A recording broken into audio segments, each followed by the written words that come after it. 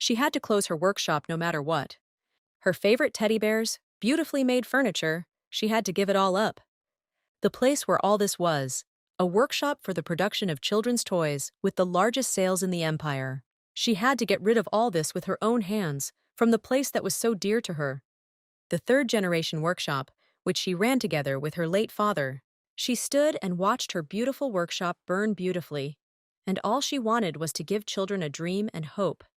She understood that now her life would finally start from scratch. She came home in a good mood. The workshop that gave dreams and hope to children was no longer there. To celebrate, she decided to open a bottle of wine that she had been saving for so long. She was celebrating the closing of the workshop. All the snacks for 3 days were eaten. She decided that she needed to eat some normal food. She was finally free from the constant threats and sleepless nights. The girl's name was Tria, and she suffered from threats and overtime because of the workshop's strange clients. An example of a threat: this young man asked Tria to make a toy the size of a real castle in a week. He promised to kill Tria if she did not make it in time. A witness to the violence, the girl came to Tria because her father wanted to kill her. Tria did not want to fulfill the girl's request. She tried to give Tria diamonds in exchange for fulfilling her request. The girl wanted Tria to carry out her task. Her ancestors told her never to fall for such a thing. Now everything was fine with Tria. Her workshop burned down, and she couldn't do anything about it. She decided to leave for another country. Tria thought about reaching out to write a farewell letter to the community. After thinking for a while, she decided it was a good idea and began to open the system. She entered an anonymous community of traders, and a connection was made. She wrote that she closed her workshop because of orders that she could no longer fulfill, and today she finally burned the workshop down. Tria received permission from the merchants in the area and encouraged others to also give up their businesses and live happily. The transfer was completed, ironically. Thanks to the closure of the case, she was in a very good mood. These days were very long, and now she will not do this anymore. She asked her father to forgive her.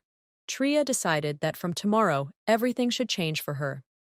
Of course, she thought, that's how it should be. The voice shouted that the people could rejoice, because His Majesty had issued a decree on the reconstruction of poor villages. This voice, Tria had heard it before. It said that this building was a new workshop that had been created on the site of the one that had burned down. It was Count Eris. He was confused by Tria's indignant look. He asked her what the problem was. Of course, Tria had a problem now. She asked for forgiveness and said that it was quite a problem. She began to beg for the workshop to be closed. The Abalix Empire. In the empire there are 2 cities called the capital. The first is Haipole, the city where the capital was moved 35 years ago, and where all the money and people ended up. The second, Kalia, is a city that has now become a tourist attraction. 35 years ago, on the busy street of the city of Kalia, there was only Tria's workshop and the forge of an old man. It was a day that was no different from any other working day. Tria sat and thought about what price she should set for the toy she had made.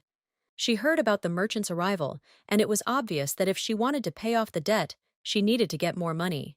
But she could forget about it, because even if she asked for more, she would not cover the debt.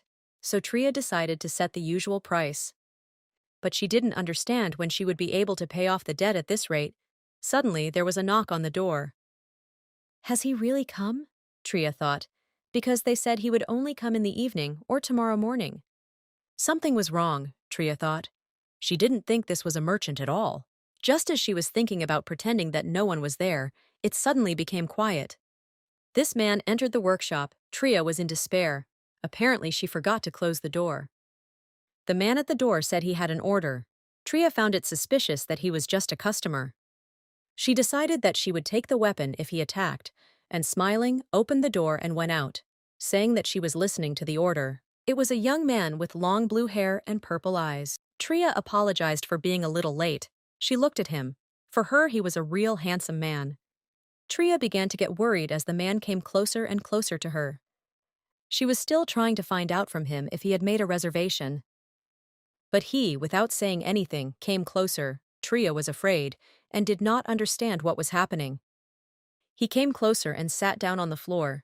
Tria noticed the blood and became even more scared. Tria asked him if everything was okay and suggested calling a doctor. But the man stood up and refused the doctor, telling Tria that he was fine. Blood was already coming from his mouth. Tria suggested that he not wait and go to the hospital, to which he told her that he had to today. Before he could finish what he wanted, the man fell unconscious at Tria's feet. Tria was horrified. She didn't understand what was happening, why he lost consciousness without finishing, she thought. Tria was even more scared, because if someone saw this man, they would immediately think that she was a killer. She decided to examine him. There were no external injuries on his body, but why he fainted then, Tria did not understand. Leaning closer to the man, Tria smelled a familiar scent. It couldn't be a mistake, she thought. That smell was from poison, which meant he had been poisoned, Tria decided. But what was strange was that the poison was made from rare ingredients, and ordinary people had never even heard of such things. Maybe it was a mage, Tria thought. But either way, she had only one choice. Tria called out to Shetty, and suddenly a black smoke slid across the room towards Tria. Suddenly, from this smoke, an unknown creature with bright red eyes appeared on the floor. A man appeared in front of Tria. She apologized to him for waking him from sleep and asked if he could help her. Shetty, a young man with dark hair tied in a long ponytail and scarlet eyes. Tria asked Shetty to absorb all the poison from the man who was lying on the floor in front of them. Shetty asked Tria if she knew this man. Tria replied that she did not, and that he was just a client. Then Shetty asked if she would be happy if he fulfilled her request.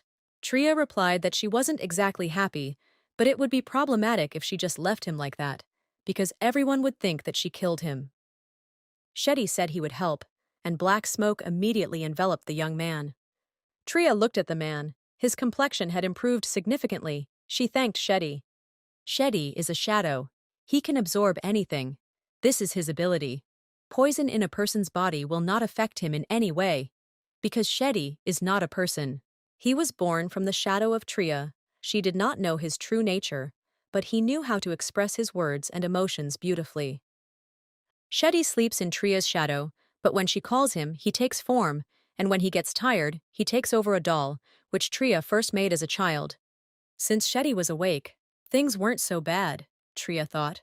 But she didn't understand what it was all about. Tria was outraged. She had no time and she was wasting it. What does this man want? She thought. Suddenly, a merchant came to Tria. He called her, saying that he finished early today and had already arrived. Tria thought that if she opened the door now, the joke about reporting her would become reality. To begin with, she decided to hide this man away from prying eyes. It was unknown what the merchant might think. It was hard for Tria to carry him alone. She noticed that the fabric of his cape was good. Probably expensive, she thought. Well, why is everything against her? Tria thought. She said that she was already on her way, thinking that she had already said not to knock on the door with a block of wood. Tria flew out the door and shouted again that she shouldn't knock on the door like that, because it would break. Tria asked if he was early. The merchant said no, he just wanted to tell her good news. He sold everything and gave Tria her share. Tria asked if there was more there than last time. Of course, the merchant replied. He said that she never dreamed of the auction price for the first imperial family she created. They were bear cubs. If only she could make thousands of coins on this series, Tria thought. That would help her now. The merchant asked how much was left for the debt. Tria replied that she was unable to pay off the debt last month, so the debt was 39 billion coins. The merchant said that there were no people who knew about the toys from Gray's workshop before. Tria smiled and said that maybe it was time to disappear from the pages of history.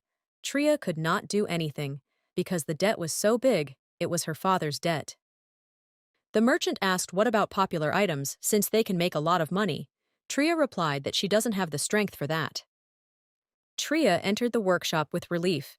She had done it, and the merchant had not seen the man. But she didn't understand why it was so quiet. Was he still unconscious? But Shetty takes good care of him, she thought. She opened the door to the room and asked Shetty if everything would be okay if he continued to stay in the doll. As Tria thought, Shetty must have gotten tired and returned to the doll, but she didn't understand why the man was lying like that. Tria picked up Shetty and thanked him. It turns out he was worried about her. Tria asked if the man would stand up, because she herself was already sleepy from a sleepless night, and put the man in the correct position. She sat down on the bed. Tria decided to wait a little longer because the man could wake up. Tria waited for a very long time, but the man did not get up, and besides, he was also snoring. She got angry and decided to go to bed too. Besides, Shetty was with her and she shouldn't worry. Morning came. Tria and the man slowly woke up and finally woke up. Tria wanted to say a lot of things to this man, but when she saw him, she immediately forgot everything for a second. The man looked at Tria and said that he clearly remembered how she hugged him. Tria said that she did not hug him, but put her arm around him and pulled him. She said that there was a misunderstanding because he lost consciousness so suddenly, and frankly, she wanted to send him to the hospital. The man said that he felt like he had taken poison, but he didn't feel it at all now. He asked Tria what she had done. Tria got nervous and said that she just left him, and he felt better. She understood that he would hardly believe it. The man was surprised. The man smiled and said that everything was exactly as he thought. He knew his beautiful body well, and apparently he cleansed himself. Tria was angry. She considered the man too narcissistic, even if he practiced magic. If she left everything as it was, the man would die. If this beautiful and unique body is in danger, it will take action, the man said. Tria considered him just a simpleton and said that he could leave. The man grinned and said that he had come here for an order and could not leave without it. Tria was surprised that the magician had come to her workshop and not to the hospital. Tria thought that perhaps she had misheard again, and thought that he probably wanted to create a weapon. She told him that if he was going to the workshop, then it was not here. It was a children's toy workshop, and the forge was further away. The magician thought. Tria did not understand why he was pretending that he did not understand anything and what he was doing at all. The man moved away from Tria and opened a magical item in front of him. Tria was surprised. Now Tria realized that this man really was a magician, and he was diligently searching for something. The man pulled out a box and told Tria that he wanted her to create something for the baby from what was inside. Tria thought about it and asked the man again that something needed to be created for the child. He answered that yes, and asked if that was really a problem. Tria said no. If it was an order for a toy, she would definitely accept it. She thought that she hadn't had any personal orders for a long time. She asked the man to wait outside. She was going to wash up and come to him. Tria came out to him with a cup of tea and a contract. She said that even if it was a personal order, signing the contract was necessary. The man asked about the tea. He thought it was Travia tea. Tria replied that it was, but if he didn't like it, she was ready to bring just hot water. Travia tea is effective in removing poisons and toxins. Since he was poisoned, this tea could help him. The man said that water is not needed. He loves all teas very much. Tria smiled and said that then they could move on to the key point. First, she needed to know the age. Tria thought the man was angry. He asked Tria if she was asking about his age, but Tria needed the child's age to understand his interests. The magician said that he now understood that she was talking about his offspring. Tria was embarrassed. What a rude word he chose, she thought. Tria considered the magician even more narcissistic. It seemed to her that he had a lot of money, but no common sense. She did not understand why he was silent for so long. The man thought a little more and said that it didn't matter.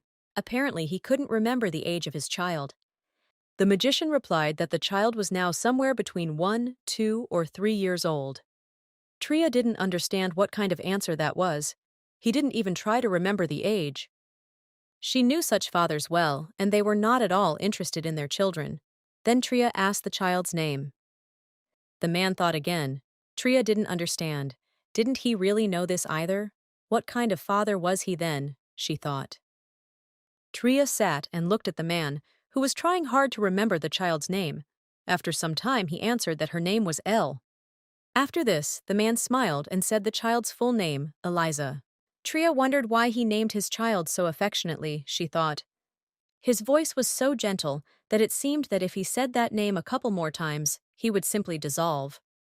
Okay, Tria thought. Apparently he's not the father who only looks good, as she thought. Time passed.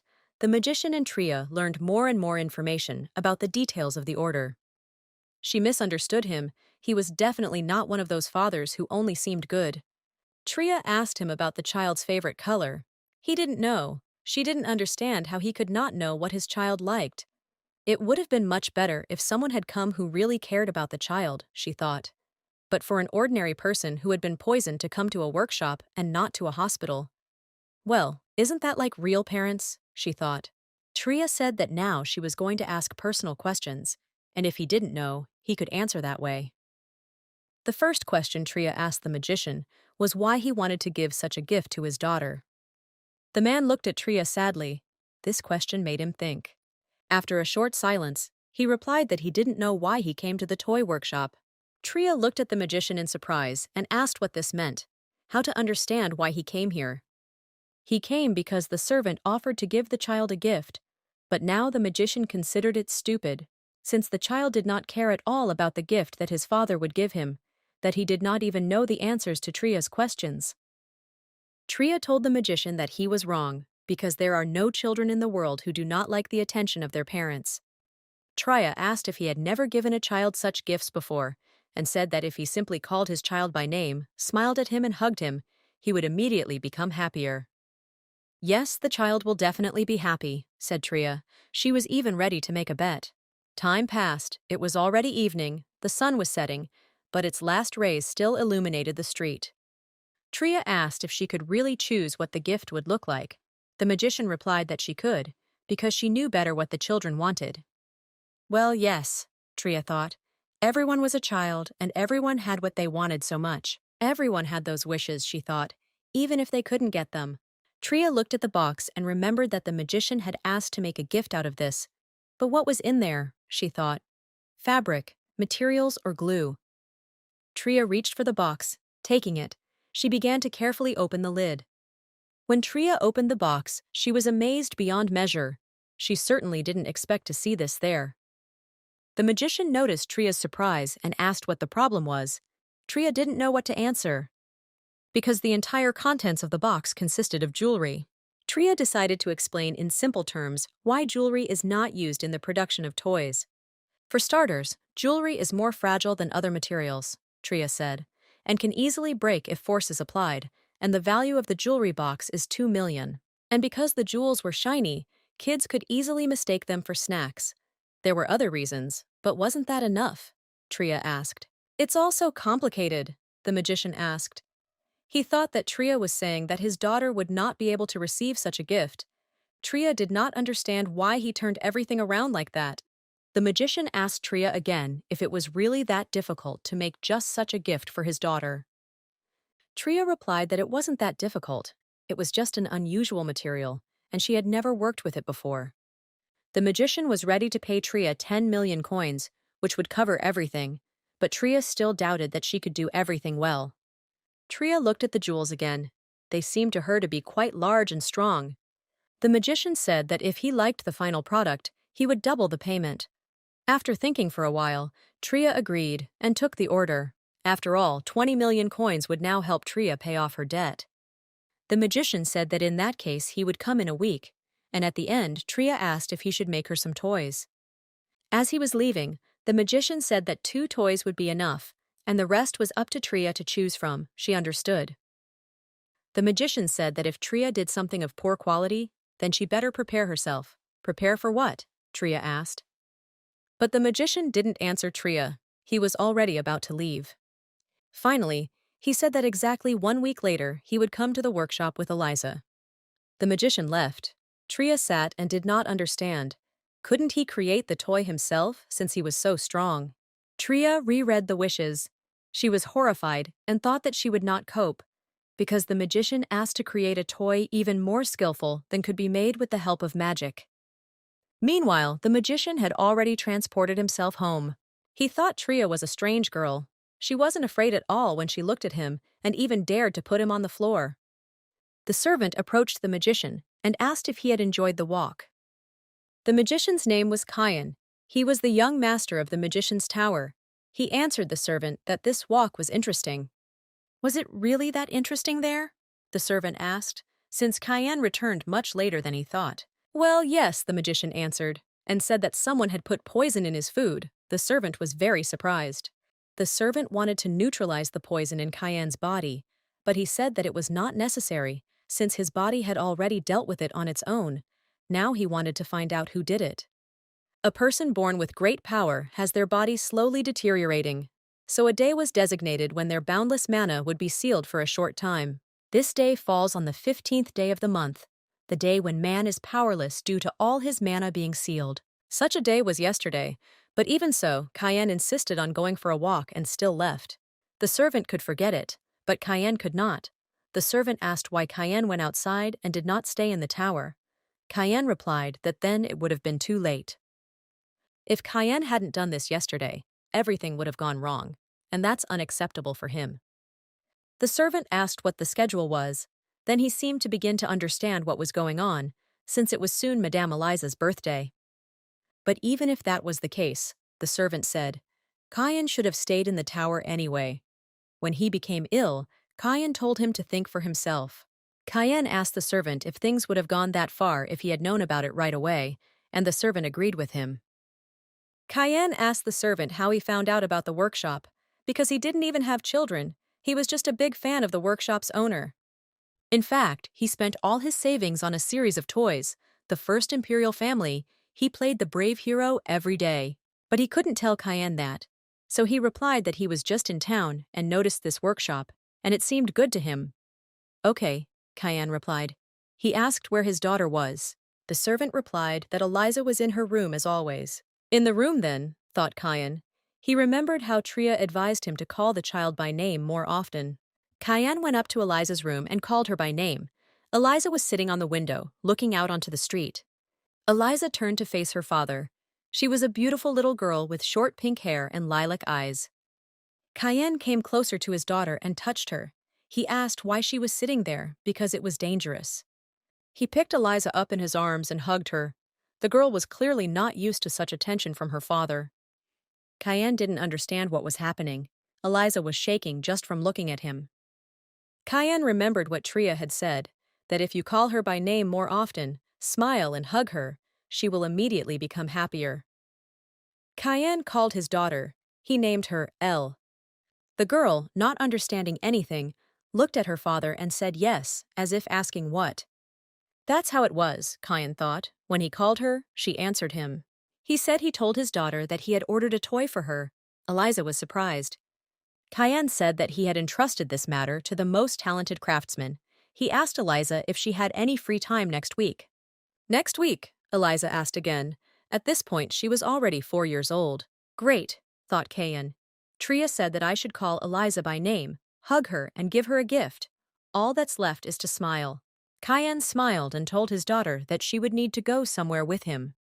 Eliza was scared. Cayenne tried to calm her down, saying that she was his daughter and she would definitely like her. Eliza started crying loudly. Her father scared her very much. Cayenne began to apologize to her. She began to move away from him. He warned that there was an open window behind her. He didn't want any more deaths. Cayenne didn't understand why Eliza started crying even harder. Cayenne couldn't stand it anymore. He knew he was going crazy. He started calling for the nanny. Meanwhile, Tria stood in the middle of the documents that had scattered because of Cayenne. She didn't understand what she should do with the jewelry. Tria was slowly cleaning up. Cayenne had left a mess, especially the paperwork. She needed to put everything back in its place. Tria was very tired and sat down on the step of the stairs. She finally finished cleaning. Tria consulted with Shetty. She needed to go to that forest, because she had run out of materials, metal and wood. Shetty, meanwhile, was putting the book in order. The Forbidden Forest is a place where special trees grow and there are unique fossils. But as unique as it is also dangerous, which is why it is called that. But after Tria met Shetty, she was never in danger again. If Tria went, it would take 3 days, and she needed the platinum because she had thrown away the old knife. They needed to leave right now to make it in time. Suddenly, Shetty appeared in human form and hugged Tria. She was very surprised. Tria turned to Shetty and asked if he was tired, because he had recently turned into a human, and now he had hugged her. Shetty told Tria that everything was okay and asked her not to let go of his hand. Tria, holding Shetty's hand, moved with him into that very forest. Tria was delighted and thanked Shetty. He greatly accelerated the road to this forest. She looked at Shetty and thought that even though he could pass through her, he treated her like a respected lady every day. A couple of days after they returned from the Forbidden Forest, Tria was working tirelessly on the order. After some time, Tria finally finished working on the pacifier. Everything is perfect as long as there are jewels here, Tria thought, looking at the pacifier. Platinum and rubber made from the slime that only exists in this forest. That was a whole new level, Tria thought. Tria liked this. She considered herself a genius. Shetty, already in the form of a doll, approached Tria, and she realized that he had also brought jewelry. Shetty placed the stones on the table, but on the white base you can't see the small diamonds, Tria said. Tria thought that this was how she hurt his pride. Then, Tria looked at the box and said that as long as Shetty helps her, she will take care of it. By evening, Tria was completely exhausted and barely made it to the sofa. As she thought, making toys using an oven is too difficult, but she still managed to do it and finished on time. Shetty came to Tria. He finally chose the jewelry, beautiful rubies, Tria said, and asked him to give her the toy and the jewelry. Tria also asked Shetty to share her shadow with her. Shetty did not mind.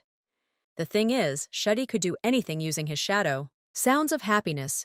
Tria put them into the object with the help of Shetty's shadow.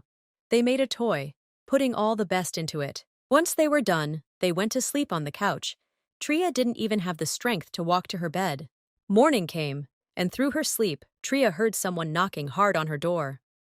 With great difficulty, she finally managed to wake up, but she did not understand why she was sleeping here. Slowly, Tria remembered that she had been working hard on something yesterday.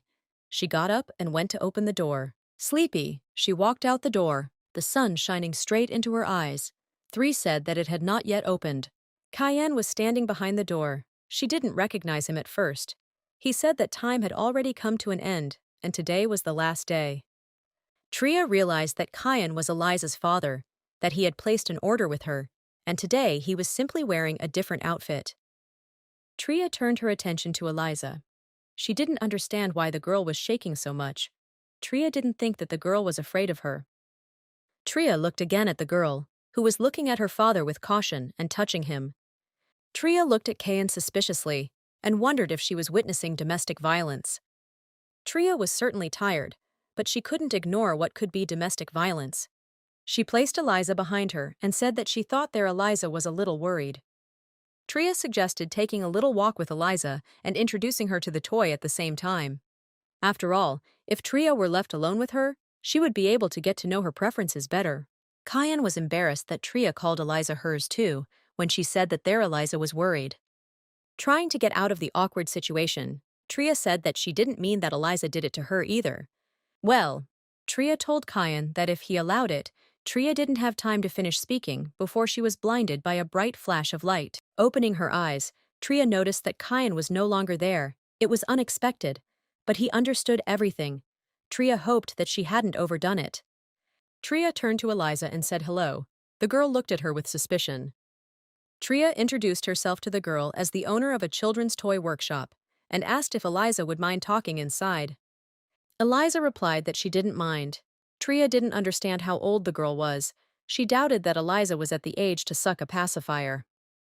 Tria asked Eliza how old she was, and if she liked milk and cookies. Eliza replied that she was 4 years old and she liked milk and cookies. How is that possible? Tria thought. She is not 1 year old, not 2, not 3, and what does he even know? Tria sat the girl down and asked her to wait. Tria brought Eliza some cookies and milk and said she wanted to show her something. Eliza became interested. Tria reached for the item, but immediately said that she wasn't sure Eliza would like it. She took out the toys she had made and said that it was a pacifier made of platinum and a rattle. Eliza's face didn't show that she liked it. Tria was disappointed in herself. She was sure that she had failed with the order. Tria said she felt it was too childish a toy for Eliza to use. Eliza looked at the toy again and pointed at it, asking Tria if it was expensive. Tria replied yes, the toy was indeed expensive, as precious stones were used to make it. Eliza replied that she liked it. Tria was happy, and Eliza said that if she sold these toys, she would get a lot of money. Tria was very surprised, because she didn't even think that the conversation would turn to money. Tria pointed at the toy and said that the stones on the rattle were very beautiful. Eliza replied that if she collected a lot of money, she would run away from home. Tria didn't understand what she had just heard. Was Eliza really going to run away from home because of the violence? She thought. Then Tria asked if it was possible that her father was abusing Eliza, hitting her or yelling at her. Eliza got angry. Tria realized that the girl's reaction was not good at all, and that something was definitely wrong between her and her father. After thinking for a moment, Eliza said that it was true. She asked Tria if she was on her side. Suddenly, Eliza burst into tears, clinging to Tria, and said that Kyan would soon get rid of her. Tria didn't understand what was happening, because Kyan called her name so tenderly. How could this be, she thought. How serious was it that Eliza told a stranger about it? Tria thought. But she definitely decided that only she could help this child. Tria decided to report Kyan. She asked Eliza to show her the places where her father beat her, if there were any. But Eliza said that there were none. After thinking for a moment, Tria asked Eliza if it might be because her father only fed her a couple of times a day. After counting, Eliza replied that her father feeds her 3 times and also gives her milk, chocolate, and even cookies. He doesn't starve her either, Tria thought. She was just curious because Eliza is so little. She asked him to tell her in more detail how her father offends her. Eliza's expression changed dramatically. Tree knew she was worried, of course, because it wasn't that easy to talk about. Eliza said that, to be honest, she couldn't tell anyone else about this. Tria said, of course, she wouldn't tell anyone. Eliza said that in truth she was a fake, and when her father found out about it, he would definitely get rid of her. Tria realized that this was not violence, but simply a family matter, but she did not understand if there was a way to help Eliza. Tria was glad it wasn't violence, and if she had known about it earlier, she would have just slept longer. It seemed to Tria that Eliza had no other guardian, and that made the matter that much more difficult. However, Tria didn't think that Kyan would get rid of Eliza, because he was just a bit of a strange person. Eliza looked at Tria and said that this was why she wanted Tria to help her, but Tria didn't understand how. She just knew how to make toys. Yes, that's right, said Eliza. That's exactly it. It didn't make it any clearer to Tria, but on the contrary, she took the rattle in her hand and showed it to Tria, asking her to make more such beautiful things. Tria looked at Eliza and said that jewelry processing was not her specialty. Tria apologized to Eliza and said that it was a special order. The girl started crying. At that moment, Kyan appeared. He was not happy that his daughter was crying. Tria and Eliza were horrified. None of them understood when he managed to come. Kyan asked why Eliza was screaming. Kyan asked in frustration why Tria allowed their Eliza to cry, emphasizing the word there. Tria was embarrassed. She realized that Kyan said these words with an emphasis on the fact that Eliza was theirs, and not just his. Eliza looked at Tria with pleading eyes and asked her if she was on her side. Eliza continued to say that Kyan would get rid of her. Tria replied that of course she was always on the children's side. Tria imagined Kyan coming up to them and asking what they were talking about. Everything was confused, she thought. But Kyan only walked up to his daughter, sat down next to her, and began to wipe the tears from her face. Kyan asked Eliza if she liked the toy. She said yes. Tria realized that Eliza was squeezing out tears. At that moment, Kyan seemed too tempting to her. Kyan asked Eliza not to cry, because it made her look scarier. He asked Tria if it was she who made her cry. But it was not Tria's fault, and it was the first time she had seen such a beautiful child like Eliza since birth. Kyan thought that Tria's ability in toy-making was good. There were no impurities or dangerous corners in the toy, and for the first time in a long time, Eliza liked something. He wanted to place an order for some more toys for Eliza to play with. Tria was very grateful to Kyan, but said that she would no longer be able to take personal orders. Kyan seemed to be getting seriously angry at Tria's refusal to take another order. He was getting closer and closer to Tria. Now she was terrified just by the sight of him. Tria didn't understand if Kyan really wanted to kill her. She was scared. Tria started calling Shetty. But instead of causing Tria any harm, Kyan merely handed her a few bills. He offered Tria 30 million, 10 million as he promised, and the rest as an advance. Tria was angry because Kyan was now trying to solve everything with money, regardless of whether she wanted it or not. Kyan stood and looked at Tria, asking if she could refuse. Tria felt déjà vu at that moment. Tria thought, this time she could get 40 million. She asked Kyan to give her 3 weeks this time. She was counting on him to refuse. Kyan smiled and said that then, the next time they meet is in 3 weeks. Tria was in despair. Tria looked at Kayan and said that this time they had to tell her what toy they wanted. Kayan replied that he didn't know, but this time it would be nice to have a place where his daughter could go and play. Tria was horrified. How to understand the place, she thought. Kayan said that this time he didn't have that many materials, and poured out another pile of jewels in front of Tria. As he left, Kayan told Tria that they would see each other in 3 weeks. Tria sat for a long time in front of the pile of precious stones and could not understand what to do with them. She sat, carefully sorting through the bills that Kayan had given her. Tria hadn't even thought about it. Tria, without thinking twice, called Shetty and told him that they were going into that forest again. Meanwhile, Eliza was sitting in her room and looking at the toy. She had no idea that it had so many sounds.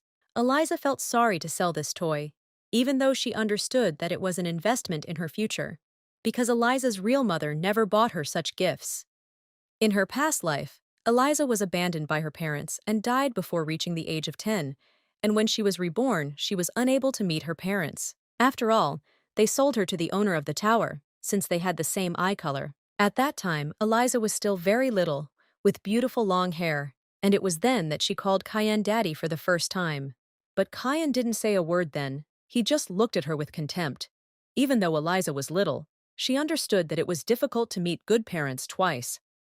She didn't know when they would get rid of her again, but at any moment they could take out their anger on her for deceiving someone. Now the sounds of the rattle seemed sad to Eliza. In her past life, Eliza learned a few things from TV, and in this life, from her mother, she was sure that if she had money, she could go anywhere. She also heard that if something glitters, it brings money, and there were a lot of shiny things inside the rattle. Eliza understood that for the sake of her future, she had to sacrifice this rattle.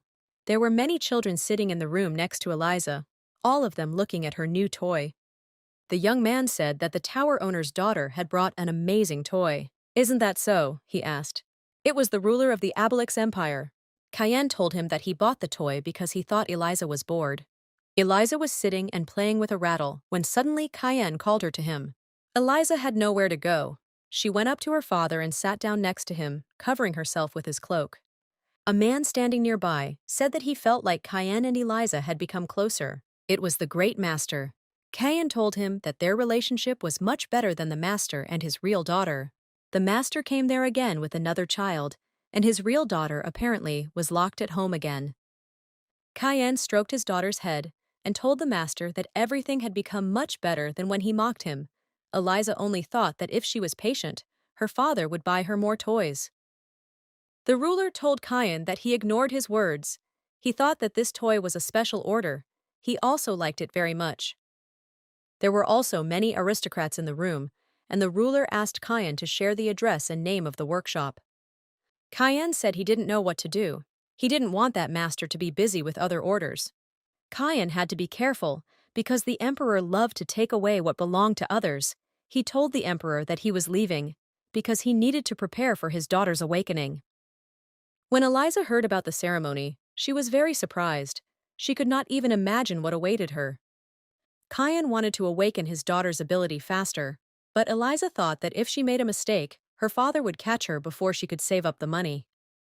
Kayan also said that through this ceremony, he would officially introduce his daughter. For Eliza it was a shock. She did not understand. Could she really become his real daughter? After that, Kayan said that Eliza was already tired and it was time for them to go home. The emperor offered the master a deal. If he found out and told him the address of the workshop, he would share something with him.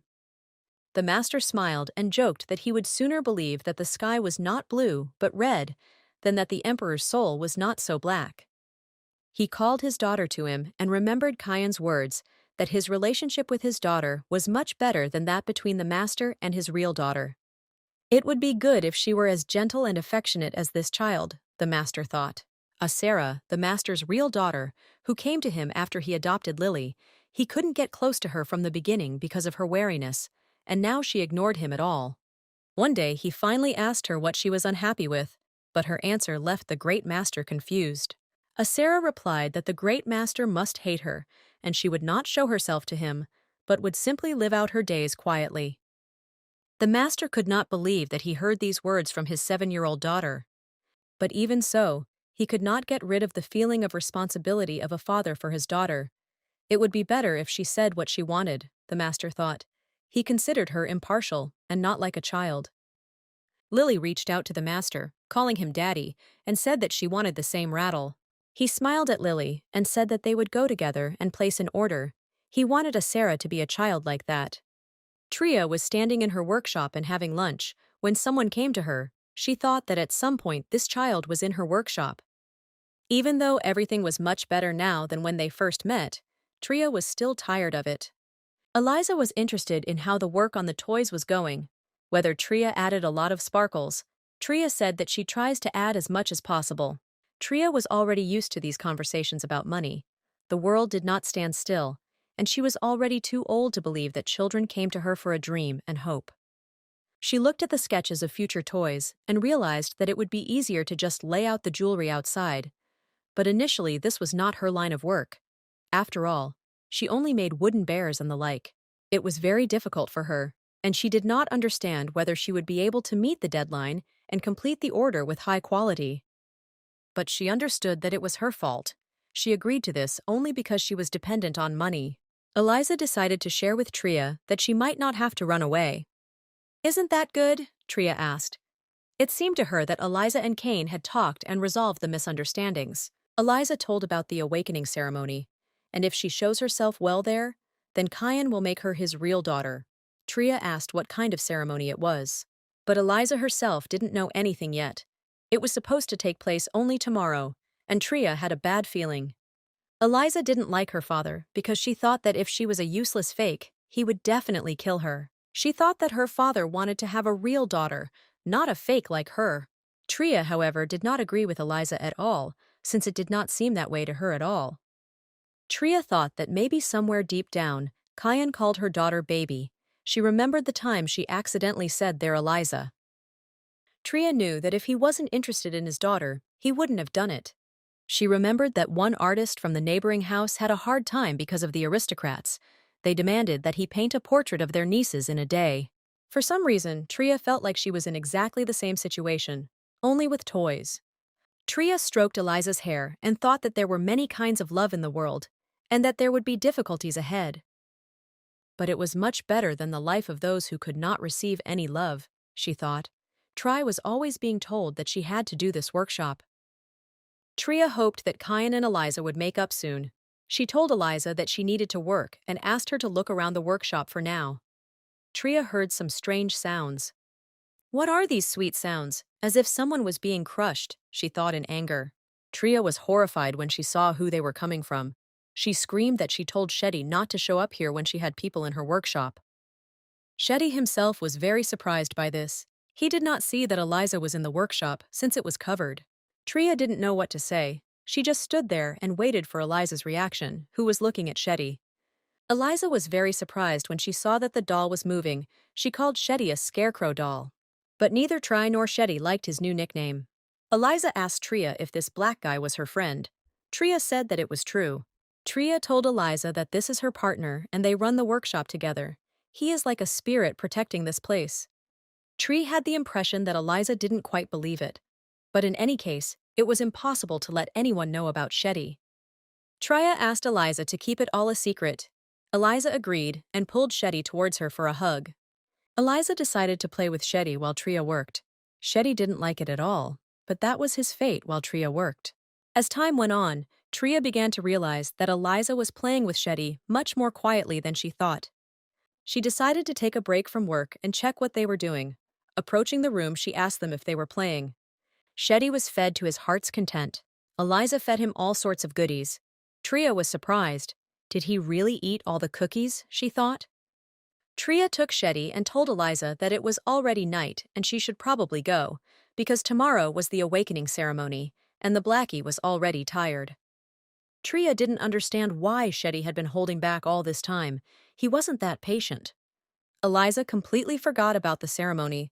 She understood that it was time for her to go home, but she still wanted to play with Shetty. Tria understood that Eliza was very worried, since tomorrow was the day when she could become a real daughter. Eliza held the magic spell of movement that Cain gave her in her hands and was about to leave. At the end, Tria asked her to tell her if there was any good news. Tria promised Eliza that she would wait for her and prepare a gift for her. She picked up Shetty and asked him why he ate so many cookies, because usually when he is irritated, he does not just leave it like that. Suddenly, Shetty appeared behind Tria, and she was very surprised to see him. Shetty said that Eliza was the child that Tria was taking care of, and he couldn't do anything differently. Did he really play with the girl in vain and eat all the cookies? Asked Shetty. Tria smiled and told Shetty that there was no need for that. She told Shetty that he was acting like a child and asked him to calm down and go into the forest to get one thick log. But Shetty refused, saying that he had eaten too much. Tria smiled and said that he was lying. Time was flying. Tria needed to prepare a gift. But Eliza did not come to the workshop either the next day, or the day after, or a week later. Cayenne sat in his office and thought about something intently. They came to him and reminded him that it was already time for the meeting, and he needed to go to the workshop. Cayenne expected that it would be today, but it was already late, although it was not a bad idea to take the toy and wait, he thought. Cayenne and his assistant immediately moved to Tria's workshop. Every time Cayenne came here, it smelled of wood or metal, he noted, and the servant was happy to see the workshop of Tria, the creator of wooden bears. Cayenne entered the workshop. It was very quiet, as if there was no one there, but he did not believe that there was no one there. After walking a little further, he tripped over a hand that was lying on the floor. It was Tria's hand. She was lying on the floor unconscious. Cayenne couldn't understand why she was lying there. Cayenne looked at her and wondered why Eliza liked her so much, because there was nothing special about her. He tried to bring Tria to her senses, but she did not respond to either his touch or his voice. Cayenne noticed that Tria's breathing was uneven and her face and hands were noticeably swollen. Cayenne's assistant had been waiting for him outside all this time, but since Cayenne was gone for a long time, he decided to go inside too. When he entered, he saw Tria lying unconscious on the floor and Cayenne above her. The only thing he said was that the owner of the tower cannot become a murderer. Cayenne looked angrily at his assistant and told him to shut up, since it wasn't him who did it. Cayenne told the assistant that when he entered the workshop, Tria was already lying on the floor. Suddenly, Cayenne pulled his hand away from Tria. Thinking about what he was doing, he felt disgusted that he was touching this insignificant girl, covered in soot. The assistant said that he felt magic. Cayenne replied that he simply used healing magic when he was afraid that Tria would die before he took the toy. The assistant and Cayenne had a fight. He sat and thought about how the owner was not in the mood, and Tria was not regaining consciousness, and he came to her workshop for the first time. He was very scared because Cayenne continued to look at him so angrily. He turned and saw Tria starting to get up. She was finally awake, he thought. Tria was starting to come to her senses. She couldn't understand why her neck hurt so much and why she was so cold. All she remembered was finishing the job and putting out the fire, throwing down the hammer in the process.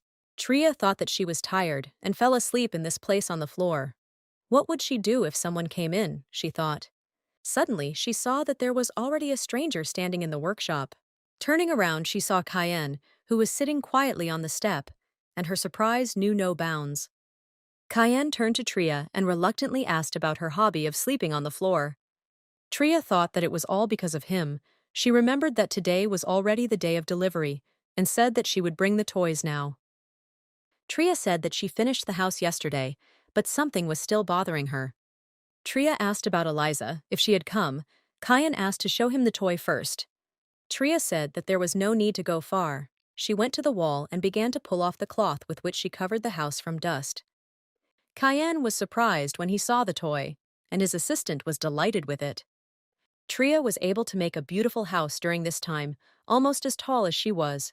Cayenne said that it would be good if Eliza saw it first. Yes, what a pity, she would certainly have been happy, said Cayenne's assistant. He thought the house was very beautiful. Tria turned to him and asked who he was.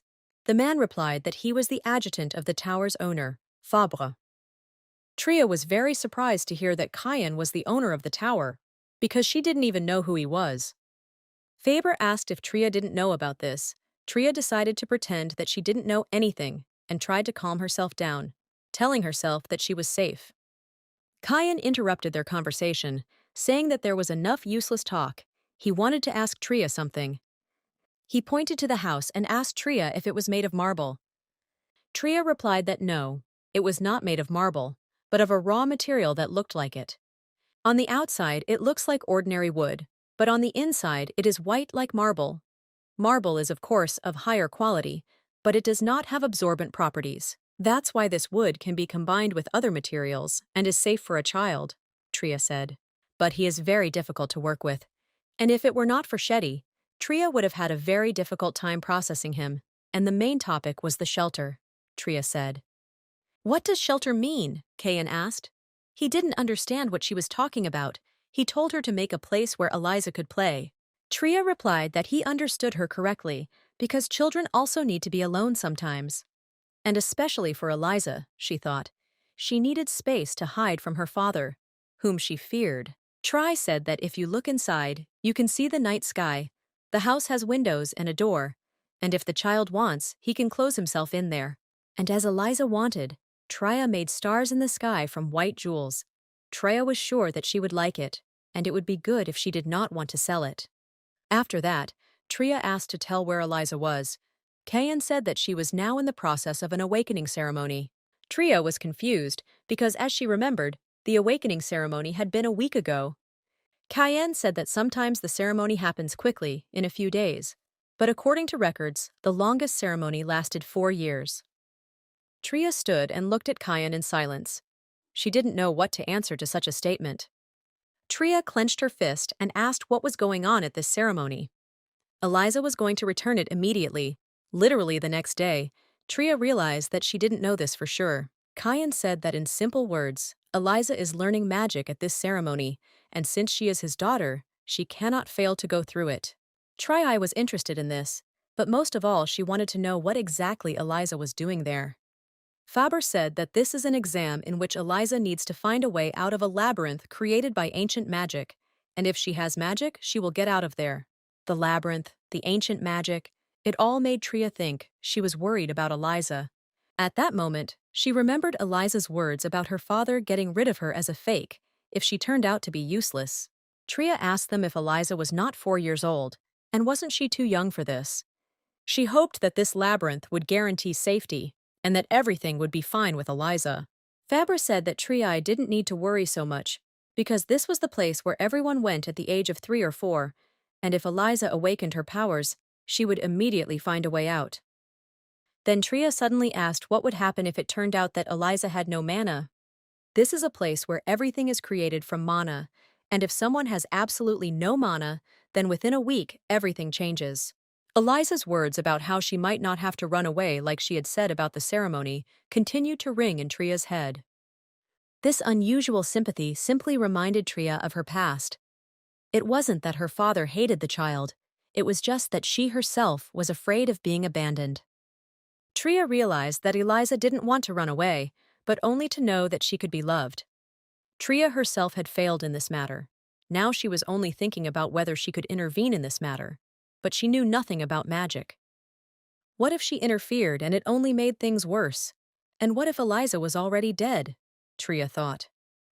Tria thought back to her childhood and realized that she didn't want them to be like her. What if Eliza doesn't get out of the labyrinth? Tria asked Kayan. He didn't expect such a question and didn't even think about it. Kayan asked what she was talking about. He got angry because Eliza was his daughter, which meant everything would go well, he was sure. Tria gathered her strength and asked again what would happen if Eliza didn't have mana. But Kayan still didn't understand Tria. He said that his child simply couldn't not have mana. Kayan and Eliza looked very similar. Purple eyes, it was rare, so she thought they shared the same blood.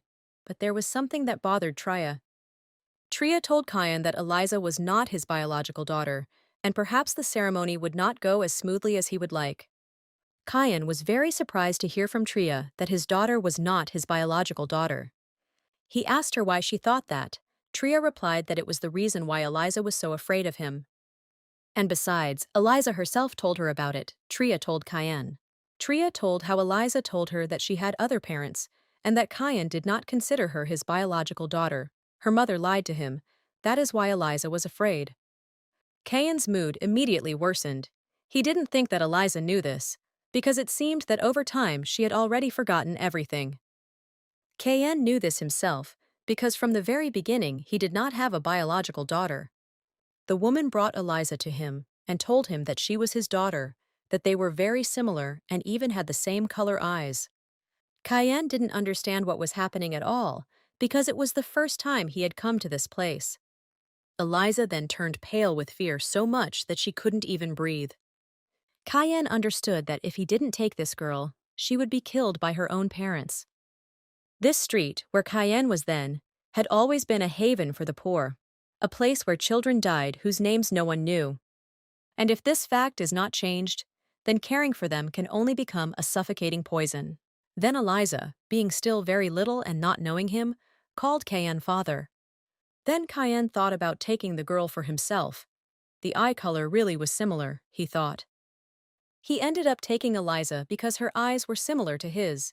She reminded KN of him as a child, but he was sure that she was not his biological daughter.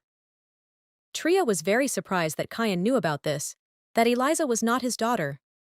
KN asked Tria if he really looked like a married man, but that's exactly what Tria thought. This seemed even stranger to Tria, because if she was not his daughter, then the probability that Eliza did not have magic was even higher. She asked why he was so sure that she had mana, since he knew that she was not his own. But KN continued to say that his child could not have mana, but Tria did not understand him. He did not deny that she was not his own. You can't create genes that do not exist. KN got tired of trying to prove something to Tria, and asked her to take his hand, saying that things wouldn't work that way. She took his hands and did not understand what was happening. She saw something she had never seen before. KN just laughed at Tria's reaction, but she only got more angry at him, calling him a scoundrel.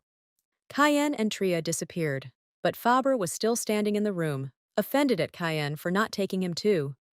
At this time, KN and Tria had already moved somewhere. They were standing in the middle of the forest. It was Tria's first time. She didn't understand what was happening and was a little scared. Looking around, Tria saw in front of her the entrance to some kind of cave, in which it was very dark. KN said that it turned out that she had already left, but Tria did not immediately understand what he was talking about. KN asked Tria if she knew why purple eyes were so rare. He said that only natural-born powerful magicians are born with such eyes. At that moment, a small child's body began to emerge from the dark cave. Eliza returned. She was able to awaken her mana and get out of the labyrinth, finding the exit. KN told Eliza that she came out later than he thought, and Tria wanted him to praise her. Eliza was even a little upset. Tria was glad that it was an empty worry. She still thought that KN was very cruel to the child, who tried so hard that he got all dirty. Eliza was very exhausted after all this time. It seemed that she had no strength at all. KN called Eliza to him. When she came, he sat down next to her and said that he did not hate her. KN didn't care at all whether Eliza had his blood or not. In any case, he considered her his daughter. Eliza saw Tria and, letting go of KN, rushed towards her. Eliza ran up to Tria and hid behind her. Tria was a little confused by this, and KN was completely dumbfounded. She didn't quite believe the words she heard from her father, and Tria felt like a third wheel there. Eliza asked KN if it was true that he liked her, even if she was fake. KN told his daughter that she understood him correctly and that he didn't care at all. Eliza burst into tears at these words and threw herself into KN's arms. KN said that Eliza was born with powerful mana, and he is proud of her as his heir. That's why Tria told herself not to worry about the aristocrats. Eliza, who looked weak, was actually a powerful mage. KN told Tria that he would come for another toy in 3 weeks, which was unexpected news for Tria. Tria said that she was canceling the order and handed KN the prepayment for the order. KN left without even listening to Tria. She was furious. Most of all, she was angry at Faber, who was still standing behind her. Faber said he would take Tria back home, and he had a personal request for her. Tria thought he wanted to place an order. But Faber asked Tria for an autograph, something Tria certainly didn't expect. Tria gave him an autograph, but did not understand why he wanted it. Faber said that he knew that she was the creator of wooden bears. Wooden bears were much more popular with adults, but children didn't like them, saying that the toys were outdated. Tria signed the autograph and gave it to Fabry. She wanted to pay off the debt, but she didn't know if she should make bears only from that series or not. Tria then made a limited edition of toys, but even despite this, she made a good amount of money. Faber was transported with Tria to her home, to her workshop. After such a journey and sleeping on the floor, Tria's whole body ached. Faber told Tria that it was time for him to go. Tria handed him the bills and asked him to give them to Kayan and tell him that she would no longer be making toys. But Faber stood and thought about how to refuse Tria this request. Of course, he could do something simple. But as the Tower Master's adjutant, he should never irritate him. But was there anyone who could help with this? Tria asked. Faber said he had heard of merchant communities and that they usually posted requests there, but Tria didn't understand why he was bringing this up. Fabre left, saying that it was time for him to go and thanking Tria for the autograph. He didn't say another word about the community. Tria was very tired. She had a big problem. Because of the debt, she could not refuse him. Suddenly, Tria heard Shetty's voice. She realized that he was already awake. Tria told him that she was tired because she worked while he was sleeping. There was no danger, so she did not call him. He asked who the strange man was in the workshop. Tria realized that he was talking about Kayan. She told him that he was Eliza's father, and as it turned out, also the owner of the tower. Tria was afraid of Kayan. Even simple aristocrats scared her, and he was the owner of the tower. But Shetty said that Kayan could not harm her. Tria hoped for this. Tria missed Shetty during the time she hadn't seen him, and asked if he could show up. Shetty appeared, looked at Tria, and said that he could not help but appear in front of her. After all, he was always there when she was having a hard time and when she just wanted it. Shetty has been with Tria since childhood. He said that it was like that before, and it will always be like that. Tri-Eye liked the way Shetty started talking. She invited him to rest with her, to escape for a short time. Shetty sat down next to Tria and said that he was ready to go anywhere with her. Tri-Eye felt very pleased just because of the words that Shetty said to her. Tria suggested that Shetty go on a slightly different journey this time. Shetty was surprised. He became interested in what kind of trip and where. Tria said that he must have heard about it too. About the Island of Excitement. This island was a dream for those who want to make a fortune quickly. Shetty looked at Tria and said that this was the same leaflet that she looked at every day, and then threw in the trash. Tria said she thought it would be okay if they just went there for a vacation. They tried to put Rena to bed. It was already time for a nap, they told her and asked her to close her eyes. The girl stroked Rena on the head and said that she needed to go meet the guests. But Rena got up, thinking that she shouldn't fall asleep, because she might lose her vigilance, because today was the day of the arrival of an important guest. The very day she could find the key to changing her uncle's future, she left the room. There were no maids around. Rena ran down the corridor, thinking that if she was caught, she would simply say that she had a nightmare. According to her calculations, this person should have definitely come on this very day. Ryan went to the door and began to eavesdrop on the conversation. Everything was as she thought. In that room sat a man with long red hair who was talking to someone. Everything that happens in this novel began after the death of the Archduchess. Ryan's uncle, who received help from her, met the main character on the way to the funeral and died after he wielded the devil's sword for the sake of the girl who was terminally ill. All because of the devil that is in the sword. Ryan knew that this was a romance in which she could live with the guardian that she dreamed of. But it was too cruel. After that, Ariadne was also sentenced to death. But she knew that if the Archduchess did not die, then everything could be changed, because then her uncle would not have gone to her funeral. The talk in the room was that since the Archduchess had taken over the casino and was able to become the mistress of this island, then this woman decided to reward him. But he still hasn't been able to find her daughter, the man said. The woman said that she knew about it. She asked if he also believed these rumors and considered her crazy. The man sitting in the room was Curious Ryo. The Archduchess's daughter disappeared 20 years ago, and it is still unclear whether she is alive or not. If she is alive, then she is now about 23 years old. Although the charred body of a child was found in a burnt-out mansion, she did not believe in the death of her daughter. The Archduchess said that it was impossible to establish his identity and reported him missing to Curious's father. She thought that all this was because of her sins, and perhaps her daughter was simply kidnapped, and until the death of the Archduchess, her mission was never completed. She waited for her missing daughter, believing it was a kidnapping. The Archduchess never heard anything about her daughter for the rest of her life.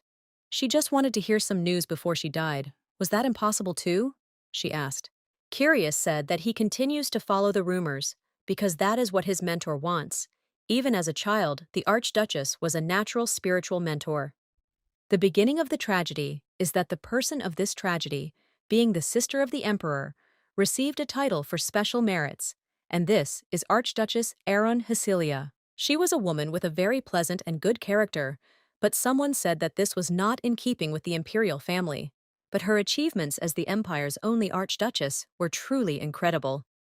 She was the most important character in the empire, but after losing her husband and child in a fire, she became too silent. The man looked back at the door and noticed that someone was standing there. Looking closely, he realized that it was Ariadne. He called her inside. Rena said that she woke up because she had a dream about a ghost, and she was upset that she was noticed right in the middle of an important conversation. Aaron realized that this was Roxy's daughter, and curious asked Rhine to introduce herself to the Archduchess. Aaron said that Rena seemed curious and very nice to her, and she introduced herself to her. Ariadne told Aaron that she looked very elegant. Aaron thanked her and said that she was very nice. Rhine asked the Archduchess if anything was bothering her.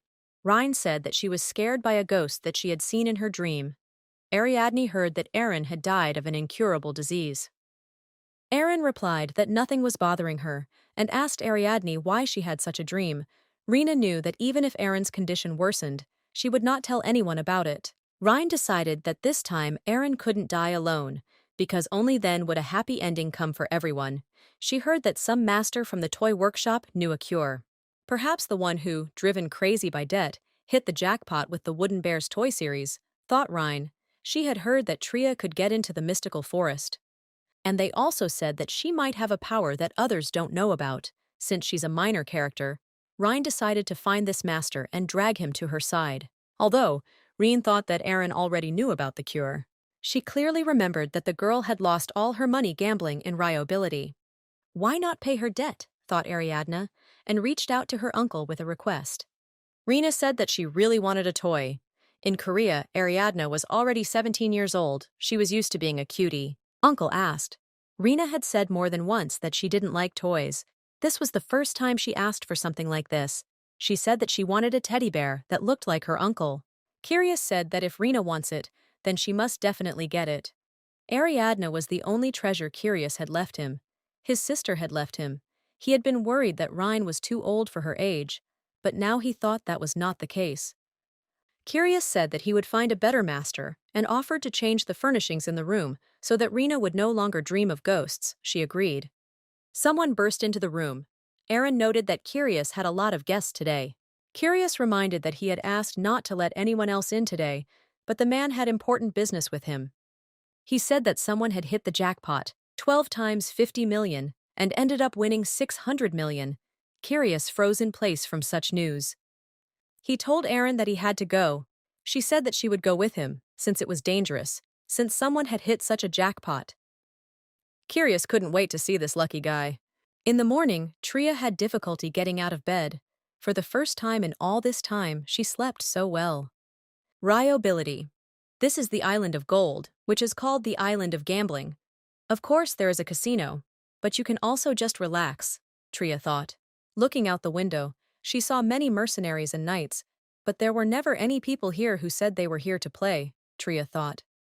It had been 3 days since she and Shetty had arrived on the island, and because Tria had only been asleep, they hadn't seen the sights. Tria suggested that Shetty go outside and have fun like everyone else. Tria wanted to buy fish, but she didn't really like the prices. She wasn't ready to pay 20,000 for one piece. The merchant said that these were attractions. He said that Tria was from that hotel, and didn't she know that this hotel also pays for its name? Tria suddenly thought about how much she would have to pay for eating and sleeping there so much. Tria expected that everyone there would be so stingy, so everything was fine, she thought. Especially since she had already bought the fish. The merchant said that he thought that Tria and Shetty were also tourists. Tria told him that he was right, and they had a beautiful island with beautiful streets and sights. Tria noticed that all the people were wearing strange necklaces, The merchant said that he wanted to advise Tria on what to look at. Tria asked what they usually do here. The merchant said that money was made here by spending it on games. This island was famous for this. For this reason, it became sacred land for rich aristocrats. Ah, that's the place, Tria said. She said she wanted to go there anyway. The merchant told Tria to definitely go there, because even a small game is completely absorbing. He also added that he would be very happy if Tria said that it was number 97 who advised her to go there. Tria became wary. She began to understand that the merchant was hiding something from her. Shetty said that they had better leave, because everyone around was busy looking for tourists and recommending casinos to them. It was like a zombie attack. Everyone went crazy and ran to Tria to advise her. Shetty picked her up and ran as far away from that place as possible. Tria didn't understand if this was really the land of happiness and gold, but Shetty said that no one was pursuing them anymore. Tria said that it was thanks to him that they had escaped so successfully, but Shetty could not leave Tria alone now. To Tria, it sounded like he was just dumping her before, something that hadn't happened since they met. Shetty, without saying anything, looked at Tria and walked closer to her.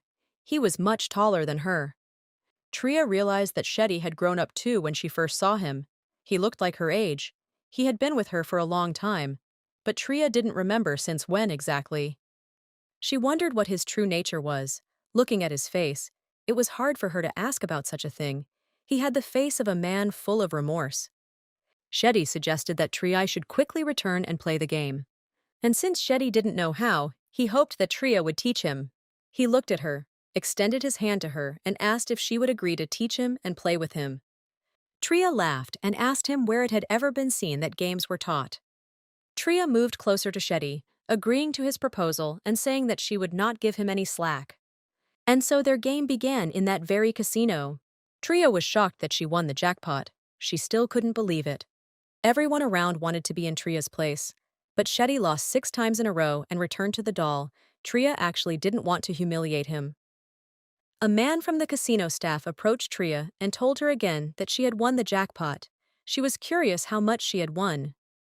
The man brought her the documents and asked her to look at them. Tria decided to see how much she had won. The documents stated that Tria had won as much as 600 million. Both Tria and Shetty were shocked by this news because they had won a considerable amount of money. This was enough to pay off the debt and sell the workshop. Tria was shocked because it was too unrealistic. Everyone started clinging to Tria, asking to hold her hands to get her luck. They asked to give them their button, pulled her hair. It seemed to Shetty that recently, everything had been exactly the same.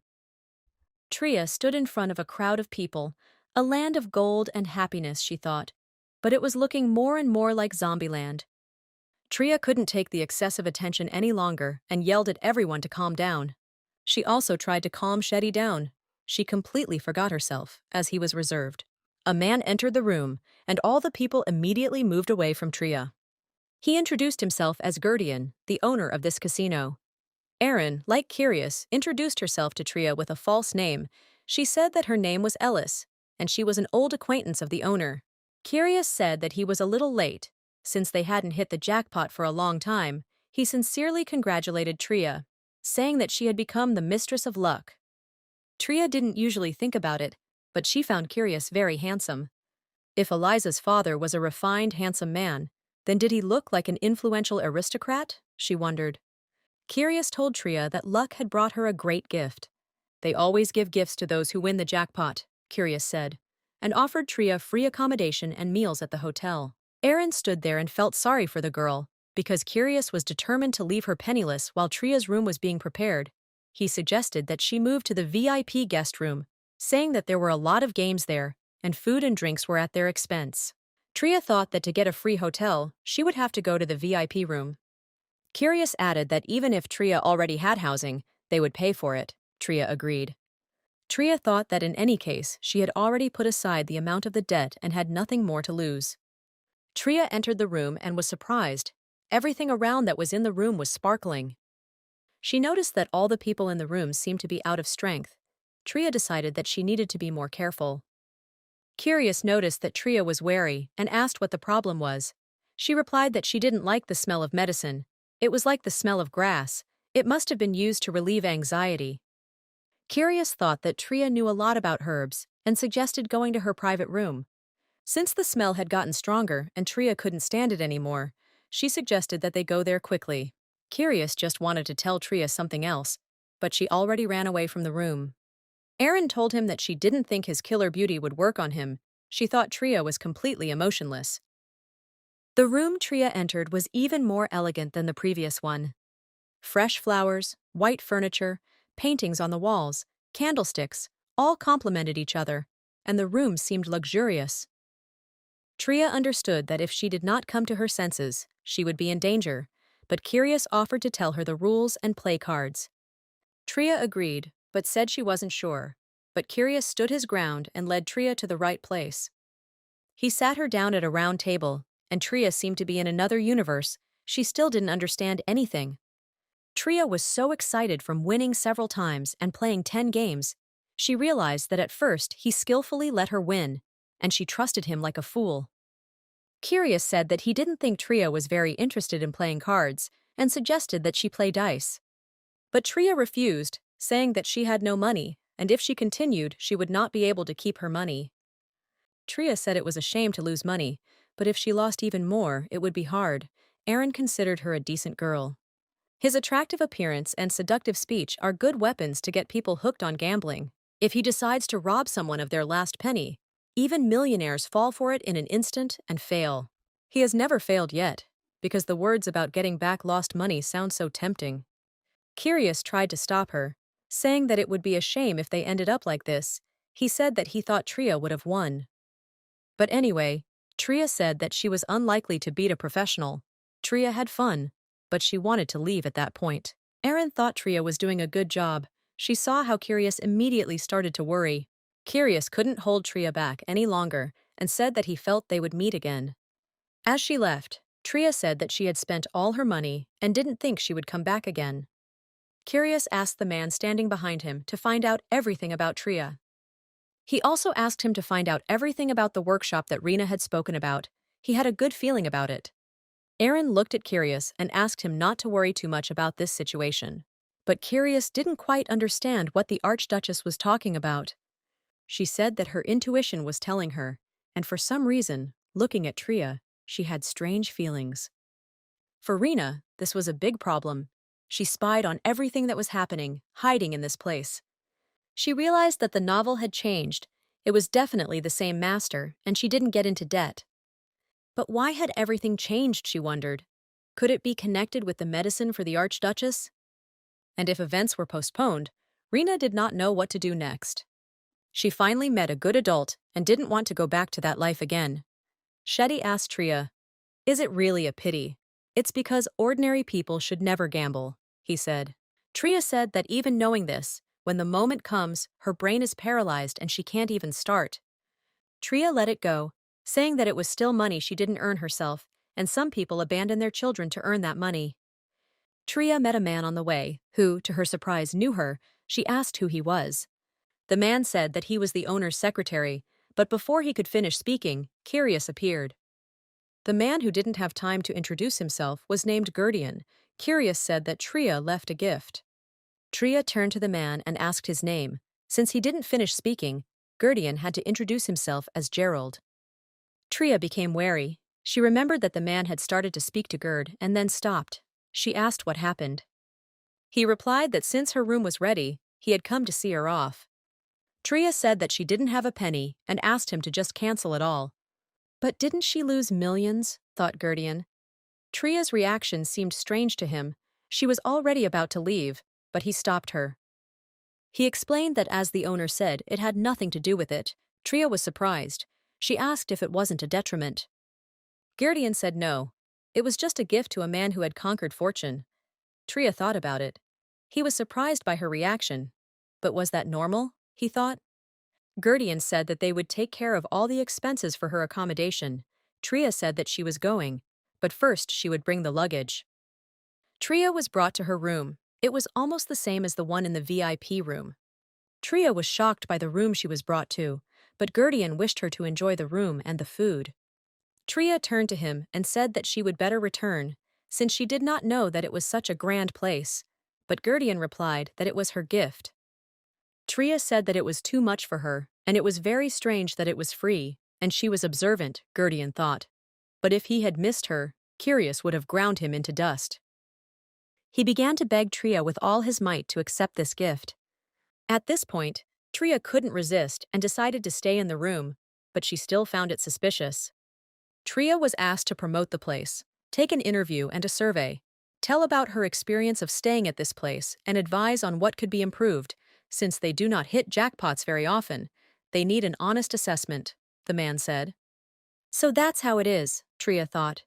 It turns out there is a reason. They asked her how many days she plans to stay with them. Tria was planning to stay for about 4 days. Gerdian said that he would help her and asked her to ring the bell if she needed anything. Tria felt a bit uncomfortable about all this. She picked up the bell and looked at it. But she was sure of one thing. If something happened, Shetty would definitely protect her. Tria was very tired that day. So much had happened. She sat down on the bed and decided that she needed to sleep. Morning came. Tria woke up. She slept as well as the previous night. Suddenly, there was a knock on her door.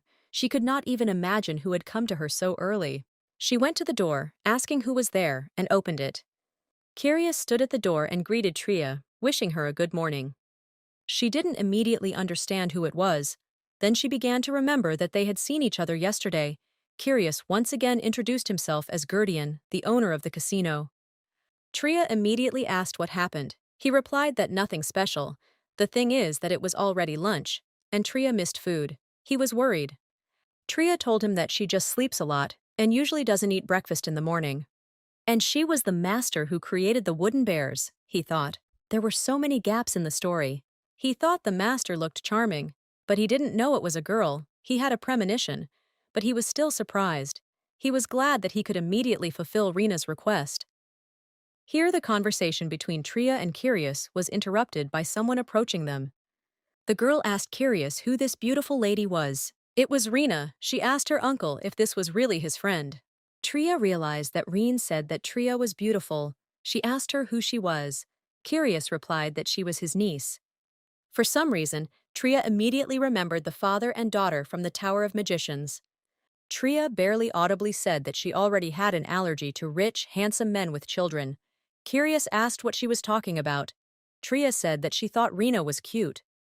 Tria decided to play along with him and come back. She said that since she was his niece, he was probably taking care of her while her parents were away.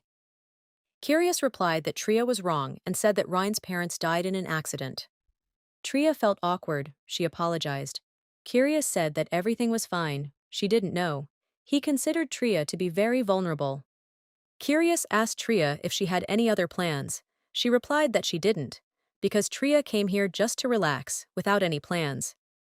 Then Curious suggested that Tria spend time together. He promised to give her a tour. Tria tried to refuse, saying that she was fine as she was, alone. But Curious stood his ground. He began to offer tomorrow, the day after tomorrow. But Tria still refused. He could not stand it, and asked if he had offended her in some way. Tria said that she was very sleepy and wanted to sleep now. Tria was about to leave and wished Curious and Rena a good day, but Rena couldn't miss her opportunity. She turned to Tria and got her attention. Tria stopped and turned around. Tria asked Reen what happened, but Reen stood there and didn't know what to answer, because she couldn't immediately ask Tria to help her save the man. Ryan got out of the situation. She introduced herself as Ariadna and asked Tria her name. There was an awkward pause between them all. No one knew what to say. Ryan decided that now was the time to smile, and said that if she couldn't find out the name, then she would just wish her good night. Tria nevertheless introduced herself to the girl. Tria sat down next to Ariadna and, smiling, said that she had a very beautiful name. Ryan thanked Tria. She didn't understand what was happening, because Tria seemed like a very good person to her. Tria only prevented something terrible from happening. She took care of Rena so that she wouldn't feel awkward. Ryan thought that, in truth, once this matter was over, she would no longer have a reason to see her. But Ariadna still wanted to create a world in which more such kind people would live. Ariadna understood that she was not as strong as the main character, Ropan. Therefore, Rena did not know how to make sure that everyone, including herself, lived happily. Curious told her that Tria was going to sleep now, but Ryan didn't want to let her go. She said that she wanted to play with Tria. Tria said it was a little difficult since she was sleepy right now. Tria didn't understand why the kids were so clingy to her lately. Then, Curious suggested that Tria spend some time with him and Rena at dinner tonight. Tria thought that it was already possible to go. She promised Curious and Rena that she would find time. She thanked them for their understanding and was getting ready to go to bed again. Curious found it strange that Rena usually kept her distance from everyone except him, but here she suddenly wanted to get closer to someone. She was always lonely, that's why she was so sensitive. What seemed even stranger to him was that Rhine showed interest not even in the Archduchess, but in Tria. How good it would be if Tria, having lost everything, ended up in this dark world, thought Curious. In the evening, Tria still came to dinner. She was in a great mood, since she had slept well after all. Curious thought that if you don't sleep enough, your blood pressure often drops, so he got up and said that he would cook and bring the food. Tria was surprised that the casino owner had so much time to idle. Curious asked Tria to sit with Reen. Tria found this activity to be really boring. Tria hoped that Curious would return soon, but Reen decided that during this time she must get closer to Tria at any cost. Reen pulled Tria's dress to get her attention and asked her to listen to her just once. Tria asked Rhine what was wrong. She replied that it was because this was a world that would turn into chaos, because her uncle, in order to win, would get the devil's sword and go crazy. Tria thought this was a much more complex topic than she might have thought. Tria asked what the point was. Reen answered that the main plot was exactly this, the real point. It was the happy ending of an abandoned child, and Rhine moved into this novel. Rhine's parents loved only her half-brother, and her half-brother tormented Rhine even when he became an adult. In her past life, Rena was just a survivor. She read this novel in secret, sitting in the closet. As a joke, her brother locked her there and started a fire, and he himself escaped. Rena, who had already given up because she could not get out, continued to read the novel until her death. She prayed and asked that she would be happy in her next life. And when Rena opened her eyes, she was not at all shocked to find herself inside a novel. As it was written in the novel, her uncle, Curious, loved his only niece, but this is a happiness that will soon be destroyed. There were 3 years left before Curious met that girl and wielded the devil sword. Curious in the novel was very strong but kind, so much so that he saved a girl who fell on the road. Tria thought that it seemed like the truth, but Rena told him that her uncle fell in love with that girl and took possession of the devil's sword, and because of the devil hidden in the sword, he became a monster. Curious bought Rena a toy with diamonds, and every day he did what Rena wanted. But the only thing Rhine wanted was to live happily ever after with Curious. Tria didn't understand why Rhine started crying. She thought she was too emotional. Tria realized that Rhine wanted to change history. Rhine said yes, she wanted to change the story. She thought it shouldn't be like that. Tria came up to her and offered to blow her nose. Rena tried to change the novel, but nothing worked. But now 2 things have already changed. This man had already changed him. Rhine wondered if it wouldn't be enough to just get rid of the devil's sword. Rena thought that Tria loved children and would help her if she asked nicely, but Tria was once again convinced that it was better for her not to have anything to do with children. Rhine offered Tria her help in exchange for Tria's help. Tria thought that children these days were a bit strange and asked Rhine how she could help her. Rhine said that she would pay off Tria's debt in full. Tria didn't understand how Rena knew about the debt, because she never owed them. She thought that this child lives in a special environment, and all the people living here can only think about debts. Tria leaned towards Rena to find out what exactly she wanted. Ariadne said that she would like Tria to be a friend first.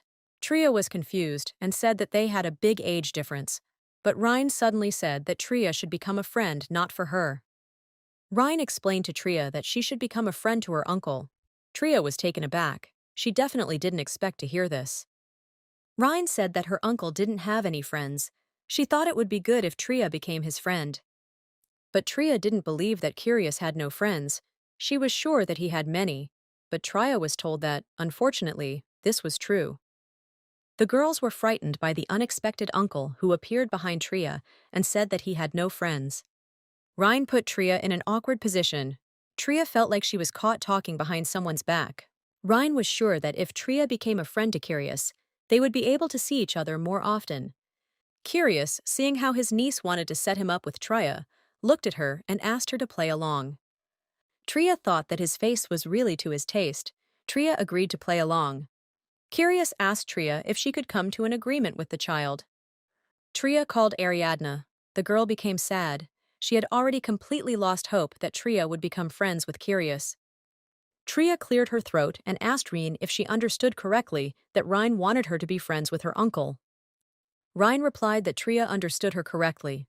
Rhine thought that she would really like Tria and Curious to become closer to each other, because true love begins with friendship. Tria formally introduced herself to Gerdian and extended her hand to him, signifying the beginning of their friendship. Curious looked at Tria, smiled, and said that he was glad to meet her. Curious shook Tria's hand and began to introduce himself. He almost told her his real name, but stopped himself in time and said that he was Gerdian Horn. Tria found this strange. Tria looked at Ariadne and smiling asked her if she felt better. Rhine thought about the fact that Tria didn't have a last name. She read that she had an adoptive father, and even if she was from the common people, she should have received a last name. Ariadne thought that since Tria didn't have a last name, it meant that she wasn't loved. Tria asked Gerdian if she wanted to eat something, and he agreed, since she had been waiting for so long. Tria thanked him for the food. Gerdian said that since they had become friends, he wanted to ask her what she was doing. Tria said that she had a small workshop of children's toys, but lately it had become much more popular, Tria thought. Tria said that the workshop was located in the city of Kalia, and therefore she did not know anyone here. Tria was afraid that a similar situation would happen to the owner of the tower and his daughter, but she felt that she was worrying in vain. Gerdian suggested that Tria open her own workshop in the city of Hepole. He thought that there she could earn more and fully reveal her talent. Tria said she couldn't afford it anyway. Tria thanked Gerdian for the food and said that it was time for her to return to her place. She decided that there was no need to tell everything in detail. But Gerdian stopped her. He said that he would like to eat with her as a friend and show her the sights of the island.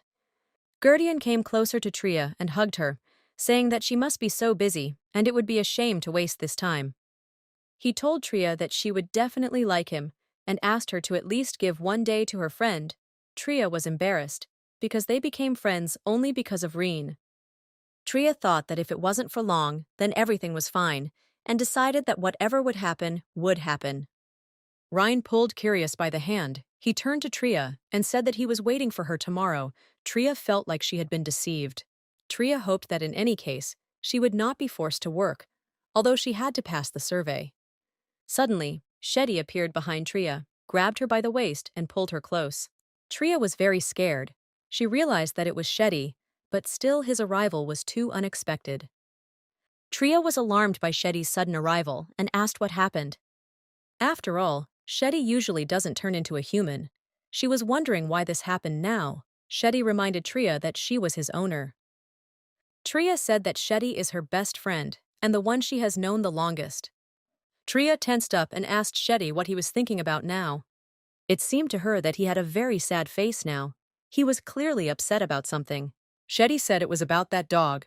Tria was surprised, but then she thought that Shetty might not know the word man yet. Shetty said that he didn't like Gerdian at all, but Tria didn't understand why. Shetty replied that Gerdian was a scoundrel. Tria thought this was strange, because Shetty never opposed her. Shetty reminded Tria that he became her friend before Gerdian. Tria was surprised. She asked why Shetty was telling her this. Shetty didn't explain anything to her, but simply asked that Tria be sure to call him when she was in danger. Shetty had a very bad feeling about Tria and Gerdian's friendship.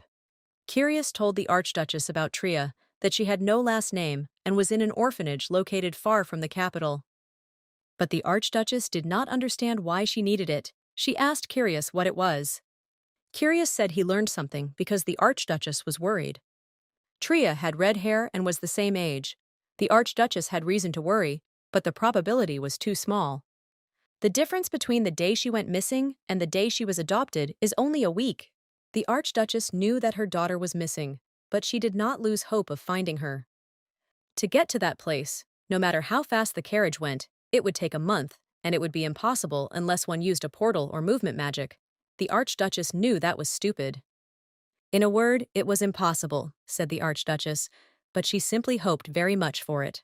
The Archduchess knew she was getting old and was sleeping more and getting headaches. These might sound like excuses, but she felt it was time to give in. Her hope was that the transmitter she gave her had also disappeared. She kept waiting for her daughter to return one day after reading the message she had sent her. After listening to the Archduchess, Curious was about to leave, but the Archduchess stopped him. She said she had one request. The Archduchess asked him not to be too offended by this girl named Tria. Curious promised her that he wouldn't hurt Tria, and besides, he liked her too. Tria was already fast asleep. Someone came up to her and started stroking her head. It was Shetty. He asked her not to worry. Shetty told her that he would be able to protect his mistress in any case. In the morning, Rena was the first to come to Tria. She knocked on Tria's door and waited for her to come out. Tria stood up with difficulty and walked to the door, opening it. Rena, noticing Tria like this, said that she could come later. But Tria stopped Rhine, saying that she was already about to get up anyway. Rhine was very nervous, because for the first time in all this time, the past had changed. In the original, it was a piece of cake. Since Rhine could pay Tria's debt, she would be grateful and would not be able to refuse her request. But still, Rhine understood that Tria was next to her, and they were enjoying time together. Rhine told Tria that she wanted to tell her something. Ariadne explained to Tria that this would only be a plus for her. She asked her to become their employee. Rhine learned that Tria would not be able to pay off her debt by running the workshop, and she would have to struggle her entire life to pay off her debt. Ariadne told Tria that she would help pay off her debt in exchange for her cooperation. Rena thought that this way the secondary characters could be happy. Tria tensed up and said that this was not how you became friends, and she did not want a friend to help her. Tria was grateful to Rena, but she wanted to deal with her debt herself. Rena felt awkward. She apologized to Tria. She realized that everything did not go according to plan, but she was sure that this way Tria would definitely become happy. Tria stood up and suggested that Rena go and meet her uncle, who was outside. On the way outside, Tria asked Rena if she would mind if another person came. Tria said that she had another friend and they had agreed to spend time together today.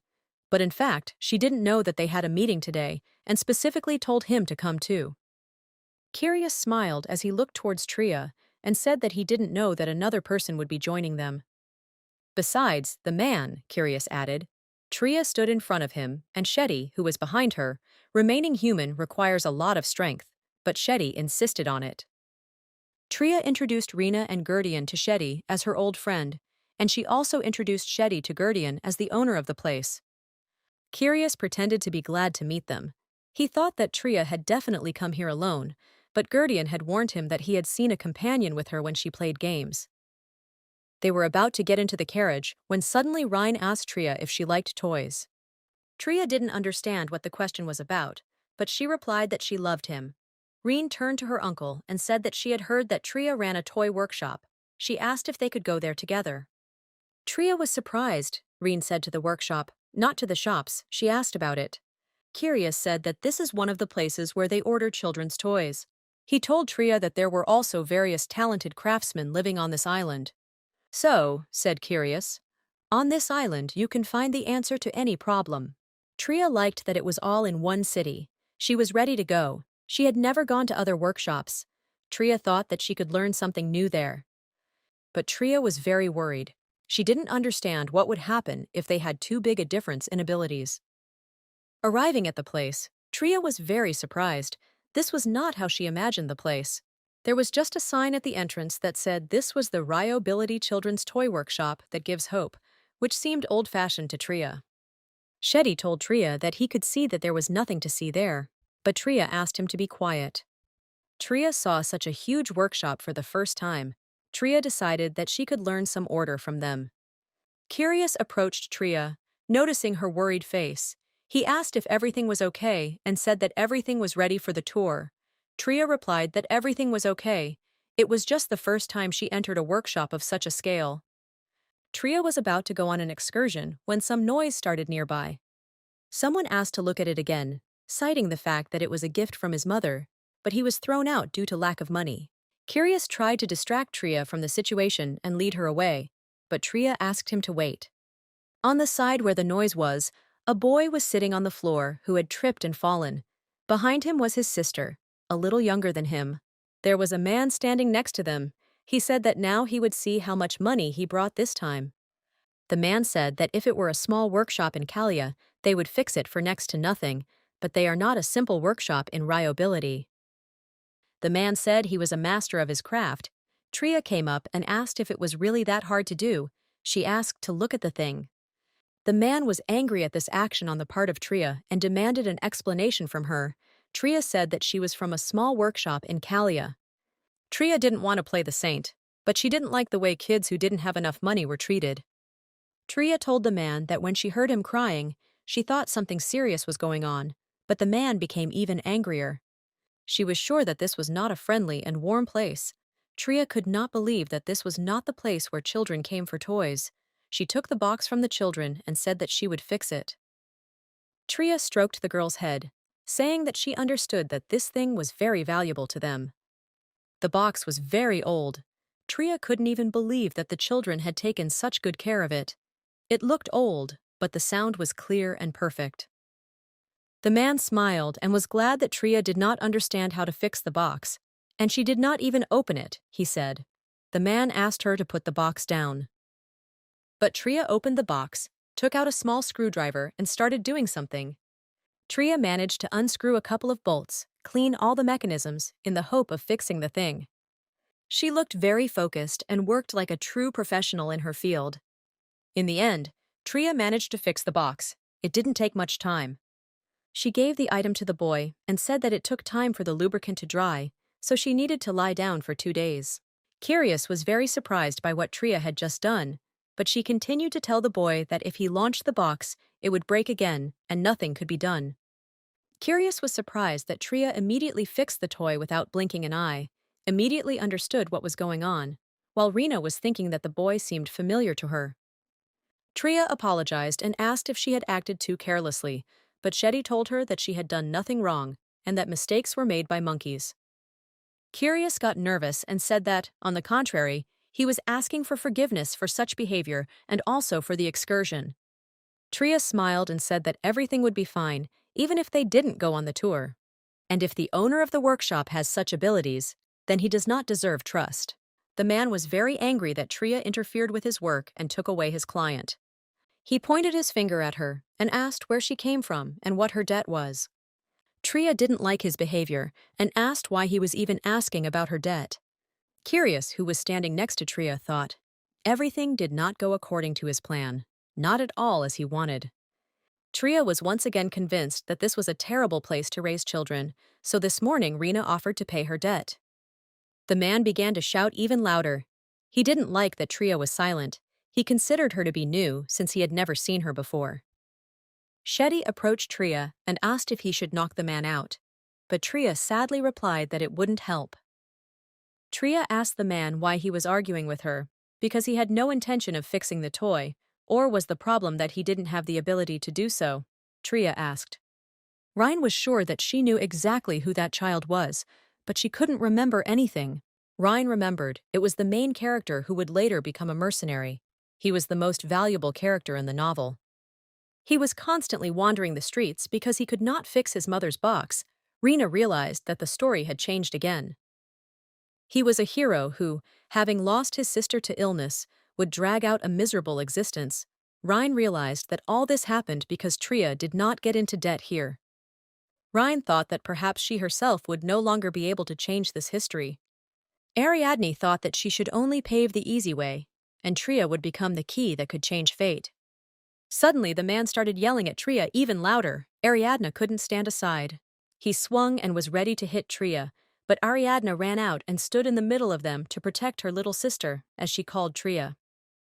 Here, even Curious could not stand aside. The man was already threatening his niece. He came up and grabbed him by the hand. Curious told the man that he had to understand something about where he could swing his arms so as not to accidentally lose his fingers. Tria didn't understand what was happening because Curious was far from the man and then suddenly appeared right in front of him. The boy was very grateful to Tria. He called her and called her his benefactress. But Tria didn't consider herself like that. She simply decided to help him. She asked him what he wanted. He asked her to tell him her name, and the boy decided that he would definitely repay her. Tria said that there was no need for that. She just fixed the toy. The boy said that he would soon turn 13, and then he could become a mercenary. Tria thought the boy was about 10 years old. She apologized and said that she could not allow a boy of that age to become a mercenary because of her. This was Ability's hopeful workshop, and what can be created where children are robbed of their hopes and dreams, all because of bad adults who model this behavior and try to use them. Tria asked the boy his name. Tria didn't really like children, but she couldn't be so callous to them. The boy said his name was Ivan, and he was 9 years old, and his sister's name was Sylvia. Tria asked how much money he had. Ivan had 10 coins that he saved with difficulty. Later, Ivan will become the main character and will take revenge. Ryan couldn't get the fact out of her head that Evan might start taking revenge on Tria, because she took his blood money that could have saved his sister. Ryan wanted to stop Tria, but Tria said that she just wanted to check something. Tria took the coins in her hand and looked at them, wondering what she should do. Ivan thought that the coins were very few, but Tria said that she would only take 3 coins for the repair. Ivan knew it was too little. Tria said it was enough, and told him she worked in another workshop so she would only charge for the materials. Curious stood and looked at Tria, thinking that she was very stupid. This is the gambling island of Ability, the island of gold, but it also has another name, the slave island. Those who do not have money will be tied hand and foot. This means that there are many people here who are dependent even on a penny. He considered this act hypocritical, but Tria was much more special to him than he thought. Tria said that it was a gift from his mother. It was very important to him. He was even ready to fix it for an exorbitant amount of money. Even may feel like their life is a nightmare right now, but all nightmares come to an end, and when they do, they will happily become adults. Tria advised Ivan to save the remaining money for times when it would be unbearable to endure, and to hide so as not to see the nightmares. Evan was surprised. He had never seen such an attitude towards himself before, and Tria also wanted to give him a gift, but not a monetary one. She gave him her little screwdriver, but Ivan didn't even know how to use tools. Tria said it was no big deal, and it was for his box. She said if he unscrewed the screw at the bottom, he could open it. She only asked to open it when he came home. Tria had already started to leave when Evan again called her benefactor and asked her name. Ivan stood and held his sister's hand. Tria finally told him her name. Tria felt like she had created a problem, but Shetty assured her that everything was fine. Tria turned to Ariadne and asked what to do, since they still hadn't bought her a toy, but Reen replied that everything was fine. Rena didn't like children's toys. She liked Tria. Rena wanted her to become her aunt. Ariadne said that since Tria was so worried, she simply had one request. Rena said that she already has a lot of toys, and therefore is not upset that they did not buy her a new one. She noticed that those children had no toys at all, so Reen wanted to give them some. She asked Tria for help in this matter.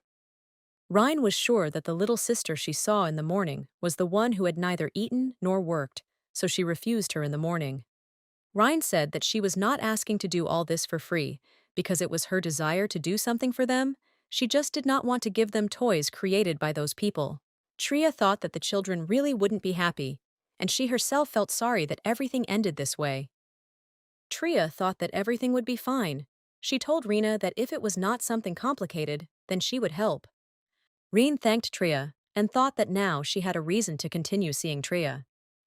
But in return, Tria also decided to ask Reen for something. For her, of course, this could be a little difficult. Tria said that from now on, Ryan should not offer money to anyone she is friends with, and she should not leave immediately after giving gifts, because there is nothing more offensive than helping someone out of pity. Tria knew that if she didn't sort out what she said that morning, there would be a big problem, and Rena told her that she would also continue to pay Tria. Tria asked Reen if she really wanted to be friends with those people. Ryan replied that she did, but she didn't really need it. If you're guided by money, it won't help you at all, Tria said. But if you're merciful, then you have nothing to lose. A person who seems to keep her distance from everyone. Curious found himself thinking that right now he wanted Tria to stay around longer. Shetty approached Curious. Curious asked what was the matter. Shetty really irritated him. Shetty said that he was already tired, and since he was tired, Tria was tired too. Curious turned to Tria and asked her if she was tired. Tria was indeed already a little tired. Curious thought about this point and prepared the cart in advance. He suggested going back and seeing what was near the hotel. Or you can eat something delicious while enjoying the scenery. Try liked this idea. There was a lot of delicious food in this place. Together, they managed to walk around the area, try different foods, and see the sights. Tria arrived at her room completely exhausted.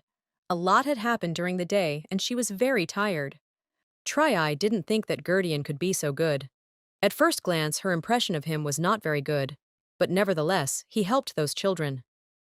Tria even felt a little ashamed. It seemed to her that Curious really wanted to become their benefactor. Shetty was also very tired during the day. This day was very difficult for him, considering that it is difficult for him to be in a human body for a long time. Shetty could no longer remain in the human body today. As he had little strength, he tried to say something to Tria, but she did not understand him at all. When Shetty acted like that with Tria, he was like a little brother to her. Tria decided that it was okay. They would go to bed early today. Tria couldn't understand if it wasn't too much. Because of those evil adults, she saw a lot of children suffering. Having dealt with the thoughts that were constantly creeping into her head, Tria was finally able to fall asleep. Shetty was always by Tria's side. He could absorb anything to help her. He could put Tria out of her misery. He could eliminate the threats. He would consume everything around her if it were possible, and he would want to spend his last years with her in the safest place. That night, Tria dreamed of her father. Everything that tormented her was also what she loved.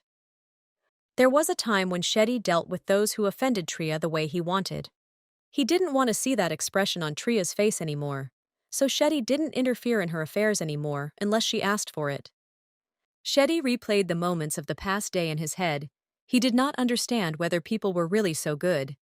Tria was fast asleep, but suddenly she called out to Shetty, who was of course nearby. Shetty was ready to do everything for her, bring her water, sing a lullaby. Shetty, who was not human, could not say such a thing without pretense.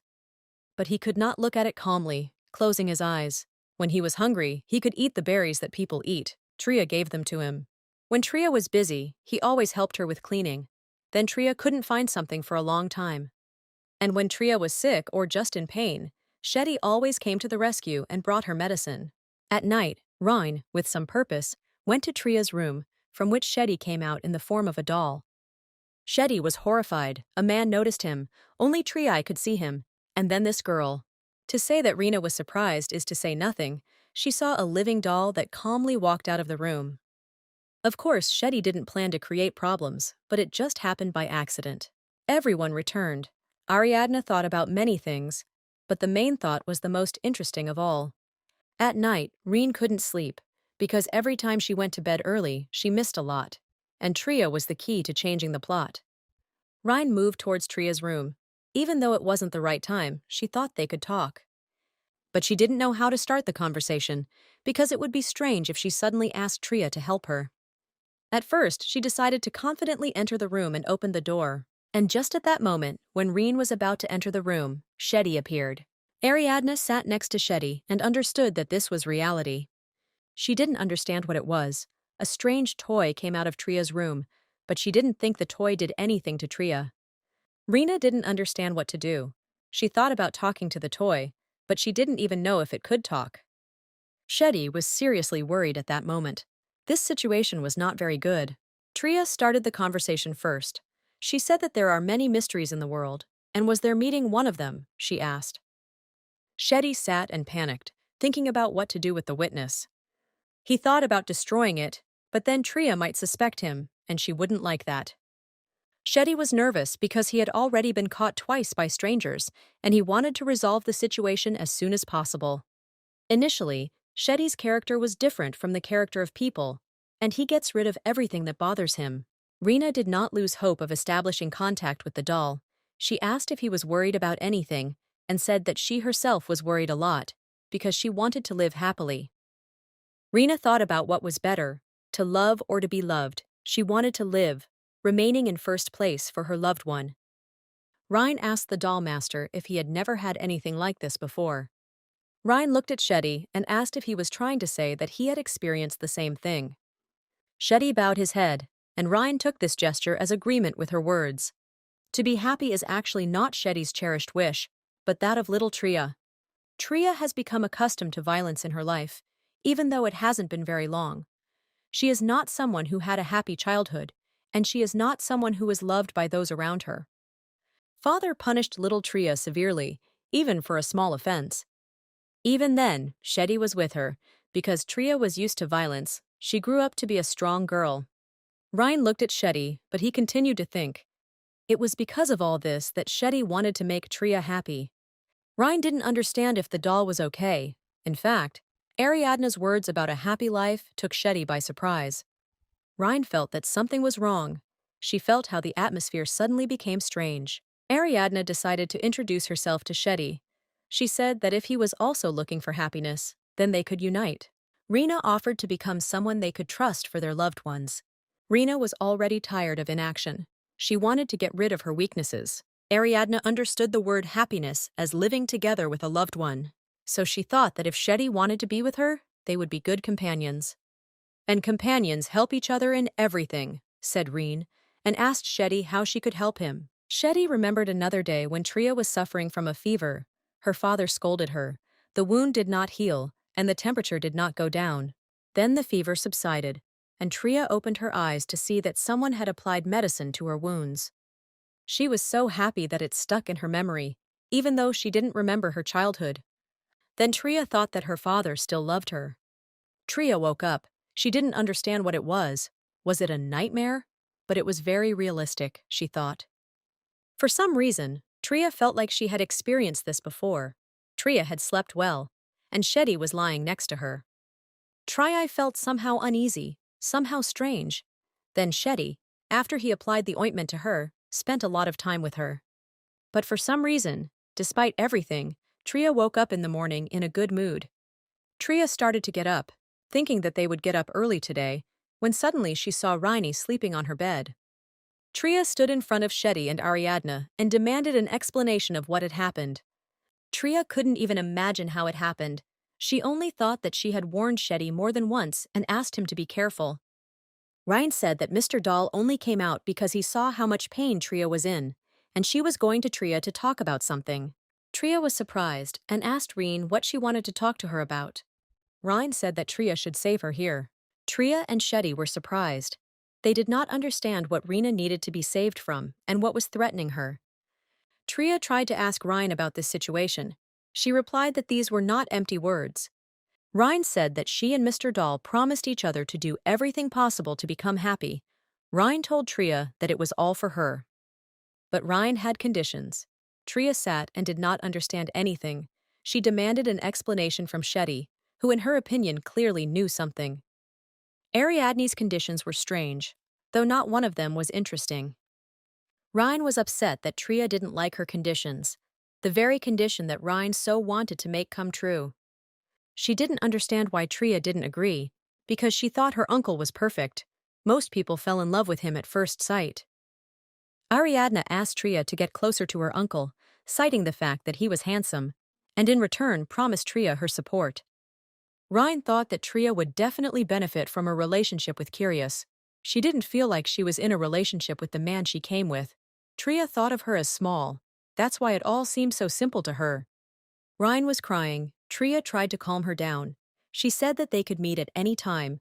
Tria said that she could come again herself or vice versa. Ryan could come to her workshop. Then Ryan asked Tria if she could meet Mr. Doll, but Tria thought it would be more convenient to forget everything.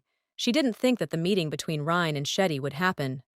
Tria allowed it, but asked Ryan to keep her conversation with Mr. Doll a secret from her uncle. Ryan was surprised and asked why. Tria couldn't tell her that, but she said it was necessary so they could meet again. Tria said it was their promise to each other. Rena wondered if this meant that her sister trusted her. Rena felt sorry, but she could no longer back down. But still, for the sake of their meeting, Reen asked Tria if she could ask her for something. Reen said that she actually has a reason why she wants Tria to live here. Ryan said it was because she wanted Tria to fix something her mother left behind. Tria asked what that thing was. Tria actually thought that it was the reason why Reen was holding her back. Rena said that perhaps it was an accident, but her mother had also left her a box, and when she saw those children yesterday, she also wanted to repair it. Ryan knew that she had to deceive Tria, because she couldn't do anything, but it was to keep the world in which the Archduchess and uncle were alive. But the story about the box was true. Rhine wanted to maintain her relationship with Tria as long as possible, but Tria thought it was no big deal. Rena said that she would definitely pay for the work, and Tria smiled in response. Curious felt sorry that Tria was leaving already. He said that he wanted to stay longer with his first friend. Tria thought of him as a kitten whose treat had been taken away. Tria said that they would see each other again anyway, because she had promised Rena. Curious became interested in what kind of promise that was. Tria said it was a secret, and asked Rhine if it was true. Rhine replied that yes, everything was really so, but Curious didn't understand what they were talking about at all. Tria and Shetty went. Tria said that she had fun, and they would definitely see each other again. They left. Now Curious decided to ask Rhine something. He turned to Rena, smiled and asked if she liked her little sister. Curious noticed that Rhine would like to spend time with Tria every day, instead of with toys. Rhine replied that she really likes her little sister. Curious was glad about this because he himself felt the same feeling as Rhine. Tria and Shetty returned home. The journey to the island took a week, and they arrived back in 4 days. Tria walked to her workshop a little tired, but happy. She asked Shetty if he was tired. But still, despite all this, Tria liked her vacation. As Tria reached her workshop, she saw something. She was horrified. She did not expect this now and did not want it. The man was glad that Tria had returned. He said that he thought she had already closed. Tria was in complete shock. There were 2 men standing outside her workshop waiting for her. Tria was already used to the raids of loan sharks, but the fact that they touched her workshop was another problem. Now Tria stood and thought about her workshop and what could have happened. Tria asked the men directly what happened while she was on vacation. "What do you mean on vacation?" the man asked. Because the workshop had a sign saying closed, he asked if she had really decided to leave them and run away somewhere. The piece of paper Tria left behind was wet from the rain, and it said that the workshop was temporarily closed. Tria considered these men to be scoundrels because the good mood simply evaporated in an instant. The man leaned over and said that there could have been a mistake. He asked why Tria was acting so rudely, calling them scumbags, when he had been so lenient with her. Tria, however, had not noticed his leniency since he lost his father 10 years ago. They were the only ones who were cruel to little Tria, breaking her things and saying unheard of rude things. And now they have decided to destroy the only legacy of the father. Tria asked them what to do because they destroyed the only thing her father left her. The men looked at each other and laughed. "Father, how touching," one of them said. The second said that she shouldn't have run away, and now she definitely won't be able to do it. Shetty slowly appeared next to Tria. She said that enough of the pig squealing was enough. The man got angry. He was not ready to tolerate such an attitude towards himself, especially from Tria. Tria began to change. Her eyes became more confident and angry. She said that if a person did wrong, the man stood there and didn't understand what had happened to Tria, because she had never been like this. Tria continued to speak. She said that in that case it was necessary to apologize. The man began to crawl on the ground. He did not understand how it happened that he was doing this against his will. Tria was surrounded by black smoke, and the men, of course, noticed it. The men were horrified. They didn't understand what it was. Was it really a monster? Tria had a reason why she had to become stronger than before. No matter how much she cried, she had no one to stand by her side. Tria thought that now she really would have to close the workshop. 9,000 coins, Tria said, and began to take out the money. She threw money in their direction and asked that with this amount she would cover the interest on the debt for a year. Tria turned to Shetty. She had one request that only he could fulfill. She could no longer look at these faces. She asked to take them away somewhere far away, to some forest, from where they would only be able to get out by wandering for half a day. Tria had been holding back so far, but it was too much. She had nothing left except this house. Shetty was already back. Tria told him that she was completely fine. Tria felt like they had gone a little overboard, but she was glad she was able to let off some steam. But she had one problem. She had already received 50 million. She did not understand how to make a toy. Cayenne then asked her to make a toy for Eliza worth 50 million. After all the things in the workshop were broken, including the materials, and there were only a couple of days left, Tria was sure that she had not coped. Tria looked into the corner and thought that not all was lost. She still had something. There was a chest of drawers with some jewelry in the drawer. Tria could make something out of it. Tria was very lucky that they didn't steal them. Since she couldn't make anything out of iron, she could only use wood. Tria looked at Shetty and suggested that he wash himself first. After that, Tria got down to work. She spent a long time writing something and thinking about what the toy would be like. After some time, Tria finished. The toy project was completely ready. Now she had a sleepless night ahead of her, no matter how much she didn't want it. Shetty handed Tria a candy, then she asked him to take care of the food. Shetty looked at the project that Tria had drawn up, and she asked if he wanted her to show it to him.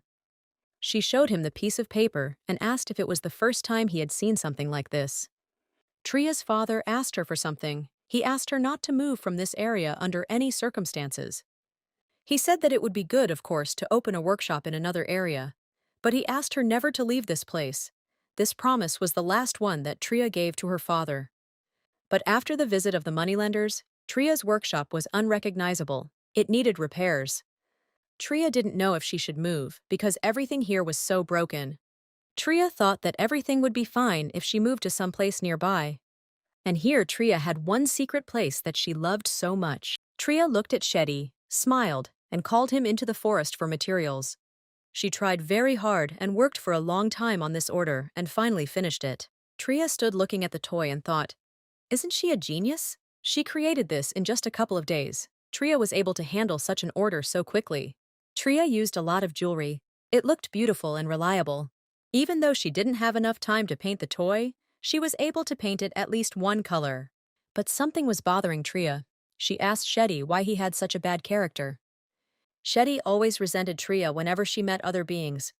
There are dangerous creatures living in the Forbidden Forest, but there are also beautiful fairies there. But Tria thought that Shetty was not friends with them. Every time Tria encounters those creatures, she has to comfort Shetty. Tria was in big trouble, even though the loan sharks didn't steal her things. They took all her money. In her anger, when she threw them money as a parting gift, she gave away all her savings. Tria used all the materials and jewelry. She hoped that she would be paid at least a little. She was already waiting for Eliza. And as soon as Tria thought about Eliza, she immediately appeared at her door. Eliza threw herself into Tria's arms and said that she missed her very much. Tria agreed, because it had been a long time. Kyan asked Tria what happened to her workshop. Now Tria noticed that her father came with Eliza. Kyan greeted Tria and still asked what happened in the workshop. Tria said it was a story about a poor landlord and the moneylenders who rebelled. But Tria asked them not to pay attention to it and not to worry. She reached for the toy. Tria said that she had finished the toy. Eliza and Kyan were eager to see it. Tria said that there was no time to paint the toy, so it is one-colored, and the name of the toy is the game Choose the Treasure. The name made Kyan even more curious about what kind of toy it was.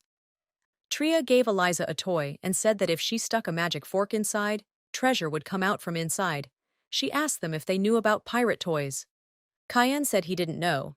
Tria replied that such things exist anyway. Besides, Tria said, Eliza likes shiny things. Kyan noticed that Eliza liked the toy, and she told Tria that she liked the toy and asked her to make more of it. Tria looked at Eliza, smiled, apologized, and said that she was going to close her workshop. Kyan and Eliza were not entirely pleased with this statement, but were most surprised by it. Tria said that it was hard for her to continue working there, so she was closing, and she also asked them again to contact a specialist with this request.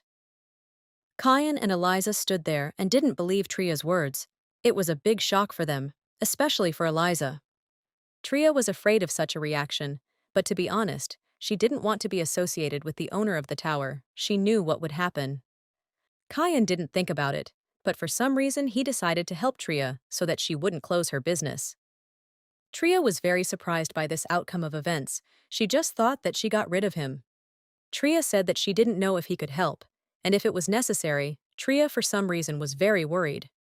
Kyan raised his hand and told her that he would show her everything.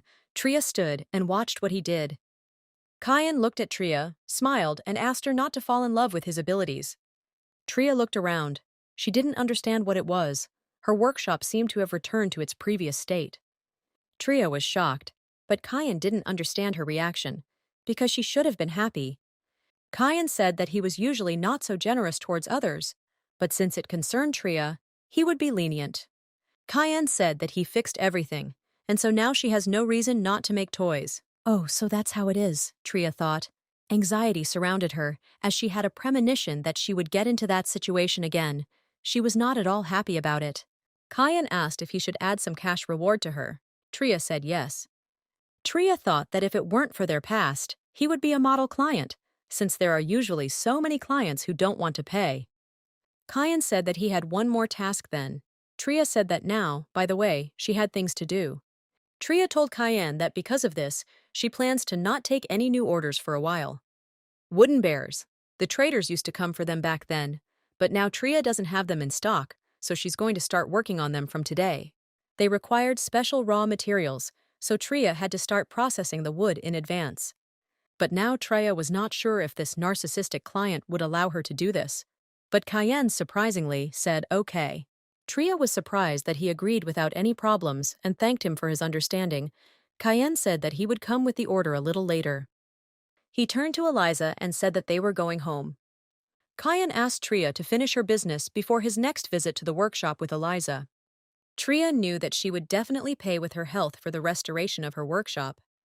Tria had already said that the most important thing was to combine rest and work. Tria understood that everything would be different if Kyan were not an aristocrat. Before Kyan and Eliza had even returned home, Eliza suddenly turned to her father. Kyan asked what was wrong and asked his daughter to prepare to move home, but Eliza said that she wanted to spend some time with Tria. Tria was surprised. She didn't understand if they hadn't made up, why Eliza suddenly wanted to stay with her. Tria stood and looked at Eliza. She didn't understand if something had happened again. Kyan allowed Eliza to stay with Tria and told her that they would see each other later. Why did she stay? Tria thought, and looked at Eliza. Tria asked Eliza if she liked toys. Eliza answered that she did, but she was worried about something, so she decided to stay to discuss it with her. Tria was a little surprised that Eliza was worried about something. First, she asked her to sit down and offered her some fruit. Tria sat Eliza down and handed her a plate with an apple. Eliza looked at the fruit and realized it was a rabbit made from an apple. Tria knew that many children went crazy over this. Eliza pulled the apple into her mouth, and Tria decided to find out what Eliza was worried about. Eliza said that last time she said that she needed those sparkles, Tria remembered that Eliza was going to leave the house. Eliza replied that yes, she should quickly collect them and leave. Tria thought that something had happened that she didn't know about. Tria asked where Eliza was going to go. Eliza said that she would build her house next to Tria's house, and then she would be able to play with her every day. Tria thought if she could ask her and still took the risk. She asked Eliza why she wanted to leave home again. Eliza replied that it was all because she was not as outstanding as her father thought. After all, her father is a great magician, and if she doesn't become the same, then he will definitely be disappointed, and even if she tries, nothing will work out. That's what Eliza was thinking. So that's the thing, Tria thought. It's a burden on Eliza. It's obvious with his manner of speech, his character. Even if unintentionally, he's putting pressure on her, Tria thought. Then Kyan told Eliza that if she was his daughter, she would cope, and asked her not to worry too much. Tria had heard this many times before, but she couldn't stay away because it reminded her of the past. Tria looked at Eliza and told her that she would share a way to surprise her father, because that way they could easily solve the problem. Is there such a way? Eliza asked. Tria had not used this method, but she had seen it work for the daughters of fools. Tria began to explain what exactly this method consists of. Tria said that she should ask her father if he doesn't love her anymore, and tell him that she will try harder with a sad face. With a face like she was going somewhere too far away, but Tria asked her not to confuse it with cuteness. Trying to look good and be cute only increases a man's ego, so she needs to act as if she has nothing to regret. Tria asked Eliza not to worry too much, but Eliza didn't know if it would work. This way, Kyan would definitely know that he had done something wrong, Tria thought. Eliza thanked Tria for the advice and asked her where she went. Tria was surprised. Eliza said that in fact, secretly from her father, she came to Tria, but she was not there. Tria told her that she had gone on a trip, and this made Eliza even more interested. Tria asked Eliza if she should tell her about the journey, and said that she had met a girl the same age as Eliza. Tria said that she was a very sweet and special child. They were very different, but they also had similarities. Tria asked Eliza how about becoming friends with this girl. Tria was ready to introduce them. Eliza asked Tria who she was, the girl she met. Tria said it was just a friend's niece. Eliza kept going over the words niece and friend in her head. Eliza asked Tria if the girl called her sister. Tria became embarrassed and said yes. Then Eliza asked about toys. Tria replied that she didn't have time to make toys for this girl. Eliza's mood changed dramatically. She became sad. Tria did not understand what was going on. Eliza stood up and said that she was going home. Tria was surprised. Eliza hadn't even finished her apple yet. Eliza said that she wanted to talk to her father. Tria asked if it was because of her advice, but Eliza said that she would tell her father that her sister had a friend. Tria was confused. She didn't understand what this was about. Would Cayenne really be interested in this? Eliza looked at Tria with a displeased expression and said that she would also tell that Tria was close with this friend. Close to her friend's daughter, Tria thought. Eliza thanked Tria for the apples and said they would see each other later. Tria was cleaning up and thinking about the situation. She didn't understand what happened. She thought that she and Shetty should go to the capital. All this time, Tria made toys from simple materials, but now she was constantly working with rich people. She decided to study. Tria said she would not run away again, fearing the approaching future. Shetty was looking at something all this time. Tria asked what he was looking at and said that they needed to go quickly. Cayenne was already home, asking His Majesty why they should continue to do such useless things. He replied that he did not know and suggested that because of their sincere friendship, Cayenne asked what kind of friendship there could be between them and His Majesty. Then the man turned to the Great Master and asked if he thought the same. The Great Master replied that saying what you think is not always the right answer. Cayenne didn't think that the meeting would be in the Tower of Magicians, but he also brought the Great Master, and this means only one thing, that he couldn't find information on the Master. His Highness noticed that the atmosphere had changed, and the reason why the tower's owner, who was usually not interested in anything, reacted like that. It seemed to him that Cayenne didn't want him to know more about that Master. His Highness tried to learn as much as possible about Tria. And this is really interesting, he thought. He became interested in what kind of toys she makes since he reacted so clearly. Now he wanted to get that Master even more. Someone entered the room abruptly, and both Cayenne and His Majesty were a little frightened and surprised. It was Eliza, and it was clear that she was clearly not in a good mood. She had come to see her father. Cayenne was surprised that Eliza returned so quickly, because before she stayed longer. Cayenne thought that this meant that there was no point in entrusting this to that Master, and asked Eliza why she was so early. He thought that his daughter would be late until the evening. Eliza looked upset and rushed into her father's arms, which was the last thing he expected. He didn't understand what was happening and asked Eliza for an explanation. Eliza said that she wanted to ask him something. She asked if he could become friends with his little sister Tria. Cayenne was surprised by his daughter's request and didn't know what to say. He asked her what she was talking about. Eliza said that Tria made a friend, and that friend's niece also calls Tria sister. Cayenne didn't understand what Eliza was even talking about. It seemed to him that Tria had no friends. He didn't expect that. Eliza asked what would happen if Tria married this friend. Cayenne became even more confused. His Majesty turned to the Great Master and asked if he understood what Cayenne and Eliza were talking about. He replied that he did not. Eliza said that no matter what happened, she would really like Cayenne to become friends with Tria. It didn't concern Cayenne, but for some reason he was worried. Wedding, Cayenne thought. He didn't understand if Eliza had said it on purpose to arouse his interest. Cayenne said that if Eliza wanted, he would try to become Tria's friend. Eliza was happy. Cayenne said that besides, no one could refuse him. Eliza was happy. Then the Great Master approached Eliza, greeted her, and asked if she remembered him. Cayenne didn't quite understand one thing when the Great Master managed to approach them with Eliza. He said that he wanted to ask her for something. He asked if he could take a little of her time. He asked her to tell him where the workshop was that made toys with such amazing sound effects. Tria said that these toys are made by Tria's sister in a small workshop in Kalia.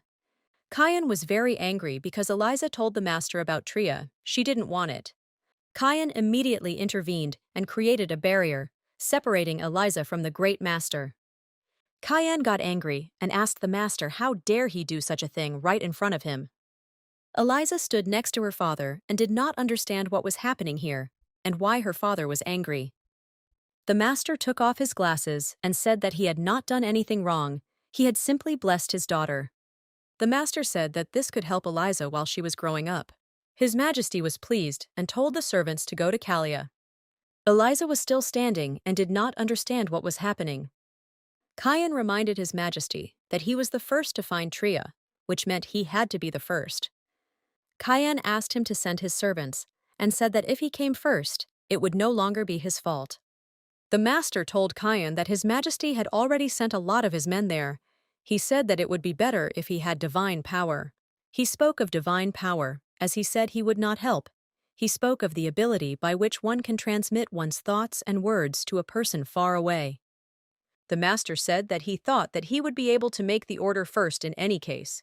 His Majesty asked if it was possible to use it for personal interests. His Majesty said that he was surprised every time by his behavior. Cayenne replied that he agreed and would be grateful if His Highness himself got rid of him, but he replied that then he would be bored. His Majesty was left alone. Cayenne and the great master left. His appearance was a little sad. He came to his daughter, a girl with long hair, whose name was Leona, and called her. The girl quickly stood up and asked her father what was the matter, why he was calling her. Leona, the emperor's youngest daughter, is the only princess of the empire, but she shares only royal blood with her brothers. Leona was very smiling and knew how to be nice. She told her father that he had come early, but Leona couldn't hide her eyes, which were full of fear.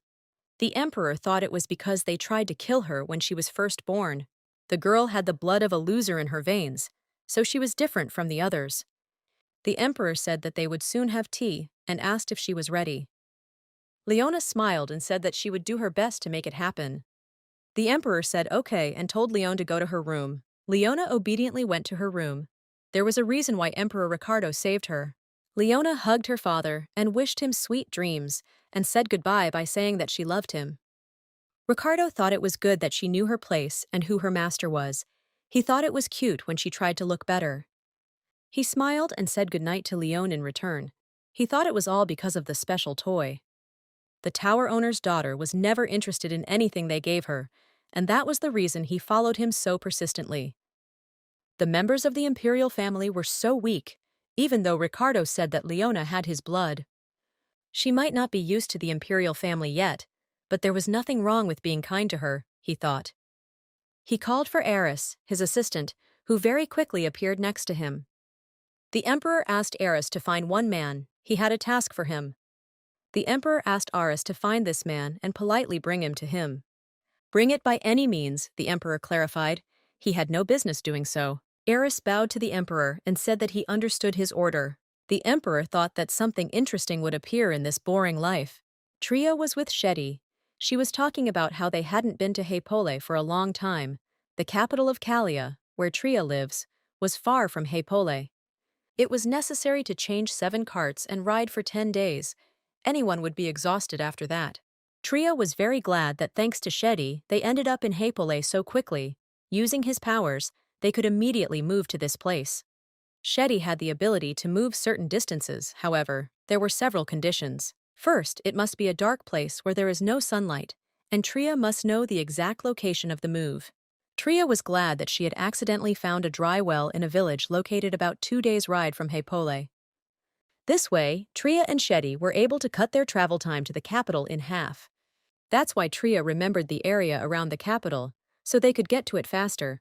Tria understood that Shetty must be tired. After that, Shetty was exhausted from life for the whole day, so Tria didn't think that they would go anywhere again immediately after returning from the trip. Tria told Shetty that he did well and told him to go back into his doll. Shetty returned to the doll and sat on Tria's shoulder. She looked around with admiration. Tria said that they hadn't been here for a long time, so she decided to look at other workshops first. All the old things in the workshop became like new, but for some reason, Tria didn't like it there. After all, everything that Tria's father left behind was replaced with something new. It was an impulsive choice, but Tria had to come here to follow the capital's trends. After some time, Tria finally came out into the city.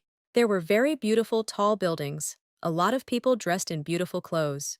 Tria thought that it was always so lively here. Tria decided to look around first. Tria noticed some kids planning something.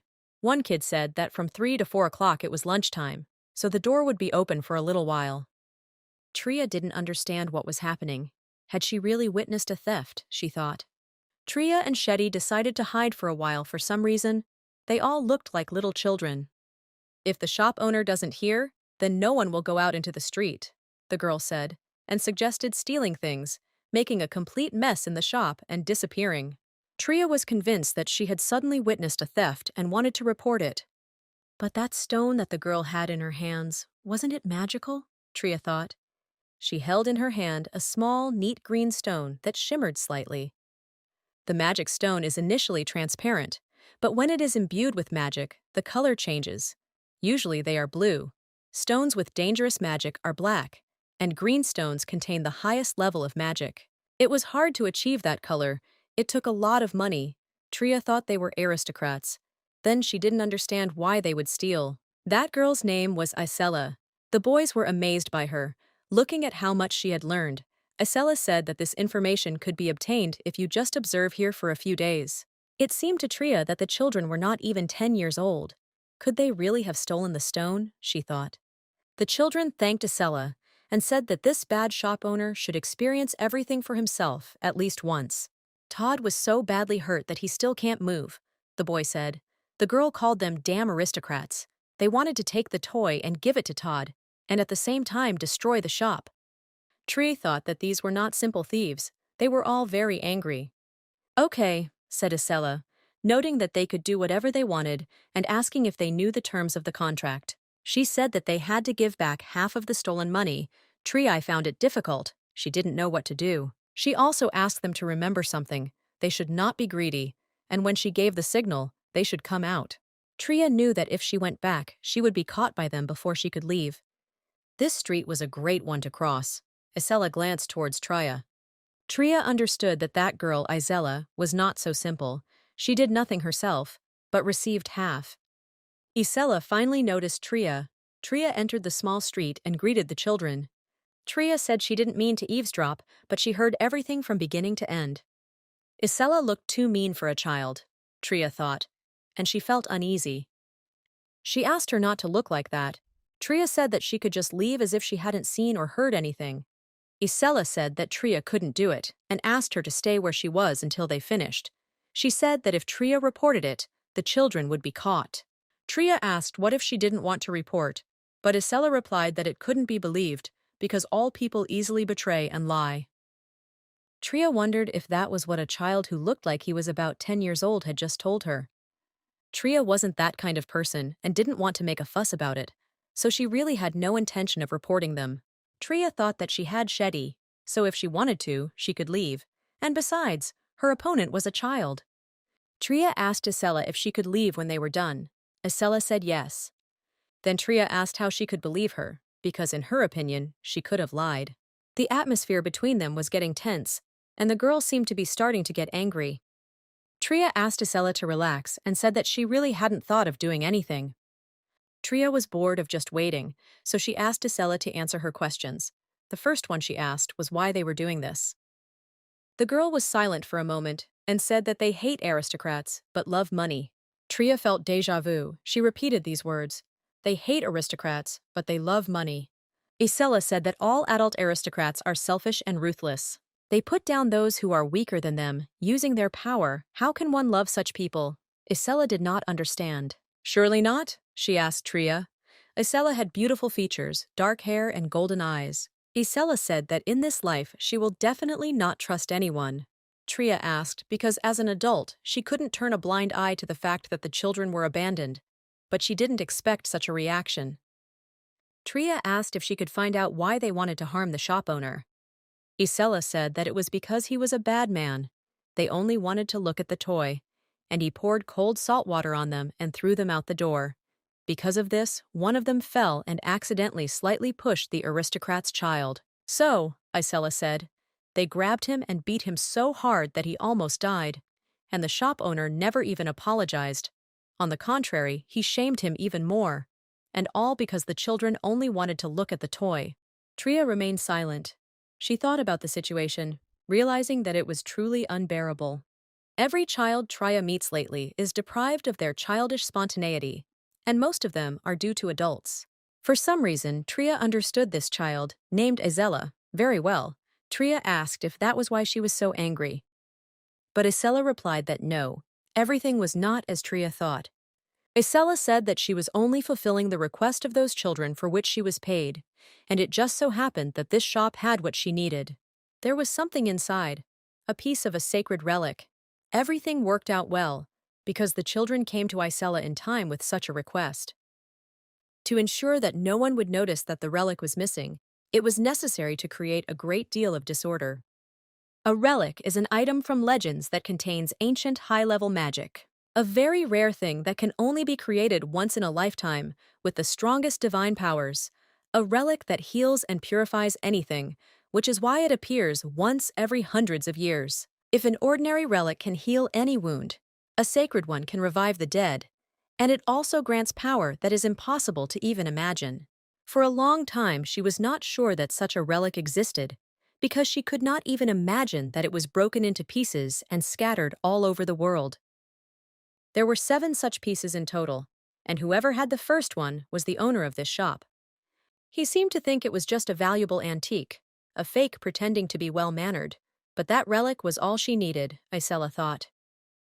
This time, Isella was sure that it would not be she who would take possession of it, but she, and destroy everything. Tria didn't understand the children lately. Tria asked Isella if she would get money for helping them. Isella replied that yes, since she couldn't work for free. Then Tria asked what she would do once she got the money. Isella replied that then she would leave the house. Tria had heard that phrase somewhere before. Tria asked if it was really that fashionable now, but Isella didn't understand what Tria was talking about. Tria thought that if leaving home was so fashionable, then maybe the house she created for Eliza would be a hit, but there would be problems with transportation. Isella interrupted Tria's thoughts, asking her to be quiet now. The children were all in the same street. Tria was sitting closer to the exit. Isella was next to her, and the rest were further away. Everyone was getting ready little by little, and then they noticed that the very same owner of the shop had appeared. He hung a closed sign on the door and left. Now the exit was up to the children. Isella told Tria that this was their farewell, and she was about to leave. The children were already waiting for her.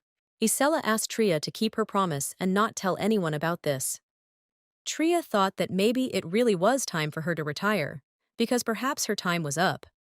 Tria thought that most likely she had climbed in vain, and suddenly she saw a girl who was walking towards the children. She leaned towards Isella, who stood silently in front of her, waiting for something. Servant, Tria thought.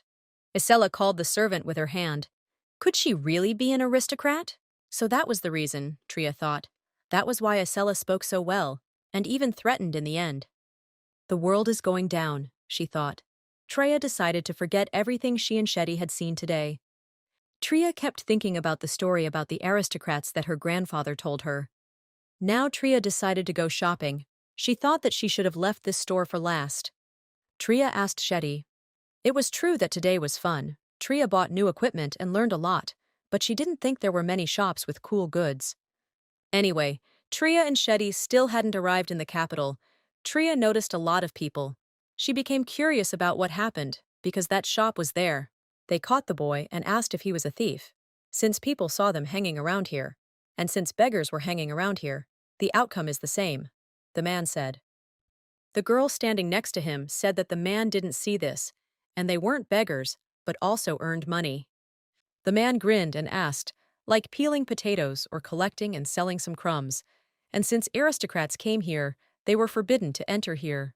Oh, said the man, and asked if this was not the girl he had already seen in his shop. One of those who was punished last time. He asked if that wasn't enough for her. They must have come to look around so they could come and rob him, the man said.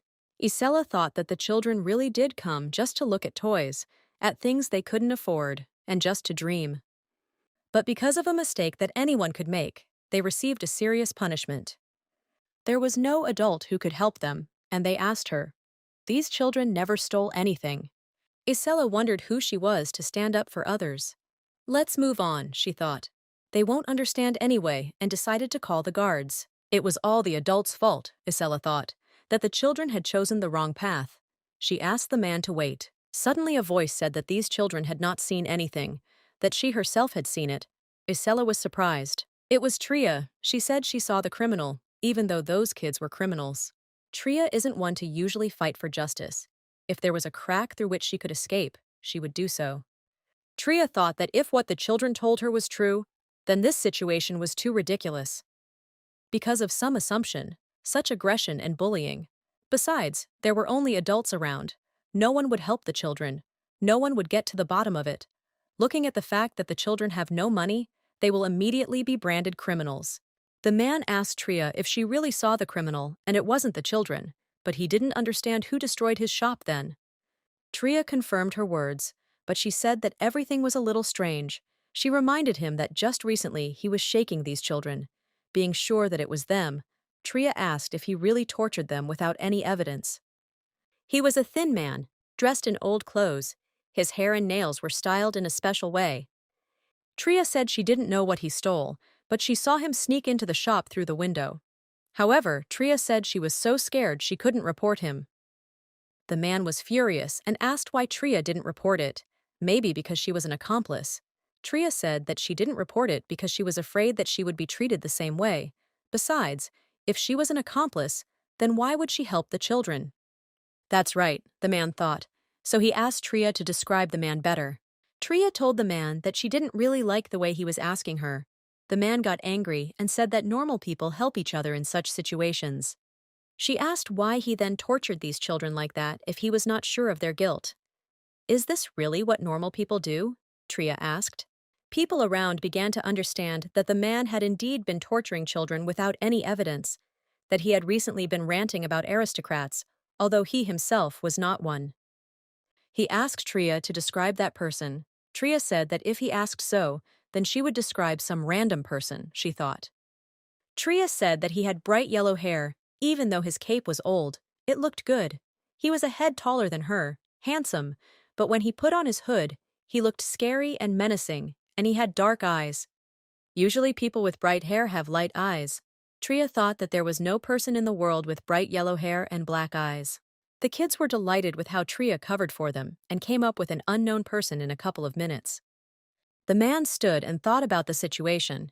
He thought that he needed to file a wanted report. Tria advised the man to make better toys if he didn't want his precious aristocrats to get angry, because if he made these dangerous toys, the children could get hurt.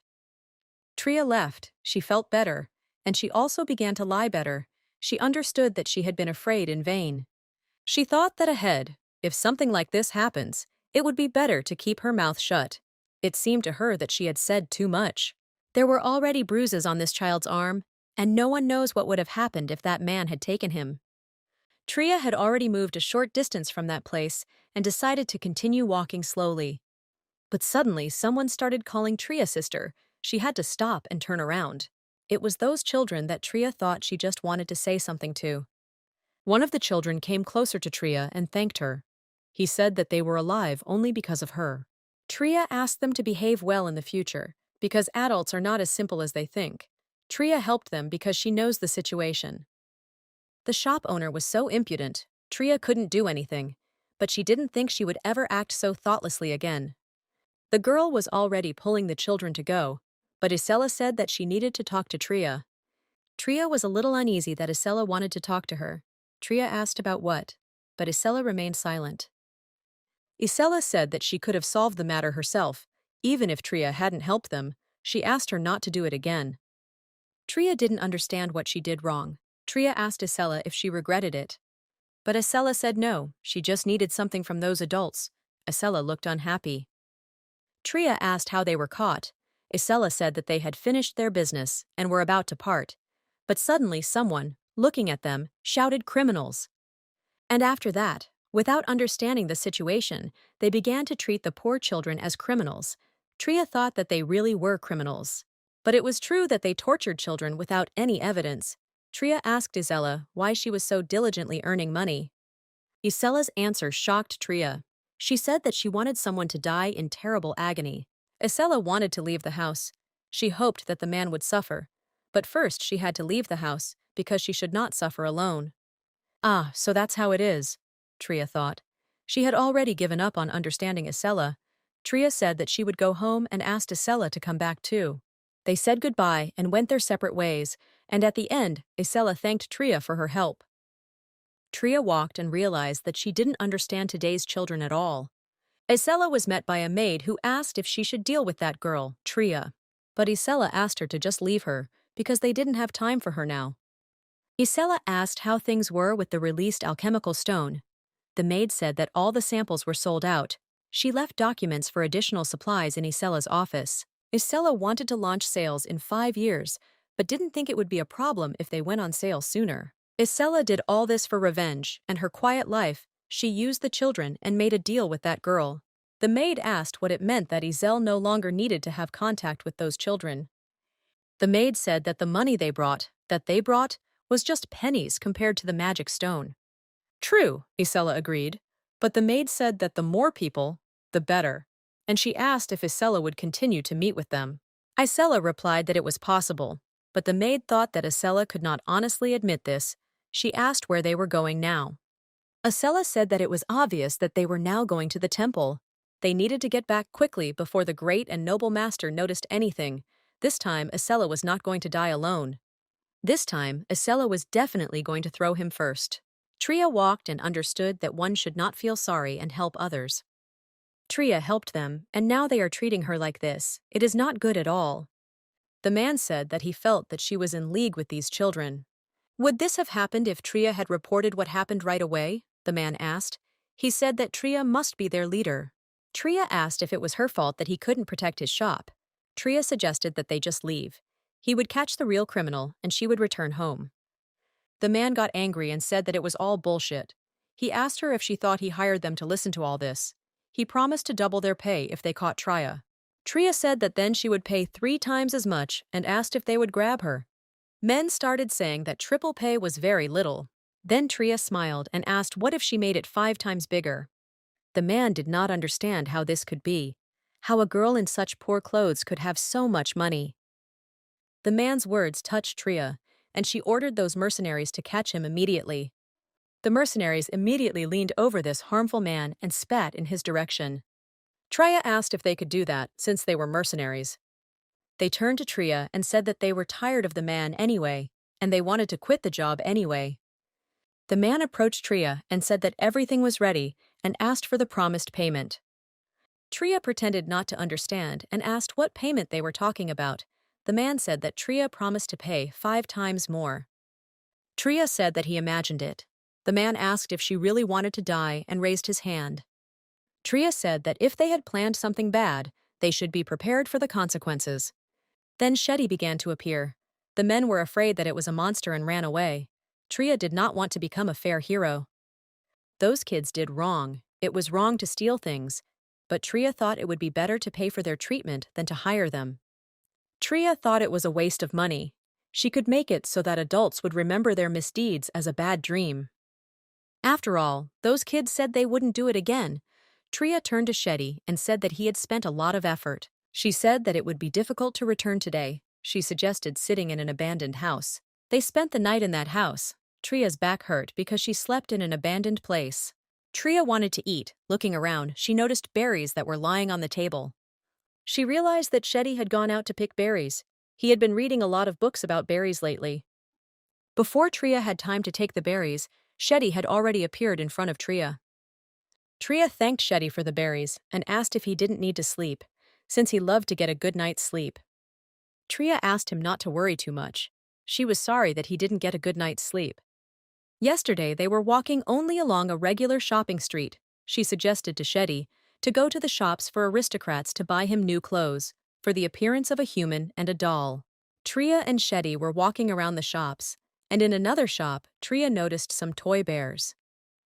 When I saw Tria, I was shocked. These were the same wooden bears. They had been here all this time. Tria had worked hard on them, so she was glad they were on display in the store. But there was one more thing. The store resold them, and at a price that was tens of times higher than the price at which Tria sold them. Tria sold theirs for 3 million, and they are selling for 50 million. an amount that Tria can use to pay off all their debts by making just a few pieces. Tria entered the store, where she was met by a young girl who greeted Tria warmly. But in reality, she was not pleased that Tria was a commoner. The girl hissed and turned away. Tria realized that the service in this store was also so-so. Tria decided to ignore the girl's behavior, since she herself did not want to answer her. Tria looked at the bears and thought that there was nothing special about them. But whoever looks will immediately see the similarity with Tria's bears. She did not understand what was wrong with this journey this time. The shape, appearance, coloring, no matter how Tria looked, they were very similar to the Wooden Bears series of toys. But if you look closely, Tria thought, the color isn't so good. The bear's eyes were crooked. Tria's toys were much better quality. Tria was furious. It was possible to do it properly, copying toys, Tria thought. Tria was told not to touch the toys since she wasn't planning on buying them. Since they weren't worth 1 coin, Tria said that they looked like they were worth exactly that amount. "And who spends money on this?" asked Tria. "This price is simply incredible." The woman said that, by the way, these are toys from the popular series of Wooden Bears, and this is a limited collection made by an outstanding master. Tria was at a loss. She didn't know what to say, because she definitely couldn't do them. The woman said that the master made them personally for them, and they have a special friendship, and they also signed contracts with the workshop for delivery. But the woman didn't even know that in front of her stood the same master who was seeing her for the first time. "So the contract was signed?" Tria asked the woman. And where was she looking? Tria thought. Because these toys weren't even good enough to be used as trash. It was obvious that everything was done in a slapdash manner. Tria said that for the person who created the Wooden Bears, these toys were made too sloppily. The woman got angry. She said that Tria just did not understand and asked not to insult their master. Tria held the wooden bear up to the woman's face and said that she was the master. Tria said that there were threads sticking out everywhere on the toy. This proves that they are not finished. The paint is also cheap, although the wooden bears have a barely noticeable shine. But here you could see brush marks. Tria said that she pointed to the evidence and asked if she was not interested. The woman asked Tria what was wrong with her, because she had talked about some evidence. Tria didn't continue talking to the woman, she just turned around. Tria picked up the bear again, pointed to the paw and said that in the original Wooden Bears this part moves, but in this toy it was motionless. The woman was shocked by such a statement from Tria. The woman asked Tria if the paw moved. Tria said yes, and asked the woman if she didn't know. Then the woman got angry and said that someone broke it. Tria thought the woman was referring to the children. She said the toys were fake and advised them to cancel the contract. The woman thought for a moment. Tria thought that she didn't believe that she was being deceived, so perhaps she was also a victim. Suddenly, the woman said that it was incredible that they were moving. She decided that she should raise the price. Tria was confused. Tria didn't know what else to say. The seller didn't care that it was a fake, but the woman decided to immediately make them more expensive. The woman asked how much she could sell the toys for, since it was even more profitable for her. She was glad that she suddenly had a new income, but Tria realized that there was no point in talking any further and simply left. Tria was horrified. She didn't understand what kind of place this was. Tria said that since this was the case, they needed to look at all the toy stores on this street. She asked Shetty if he saw the wooden bears, but before Tria could finish speaking, Shetty had already started showing. Along the entire street, in almost every store, there were fake wooden bears on display. Tria was upset and did not understand how some people could make fakes and pass them off as originals. Everywhere they went, there were fakes sold. She couldn't go into every store and prove that they were fakes. Besides, they didn't have many toys from this collection, so it was unlikely that they would believe it. She understood that people had to see it for themselves to understand it. Tria approached a store and thought that it was different from the ones they had been to before. It was old and unpresentable. Tria opened the door and began to enter the store. Tria hoped that she would not be thrown out here, as happened in other stores. The man, to Tria's surprise, greeted her quite kindly. The man told Tria that she could look around the store. Tria was glad that she was finally greeted properly. It was much tidier than she thought. Tria asked the man if he made the toys himself. They were of good quality. There were beautiful trains and planes on display. The man replied that there was a grandfather who made them, and he just brought them from the workshop. Tri was already comfortable here. There were no fake wooden bears in this store. Tria's mood was spoiled when she saw how all sorts of strange shops were selling toys at high prices, and when she found out that they were also fakes, her stomach hurt. It was completely beyond Tria's power to pass by such a situation. She understood that it was more important for them to make more money than to try to create their own wooden bears. Tria wondered if she should try investing in the store. Tria told the man that she had a proposition for him. The man looked at Tria with interest. Tria said that she runs a workshop in Kalia and asked the man if he knew of a collection of wooden bears. Tria smiled and said that it was she who came up with them, but the man said that he had to refuse her. Tria was surprised. Then the man walked up to the table, leaned his hand on it, and began to justify his refusal. He said that he had no intention of selling toys of such low quality and asked Tria to leave. Tria tried to somehow explain the situation, but the man did not listen to her. He said that he saw these low-quality bears in neighboring stores, and besides, another master had already come to him. Tria thought that the master who pretended to be her came to this store too. Tria never thought that she would be taken for a swindler who steals other people's work. Tria asked the man to wait. He reluctantly stopped. Tria said that the street is indeed full of counterfeit goods, so she wants to change that. Tria said she didn't need a deposit from signing the contract, and if he liked the toys, he could sell them or she could take them back. Looking back, wooden bears were toys that already commanded a huge price for their name, and if he refused Tria, even if she gave him the goods, he would still be a good merchant. The man said he agreed, but he asked Tria if it was profitable for her. Tria said yes, she felt confident, and she liked the store. Tria asked if he had an influx of clients. Would he be willing to collaborate with her? Tria thought that this was exactly the way she would be able to look at the impudent face of the deceiver. The man said that if he didn't like her product, he wouldn't make a deal with Tria. It must be hard to make a deal with someone you've never met before and don't know about his abilities, Tria thought. She said she wasn't worried, because he couldn't help but like her toys. Tria thought that if he liked the wooden bears, he would like other toys too. Wooden bears require a lot of effort, so she decided to make something simpler.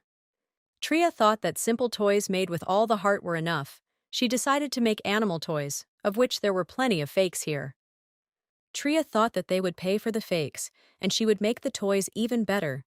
Tria said that she was from Gray's workshop in Kalia, and that she would send the toys later. So she is from Kalia, the man thought. He answered Tria that he would wait. He shook her hand, saying that he would trust the master from Kalia. The man said that he would wait for news. Tria went out. She thought that since everything had turned out this way, it was time for them to return to the workshop, but she was glad that they had managed to buy Shetty's clothes before they returned. But they still couldn't get away with clothes that were in Shetty's doll form. Tria wanted to buy doll clothes from other artists if they were good. But there was nothing to be done, so Tria decided to sew it herself. Tria thought that Shetty liked what she created better, but she always felt sorry that she only made his clothes from scraps. Tria suggested that Shetty return back to Kalia if he had already replenished his energy. But then Tria remembered that they wanted to look at the fabric, but never did. This city was always very noisy, unlike Kalia, and so luxurious, Tria thought. Shetty appeared next to Tria in human form and suggested that she rest a little. Since they arrived here, all they've been doing is solving problems. Shetty suggested that they go for a walk together. Shetty took Tria's hand and pulled her along with him. Tria thought that Shetty's clothes suited him much better than she expected. Tria asked if he had enough energy if he stayed in human form, since they still had to get back. Shetty said that everything was fine and that they would definitely return to Kalia tomorrow. Tria thought about it. Tria asked, that is, they can walk here for another day, since they haven't spent much money yet. Shetty was glad that Tria agreed to walk with him for another day and be alone together. Tria and Shetty walked and ate all sorts of delicious things. Then they played some kind of lottery, and surprisingly, Shetty won. But Tria found it strange that the store owner didn't take part in this. Tria never thought that Shetty would win a free stay here. She asked him how it happened. Shetty said that it was just luck and he would not lose to her again. Tria asked if he had forgotten about it, about what happened in the gambling house. Shetty looked at Tria and said that he remembered that such a male looked attractive. Tria called Shetty a fool, But Shetty said he was not a fool and reminded her that he had studied hard. The day flew by. It was already late. It was getting dark outside, so Tria suggested to Shetty to go to bed. In the morning, Tria approached Shetty and asked him how he slept. Shetty was still lounging in bed and didn't really want to get up. They went to bed late yesterday, so they got up late. Yesterday, they chatted until late at night, which is why they went to bed later than usual. Tria said she felt like Shady had been waking up very early lately. When she left the house, Tria was shocked by what was happening. She did not understand anything. On the street, someone was accused, and they said that all the evidence pointed to him. Besides, the man said that he would receive a report on this and asked someone not to make excuses. When Tria saw the person who was accused, she was shocked. The man was accused of robbing a toy store. He was a young guy.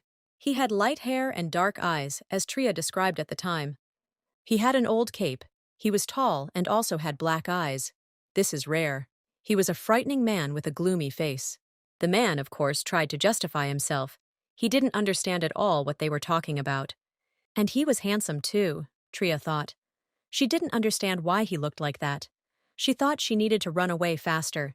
But just at that moment, she was noticed. Tria was asked if this was the shameless one she had spoken of then, and from the description, it was definitely him.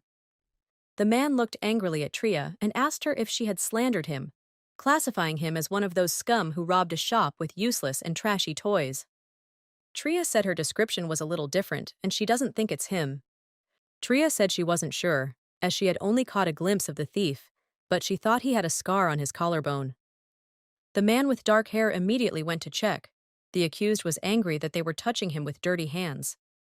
Tria was unable to absolve this man of guilt, since he also had a scar on his collarbone. She did not understand what to do.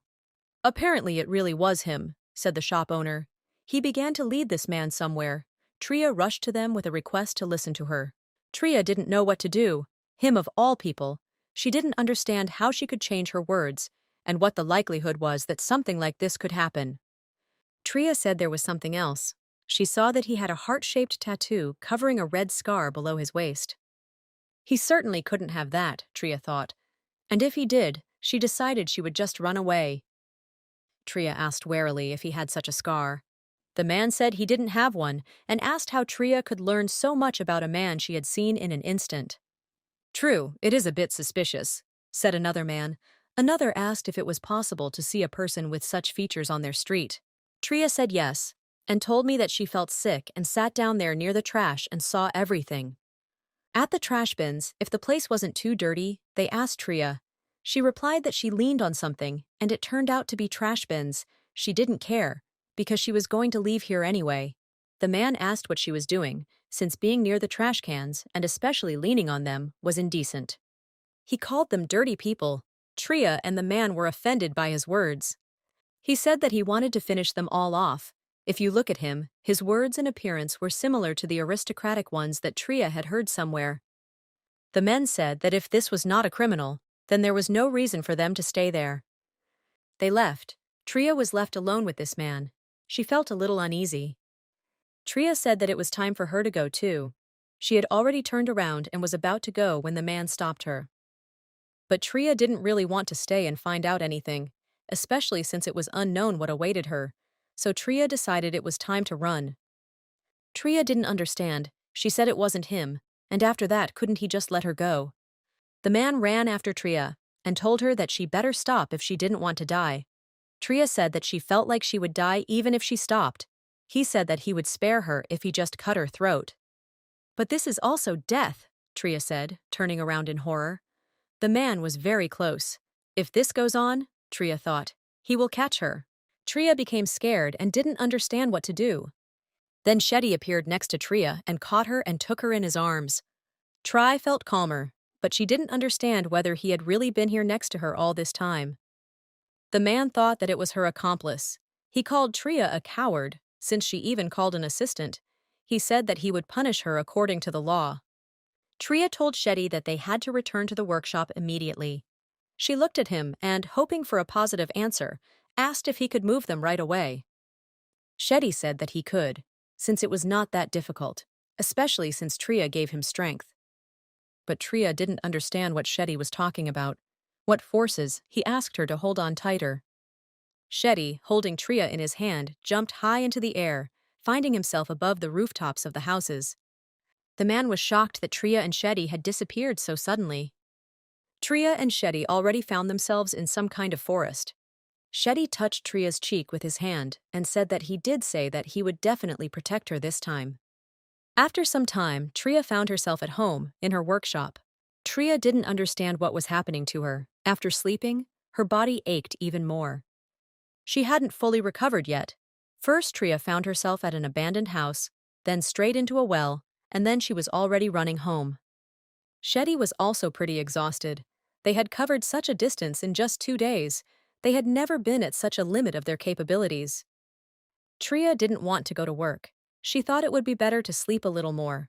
Shetty only made some kind of sound, in the form of a doll. He couldn't talk. If Shetty was going to sleep, why shouldn't she take the day off too? Tria said. She didn't even have time to rest, as customers were pouring in. Suddenly, someone entered the workshop and called Tria. This voice seemed too familiar to her. Tria slowly began to come out. For her it was like déjà vu. It was a tall, dark-haired man, and he asked Tria if she was a toy maker. Tria looked tired and asked the man what was the matter. The man said that he had a request. He had already come in the morning, but no one was there, so he came again. Tria thought she hadn't heard it because she was asleep, so she smiled and called the man inside. Tria turned her back to the man and walked forward, leading him along with her. But the man suddenly came too close to Tria and put a gun to her neck. Tria said that she must have heard wrong and asked if he had said that he had come to kill her. The man said that he did not speak, and at first he came with a request. However, he felt an ominous energy emanating from Tria. Tria asked if he was a sectarian because she did not believe in the path of Tao. The man said that in no case, and it was just a professional habit, a habit of spoiling the mood of the first person he met. Tria asked. She was also interested in what energy he was talking about. He asked Tria if anything bad had happened to her lately. This was bad, Tria thought, but all sorts of things had happened to her lately. Tria said that a lot had happened recently. Then the man asked if she was in any pain. Tria also added that in addition to the bad, a lot of good things happened. Tria earned enough money and paid off her debt. Shetty drove away the loan sharks for a whole year. She made many friends and traveled a lot. The man found this strange, and Tria didn't think she had any sinister energy anyway, so she asked the man to leave. But the man was not going to leave. He said that he absolutely had to fulfill the request, otherwise he would die. Tria thought he was crazy. The only thing she needed now was his death. The man said that it was not his request. There's a problem, Tria said, and explained that for now she had decided not to accept new orders. She was working little by little on a craft, wooden bears for the workshop, and besides, she had no raw materials at all. The man said he realized that Tria was trying to refuse him, but that was not the case. She simply had no other choice. She said that she was sorry that it happened this way, and besides, she does not accept orders through intermediaries. The man was scared and said he was ready to pay any amount. Suddenly, someone said that they don't have to worry about it. Tria found the voice unfamiliar, but very sweet and pleasant. It was that same great master who told Tria that he was the one who wanted to make this request. He said he was in a hurry, so he sent his assistant ahead. He apologized if Tria thought it was rude. Tria was a little confused. She said that all this was not necessary. Tria realized that this was the same mentor who had promised death to that man. She thought that they were both priests, but this one wore better clothes. Tria looked at the man and thought that apparently he had heard this before. Yet Tria didn't remember seeing this man. The Grand Master introduced himself to Tria as healer, and the second man said his name was Theo. Tria told the men her name. Theo said that he was returning to the request. Tria did not understand why he was looming in front of her like that. Tria said she is currently juggling several tasks and has a tight deadline, so she doesn't think she can take on an urgent case. So that's how it is, Hyler said with a smile. Tria nodded in agreement. Tria kept waiting for Cayenne to come out. She didn't believe that all this could have happened without him. Tria was asked if they could ask her for advice regarding the request. Tria said yes, asked them to ask and not be shy. Tria thought that if this Theo was not a simple adept, he would wear clothes that reflected his high rank, and the other one looked to be of a higher status, which meant that he was an unusual member of the sect. Exactly, Tria guessed, a pastor. Tria thought he looked disgusting, which was not good. Tria did not understand since when people of such high rank began to come to her.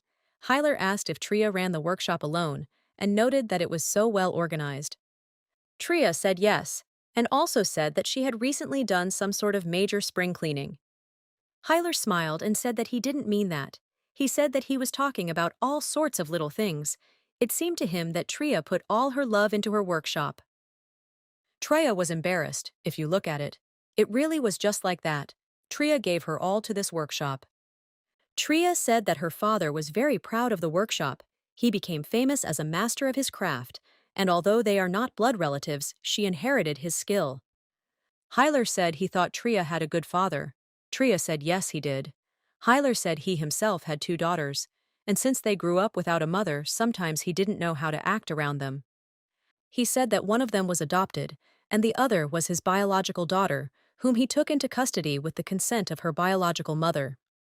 Tria, for some reason, looking at him, imagined the face of the owner of the Tower of Magicians. In a similar situation, if Tria had refused the request, then a strange atmosphere would have hung in the air. Healer said that, unfortunately, he learned about his own daughter only 2 years ago. Hyler continued his story. He said that the child, thinking that he despised her, said that she would not irritate him and would try to stay out of his sight. Tria was horrified. The atmosphere was strange, she thought. In a situation like this, it was impossible to avoid. Tria thought he must be just playing a joke on her. Hyler said that technically his title is Grandmaster. Tria thought that of course it was easy to seek sympathy from others.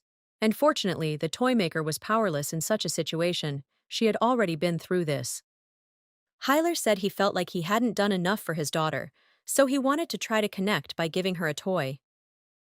Tria said that if she acted like that, then he really did something wrong. Hyler got a little angry after these words, but Tria noticed it right away. Tria immediately said that she simply expressed herself incorrectly, because children are very sensitive to their parents' moods, so she asked just in case, but it turned out to be too rude. Hyler remained silent, but Tria said that in that case he would definitely need a gift. Tria thought she had hurt his feelings. Hyler said his daughter's birthday was coming up. Tria said that since she was a big girl, she would understand if he gave it in a hurry. Besides, is there a child who doesn't like gifts? But Hyler was afraid that she might stop loving him altogether. He thanked Tria and said that he couldn't even believe that she would have time to prepare everything before the birthday. There were only 7 days left. Tria was horrified. Only 7 days. Hyler said that 7 days because he also needed to prepare, and he wanted the gift to be ready in at least 3 days. Tria almost went crazy.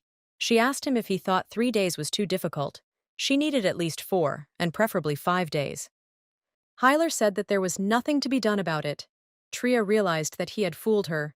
It wasn't for nothing that she remembered the owner of the tower. Tria clarified that he ordered a music box, taking into account the composition and this and that. Because there are professional craftsmen who make music boxes, she did not understand why he would entrust it to her. Anyway, there were 7 days left until the holiday.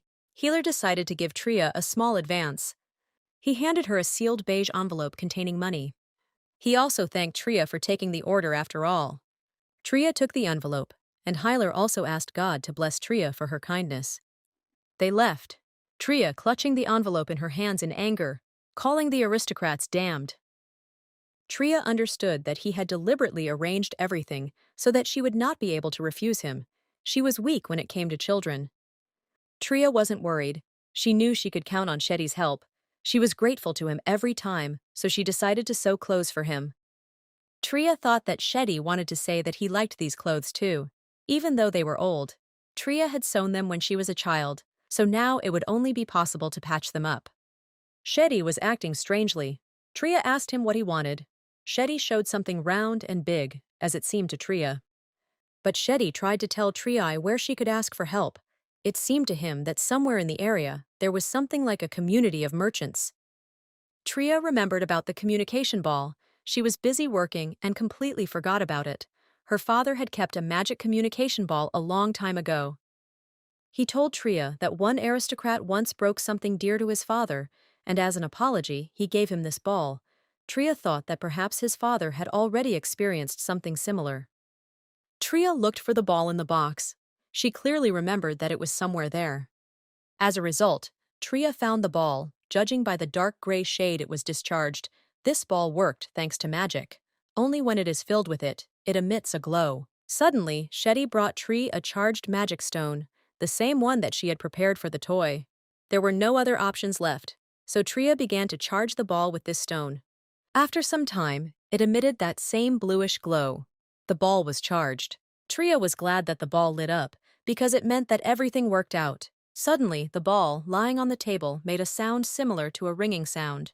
A message reached Tria. It said, "Hello, Hertia, my love." Tria thought that someone had written to her by mistake. She decided to figure it out later and send it where it was needed. Tria had been left a similar message 20 times already, but she still couldn't get used to it. The message also stated that she couldn't believe that Tria was already 20 years old, and the interlocutor asked how she was living her independent adult life. This man wanted Tria to enjoy every minute of her life and wanted a carefree, happy, problem-free life. And again, this man's heart bled, because he could not congratulate her personally. She did not consider herself a good mother, since she did not take care of her properly. Tria was touched, but she was sad that this man sent her an audio message 20 times instead of meeting in person. Tria didn't even notice how she listened to the whole thing from beginning to end. She thought that this man must have not seen his child for a long time. It was a heartbreaking and touching letter. Tria didn't understand how she could listen to the message again, or what she needed to do to forward it. Tria tried to understand the ball better so she could send the letter. Tria figured out that all she had to do was say it out loud. She decided to forward it sometime later and now get in touch. Tria opened the system and immediately became confused, not knowing what to do. There were many communities, mercenaries, knights, and finally Tria found the community of merchants she needed. Well, what to do with such clients? Where is it better to buy materials? These questions were discussed there. Tria noticed that there was some number next to the text, and the texts with locks were closed for reading. Tria thought that she needed to register. Tria decided to look at number 12,937. There was an artist living on the estate who made a name for himself thanks to his talent. So one day an aristocrat came to him, having heard about his skill. He ordered a portrait, but none of the drawings satisfied his needs. To tell the truth, the artist himself did not know what was wrong. Then the aristocrat locked him in his place for a week and tormented him with his strange comments. He answered something strange when asked why. He asked if the artist knew what charm was. As a result, the artist painted and presented as many as 30 portraits in 1 week.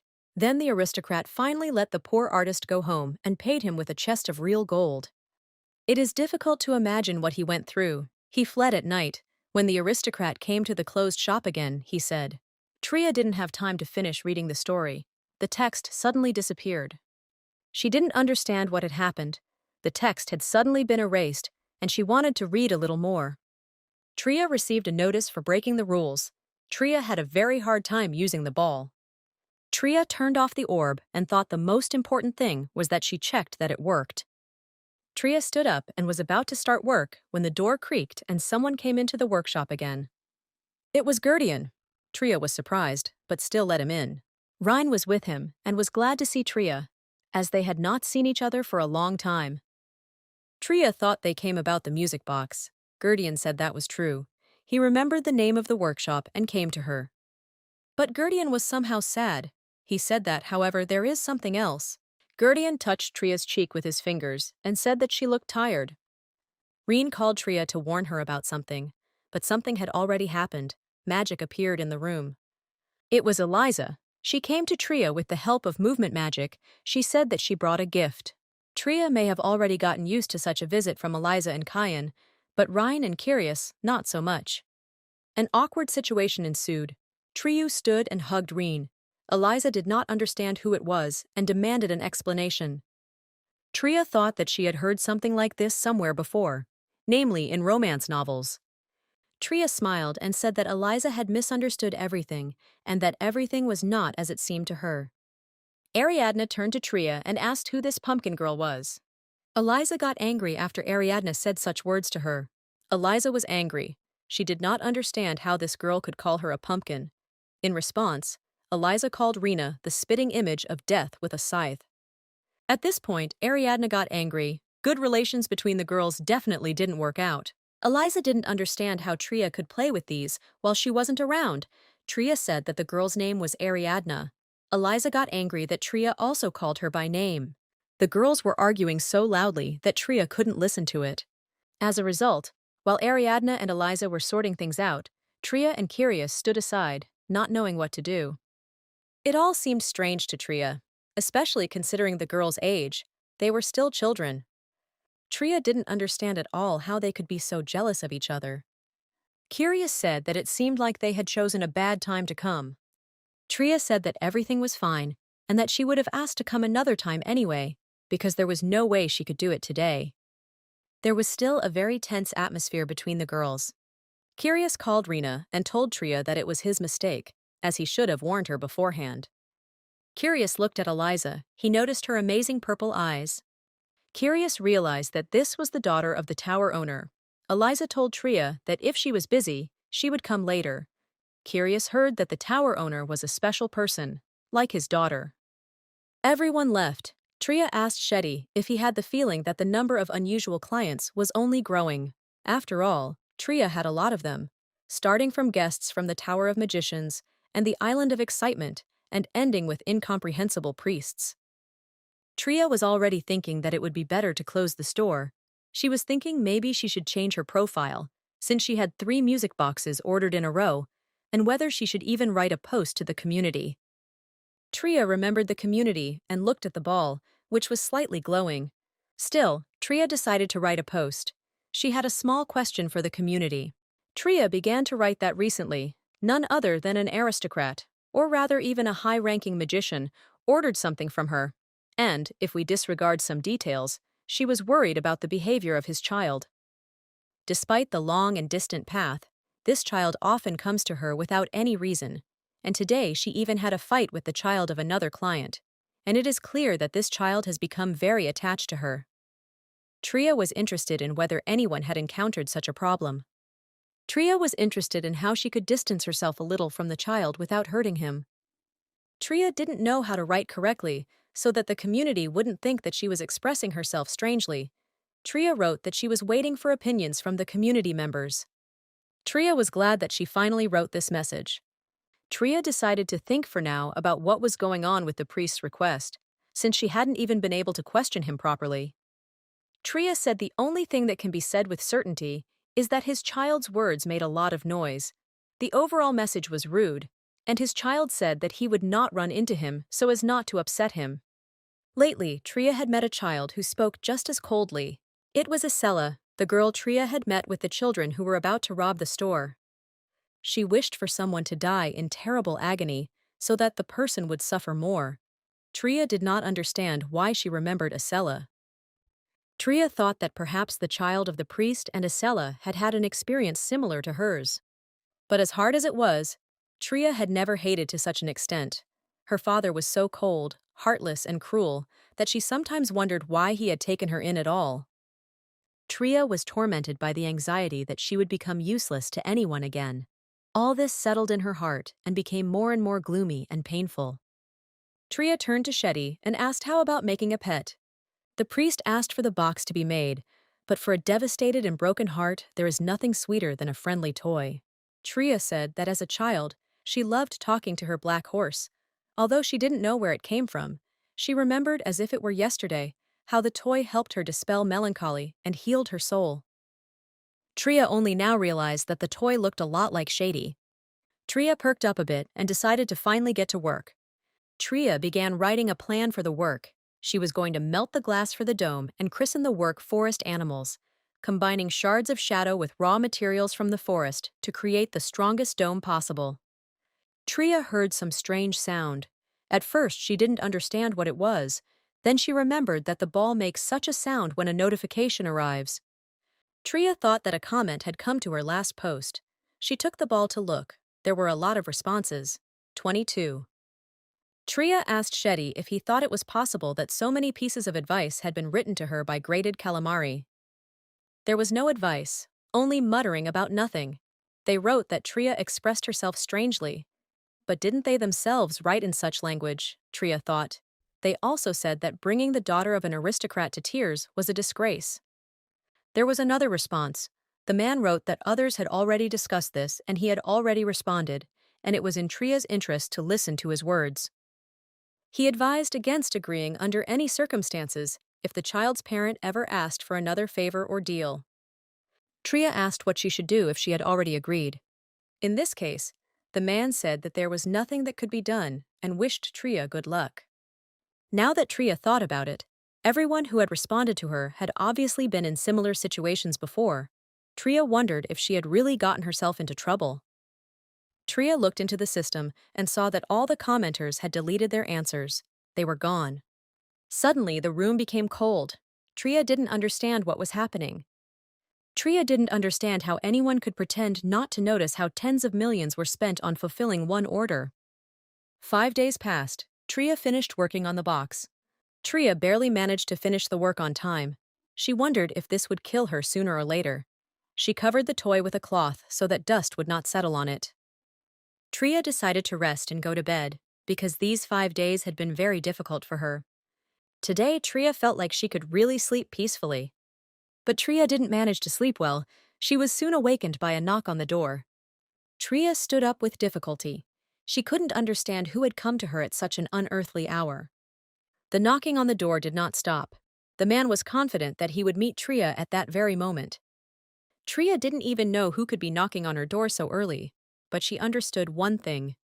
Tria thought that it was not necessary to open the door, because now was not working time. So if it was something urgent, then the guest would return later.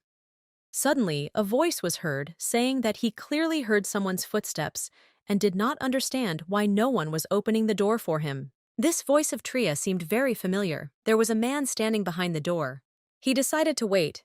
If they didn't open the door for him right now, they would open it later. He was sure that he wouldn't disappoint her. Tria realized that this was the same blonde man who looked like an aristocrat even in his old cape. But Tria did not understand how he found her house, because she was sure that Shetty did not leave any traces of movement. Tria knew that at least he hadn't gone inside and was still standing at the door.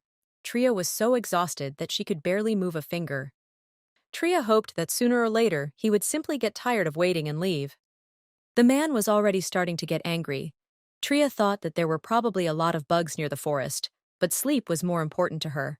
Later she decided to look outside anyway.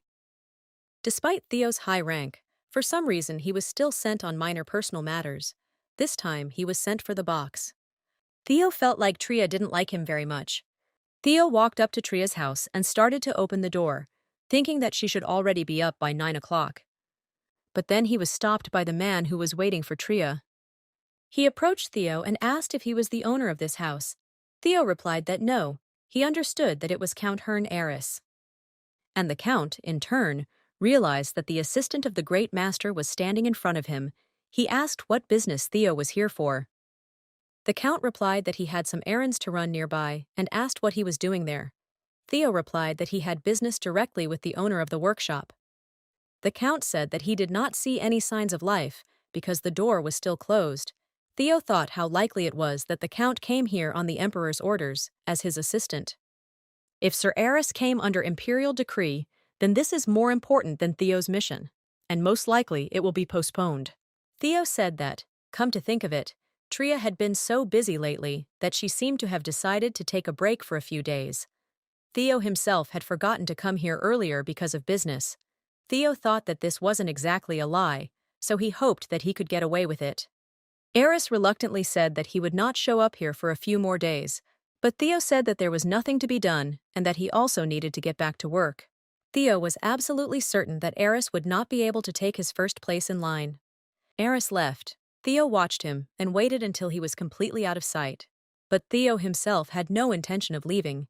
He waited until Eris had finally left and was about to enter Tria. Theo walked in and realized that Tria was lucky to live in this place.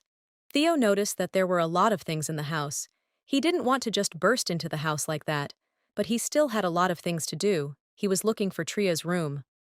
Suddenly, someone appeared behind Theo and asked what he was doing there. Theo was a little scared. Theo apologized and said that the door was open. He was told that Tria was currently sleeping and asked to answer a question. Theo said he just came to pick up an order. He didn't understand who it was. A family member, maybe a brother, Theo thought. He seemed creepy to him, but undoubtedly cute. He said that as soon as he picked up the order, he would leave immediately. Shetty said that he thought it was about the box. He asked why he had burst into the house instead of politely waiting. Theo apologized and said that he still had a lot to do, and it was already working hours. Shetty said that he would convey his apologies to Tria, and if Theo was behind the box, he would give it to her. Shetty also asked him not to do that again. Shetty gave him the box, which was beautifully packaged in a gift box. Shetty told Theo to leave right now because Tria needed sleep. Theo said he would go right now. Theo said he would leave the money on the box. Shetty waited for him to leave. Theo had a strange feeling, like he had been slapped in the face. He couldn't believe that she lived with him. Theo would stay away from such types. Theo returned to his place, and the great master came to see him. Theo reminded the master that he had asked him not to enter his secretary's office, but the master replied that he could not contain his curiosity. Theo said that the toy maker clearly had talent. He had not yet had the opportunity to see it for himself, but it was obvious at first glance at her home. He handed the box to the master, saying that a person with such a pure soul simply could not make bad toys. The great master began to open the box, saying that he needed to see if anything had broken along the way. When the great master opened the gift box, he was very surprised. The master saw such fine glasswork for the first time in his life. The toy exceeded his expectations, although he still felt a faint presence of ominous energy. There is nothing wrong with that. Only he, as a great master, could feel this energy. He wanted to cleanse the box, but was afraid of ruining some of the features. There was a letter with the music box. The master thought it was some kind of instruction manual. He decided that he would not look and figure it out himself. He was very nervous every time he went to see his daughter. At the time, even receiving the title of Grandmaster had not thrown him off balance as much as this. The great master really hoped that his daughter would notice the sincerity. He walked up to her door and, plucking up his courage, knocked. But the girl was in no hurry to open the door to her father. He didn't even know if she was pretending not to hear or if she was simply sleeping. Still, after a few more knocks, a voice was heard from the room asking who it was. The great master smiled and replied that it was he. After waiting a little, he began to open the door. He walked into the room and, smiling, congratulated Isella on her birthday, handing her a gift. Isella sat on the bed. She didn't quite understand why he came. She wasn't happy to see him. The great master smiled and said that he had brought her a gift. A gift, Isella thought. Something like this had never happened before her return to this world. She stopped fighting for love as she had done before. Isella turned away from her father and said that she did not need any gift. She finally got what she always dreamed of. Isella decided that she needed to stay the same as she is now, and then everything would be fine. Isella was sure he had ordered one of his subordinates to buy the gift. She didn't remember ever receiving one. She thought that in order not to fall for the bait of this vile girl and to take revenge, she needed to gather all her strength into a fist. Isella turned away from her father and began to walk away, showing that she did not want to see him. She sat down in a chair and began to read a book, pretending not to notice her father. The great master sat down next to her and said that he had personally ordered her gift from the toy maker. He said that he would put it on the bed so that she could look at it. But Isella repeated that she didn't need any gift. In a past life, she was accused of making a deal with the devil, which caused a plague to spread in the capital, and then added to that was the accusation of attempting to murder a certain saint. Outcasts of society, such as she was, drag out their existence under prolonged stares, resigned to the fact that they are not respected. In the end, they rot in despair, never having felt understood or appreciated by another person, and she wasn't even 17 yet. On the threshold of death, she closed her eyes, covered with bloody traces of injustice, and when she opened them again, she was already 5 years old. For 2 years, she did everything possible to build up her strength and become a different person in her new life. After several years of persistence, she became so strong in spirit that she was even able to say those harsh words to the most affectionate father in the world. Isella told him to leave with the gift. The great master said that she was stubborn, but he still needed to congratulate Lelia. Isella was very angry. She hated Lily and any mention of her. Isella turned around abruptly and said that gifts, and anything else, everything for Lily or whoever she wanted. But that was enough for her. She didn't need this junk. Out of anger, Isella swung the book she was holding in her hand and threw it right into her father's face. He looked at Isella with a stern gaze, hoping that she would admit her guilt. Isella was confused, and this look even made her a little scared. Isella thought he was looking at her like a god. Goosebumps ran down her spine, but she didn't look away. Isella thought that such a displeased look could frighten even an adult. The master understood that she was resisting. If he had looked at Lily like that, she would have burst into tears long ago. He didn't understand why she was so hostile towards him. It was as if her past was looking at her. Before her return to this world, Isella had felt that gaze on her more than once. The look she caught on herself when someone tried to get the truth about her crimes out of her. A look that expressed distrust and seemed to ask if she wanted to do something bad to Lily. Father told Isella that her gift was a music box. The master said that he thought Isella would be happy if he ordered a toy for her, but if she didn't like it, he was ready to leave her alone. Isella continued reading the book. The letters seemed to blur before her eyes. Isella didn't understand what the hell was happening to her. Nothing like this had ever happened to her in her past life. She turned around and saw on her bed the very box that her father had come with.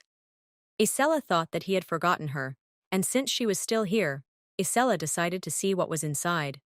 She took the box in her hands and looked at it. She thought it looked cute. But to tell the truth, she had a soft spot for children's toys. She remembered her father saying that there was a music box inside, but she already had so many of them that she was sure that she would not be appeased with such nonsense. When Isella saw the toy, she was still surprised. The toy really turned out to be excellent. Isella liked the toy for its beauty and unusual shape, but she couldn't understand whether this was also called a music box. She didn't have any similar ones. She couldn't even believe that her father had given her this, since he mostly fussed over this Lily. Isella had no shortage of things in her past life, but she had never known such luxury. She was surprised by how the toys moved inside the box, and also how different music was constantly playing. She couldn't even imagine who could do this. She decided to listen to the melodies again. Suddenly, Isella noticed a letter that was visible from under the box. She became curious about what kind of letter it was. It said that someone hoped she liked the melody. This gift was supposed to brighten her day. She was lucky enough to have this box made in honor of her birthday. She hoped that it would be the same gift of fate for her. Isella feels warm from these words, from words thanks to her birthday. From the words, "Thank you for being there." Isella reread the letter over and over again. It was hard to count how many times she read this message. The letter contained words that she wanted to hear more than anything else in this world, words that she no longer expected. She had become so bitter and hostile against her will. Isella didn't understand why she had stopped expecting anything from her father. It had been different before. Isella learned that no one wanted her birth, and that she was an unwanted child. Isella's mother treated her as if she didn't exist at all. And until now, the father behaved exactly the same as the mother. The mother did not want to burden herself with even the minimal responsibilities of a parent, and so she left her daughter with her father, saying at the end that he was just a sweetheart. So young Isella could only dream of the day when someone would love her. But her hopes were shattered to pieces, and the fragments flew in all directions. As soon as he saw Lily, he couldn't help but smile, which was what hurt Isella the most. And when she was introduced to him as a new daughter, he began to give her all the riches of the world and custom-made jewelry. Isella was never a pampered person, and she realized early on that she had no place where everything had already been decided for her. Even during the times when she was interrogated with particular prejudice or sent into exile, she was simply ready to die. The strongest emotions she experienced in her new life were fear and despair. So she decided that she didn't need love anymore. She wouldn't get attached to anyone anymore. She just wanted all these people to feel bitter regret. This decision actually improved Isella's life. She hired people to help her. She had achieved success from the bottom to the top and had made a large fortune, which is why she thought everything was fine. But however, this was not entirely true. Isella was always suffering, always in agony. It was very hard for her. However, when her father brought her a gift, something changed. Isela could not and would not ignore her father forever.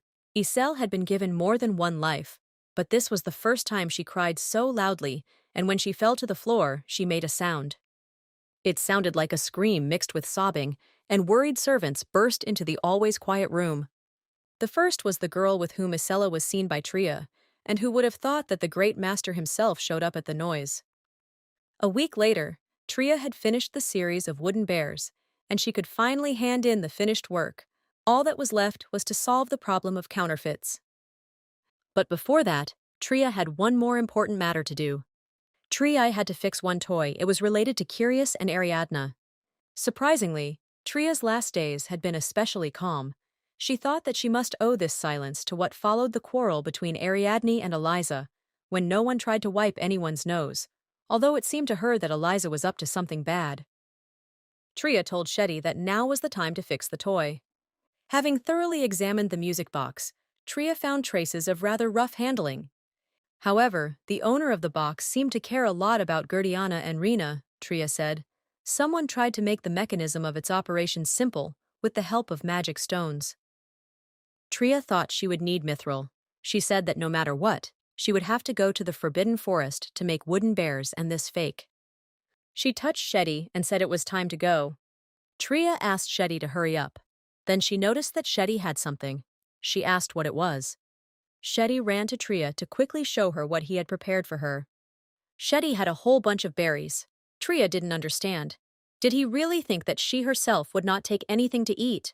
Tria took the berries and thanked Shetty. Then a portal appeared in front of Tria to move to the Forbidden Forest. Tria smiled and said that now they would take a little walk and get some fresh air. At that very time, Count Eris came to Tria again, knocked on the door, but again no one answered him. He was a little angry that there was no one at his workplace again today. First she took a week off, and he waited patiently, Aris thought. He already thought that Tria had closed the shop. But he definitely heard some rustling in the house. Until he knocked on the door, he thought for sure that it was her, the red-haired woman who accused him of murder in the capital's alley. He was determined to get to her, and he also sent mercenaries on her trail. By the way, thanks to the new bracelet, all sorts of evil spirits in the form of a cloud of insects no longer pestered him.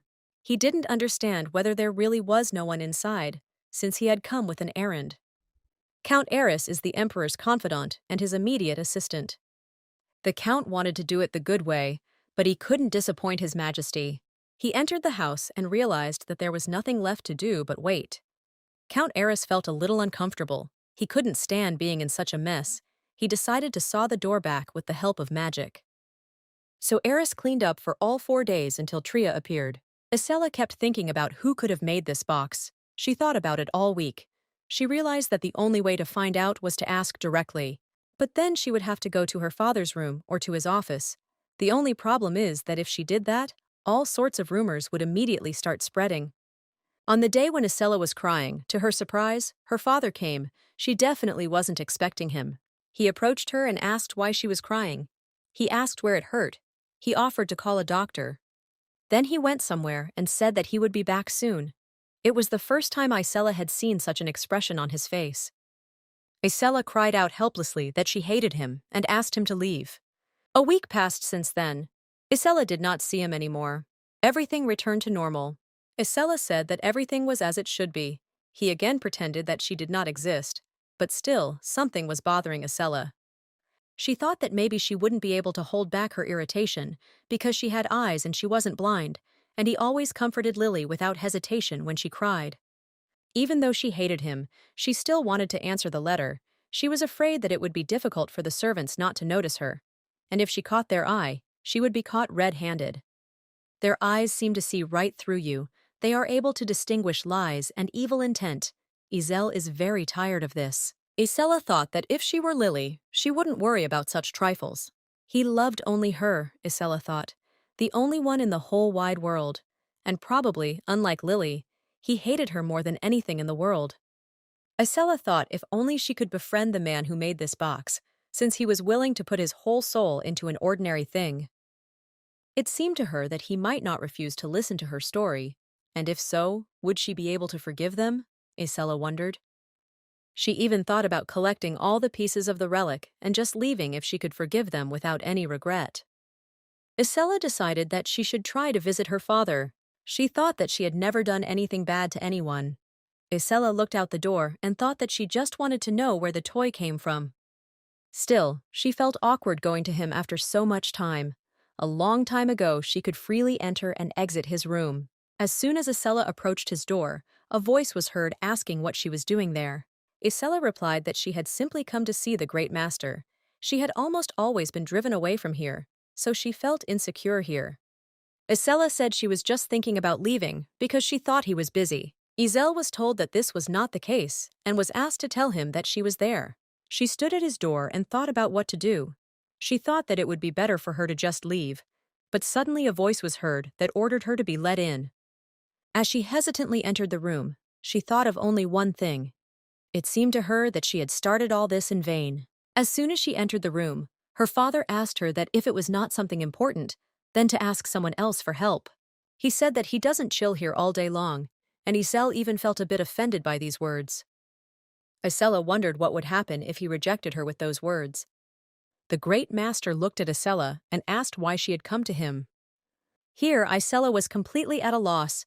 His words were too cold. She didn't know how to ask. In the end, Isella said that perhaps she should leave, and she was wrong. Her father tried to stop her, but Isella ran out of the room immediately after his words.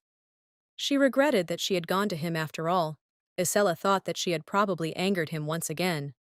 Isella was sure that her father would have refused her request and would not have told her anything about that master. Running down the corridor, not seeing anything around her, Isella tripped and began to fall. Because of this, she dropped the small handbag that contained that very music box. Isella fell, and with her the bag, from which the music box rolled out. She was very afraid that something might happen to the box at that moment. At this time, the great master was finally able to catch up with Isella. He leaned over to his daughter and asked how she was. Isella stood up and told her father that she didn't mean it, but he didn't understand what she was talking about. Isella said that she did not come to see him, and the master was a little saddened by these words. She was sure that the box had definitely broken, but the master still did not understand what she was talking about. He thought that he had never seen such an expression on her face before. He suggested that they first check if the box was broken. The master didn't know why she had taken it with her, but he thought that perhaps it had something to do with what she wanted to talk about. Isella thought that the dome was made of thin glass, so she was sure that the box must have cracked. Isella considered herself stupid for the fact that she ended up ruining such a valuable thing. To Isella's happiness and surprise, the box was found to be in perfect condition. Isella asked her father if he was sure, since she had fallen from a great height. The master said that there was not a single crack or scratch. She was stronger than at first glance. Isella didn't understand, because the toy seemed so fragile, but there wasn't even a scratch on it. The great master carefully handed the music box to his daughter. Isella took the box and hugged it tightly to her chest. The father looked at his daughter and asked if she wanted to talk to him. Isella looked away sadly and told her father that yes, she wanted to talk to him. Then he asked why they didn't go to his office, where there were cookies and tea waiting for them. He thought that, whatever the case, she liked the toy. He couldn't even believe that she came to him first. He remembered that when he gave her the gift, her reaction upset him, but still the master was glad that he decided to give her this box. Suddenly, for some reason, he remembered the tower owner's daughter, Eliza. He led Isella into the office and asked her to sit down, saying that he would listen to everything she had to say. The master said that first he would like to express his joy. He said that the box was intact and asked if she liked it. Isella began to say what this box was, but before she could say it, the door to the office swung open and Lily appeared in the doorway. Lily looked at her father happily and called him Daddy. Isella stood silently. She was clearly not happy that this girl had disturbed her again. Lily said that she missed her daddy so much that she simply couldn't not come, since they hadn't eaten together either yesterday or the day before. The master told Lily that he had been very busy lately and that she should know that. Isella felt like a stranger at that moment. She saw the love her father showed for Lily. She thought that luck was definitely not on her side after all. Lily was the cause of all her misfortunes, and once Isella was also deceived by her harmless appearance. There was even a time when she really wanted to become her little sister, and it was simply unthinkable. Father told Lily that he needed to talk to Isella alone and asked her to leave. But Lily looked sadly at her father and asked if she couldn't stay. She said that she would sit very quietly. But Isella immediately, without hesitation, said that she could not stay. Isella turned to Lily and asked if she hadn't been taught that it was impolite to butt into someone else's conversation, and if Lily wanted to play with her father, she should wait until her father left. Lily said that if their conversation didn't take too long, she could wait here. But Isella stood her ground and continued to tell her sister no. Lily asked why. Isella replied that it was because she hated her. Lily looked at Isella sadly and asked again if her little sister really hated her. Isella turned to her father and said that she had come to ask him something. The great master turned to Lily and still asked her to leave for a moment. But Lily was in no hurry to leave, she wanted to stay. Then her father asked her if he really needed to repeat it 3 times. Isella said, offended, that she understood everything and was about to leave. They were left alone. The master said he would make some tea and get some cookies, but Isella said it wouldn't take long. She didn't want to keep Lily waiting outside for long. The great master sighed and then asked Isella to ask. Isella asked him to tell her about the music box. She said that she wanted to meet the master in person. The master smiled and asked Isella if she really liked the box so much. Isella nodded her head and thanked her father for such a gift. She said she just wanted him to answer her question and said she would leave right after that. The master thought, but Isella said that anything and any information would help her. After thinking, the master said that he never wanted Isella to avoid him. He lowered his head and said that he felt they had misunderstood each other, but Isella said that was a lie.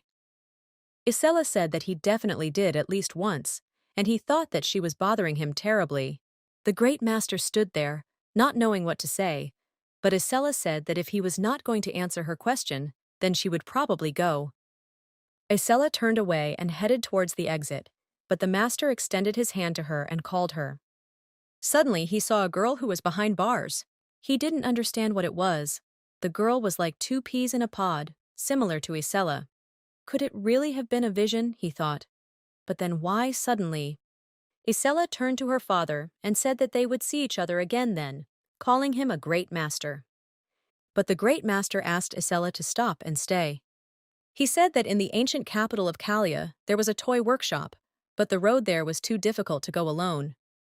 The master said that they could go there together in the near future, and asked her what she thought about it. Isella replied that she would definitely think about it. The master sat and thought about this vision, not understanding what it was. It seemed to him that he saw Isella in front of him, but only her adult version. However, Isella never called him her father, and there she clearly shouted it. As soon as Isella left, an angry Lily immediately approached her and asked what she had talked about with her dad. She was confused by how Lily said that Isella had spoken to her dad. Isella said that they had finished talking, and she saw no point in telling her what she had talked about with the great master, since they were not that close. Besides, Isella said that she never said that he was her father, and she has no claim on him. He is entirely at Lily's disposal. Isella thought that, just like in his past life, he never looked her straight in the eye. Lily asked why she should believe her, and said that if she didn't need anything, then she should leave their house. Isella said that she would leave and asked Lily if she would do as she wanted. Will Lily stop yapping right under her arm? Isella now needed only the master who made her a toy, and not those people whom she would prefer to leave in the past. At this time, Tria was seen tied up in her own house on her own sofa. Count Eris was behind this. Tria didn't understand how he ended up in her house. He looked at Tria and asked how she dared to greet him like that. A commoner. Tria said she wouldn't greet him anymore if he didn't like it. Tria said she thought he cooked something to eat. Apparently, said Count Eris, adding that it was very important not to skip meals. But that's not what Tria meant. She asked why he was doing this in someone else's house at all. He said that what was more important was that she lived here. He was wondering why her house was such a mess, and such a mess, because she had cockroaches feasting everywhere, devouring her bread. He didn't understand how it was even possible to live here. Tria noticed that everything was sparkling and couldn't believe that he had left. The Count asked how the hell she managed to disappear into thin air. Tria said that she simply got lost in the streets. He said that he seemed to see some guy who carried her away in his arms somewhere. Tria said he was just trying to throw him off and it worked, and she's sure if he'd looked carefully, he would have seen the turn into the alley. Tria tried to convince him that it was true and that she was not lying in any way, while Shetty watched this with interest. Aris said that let's say that was the case and asked Tria why she lied then. Moreover, Tria described his appearance so perfectly that no one had any doubts. Tria told him that she just wanted to protect the children who were not involved in the crime. They were accused of stealing, Tria said, so they had to do something. Tria asked how long she would be tied up and if he had any urgent matters to attend to. Aris said that since we were talking about it, he was here just for him. There was someone who wanted to see Tria. Tria sat and thought and realized that she had a bad feeling about this. Aris said that Tria needed to go to the capital, so he asked her to get ready and they would set off on their journey. Tria said that she does not accept orders through intermediaries, and if someone has a request for her, then he should be kind enough to come to her. Otherwise she will be forced to refuse. Then Aris asked how much money it would take to stir up Tria. What a cheeky fellow he is, Tria thought. She said no amount. Aris offered 200 million, Tria agreed. Tria thought that if she took on this order, she would no longer have to borrow money. The amount was equivalent to what it would cost her to sell her house and workshop. Tria's father bequeathed to her never to leave this city, but Tria dreamed of seeing and experiencing as much of this world as possible in order to find new inspiration. Aris told Tria to get ready as quickly as possible. Since they were already late, Tria said that she needed to sort out a few things first. She couldn't just leave like that. Aris said he could give more money if only it would help. Tria said that it was not a question of money, but of trust. First, she needed Aris to untie the rope and let her go. Aris started to untie Tria. She told him that she needed a week. Aris got angry. He asked Tria if she couldn't have done everything in advance. Aris said that if the next time he came again and she was not there, he would make sure that everyone in the empire would know Tria's face. Tria told him that she understood and thanked him. Aris was still untying Tria. She asked if he didn't know how to untie knots. Aris said that he could, but they wouldn't come undone. He was probably tired and had no strength left. Aris turned around and said that he needed to replenish his energy, while Tria asked him to untie her first. Aris said that they already seemed to talk about the importance of not skipping meals. Tria said that he was a stupid person. Aris got angry. Aris asked Tria to wait until he ate. Then he promised to free her. Tria was shocked that he behaved like he was at home when visiting. Aris began cooking. Tria was released only 3 hours later, immediately after he finished the dessert right in front of her eyes. For several days in a row, Isela woke up and wound up the music box. She no longer remembered how many times she had listened to this melody. She really wanted to meet the craftswoman, but Isela understood that if she disappeared like that, all sorts of rumors would spread. Isela didn't want to do anything that would immediately reach the Grand Master. She didn't want to be exposed. It wasn't out of simple curiosity. Isela wanted her to work under her leadership and befriend her if possible. Isela remembered that the craftswoman's name was Tria. She thought that it would be safer, albeit more troublesome, to be accompanied by the Great Master. However, Isela did not understand why Lily did not leave her father's side for a single step. Father told Isela that Lily also had some business with the craftswoman, so they would go together, and if Isela was not satisfied with something, she could go separately. Isela said they don't have to worry about that. The master simply wanted no one to be offended. Lily began to be capricious more often than usual, perhaps because of their conversation with Isela. At that time, the Great Master was never able to find out what kind of vision it was. He understood that this was definitely not magic or spells, and apparently the divine eye and something else could happen, the Master thought. But he did not understand whether he could really see the future.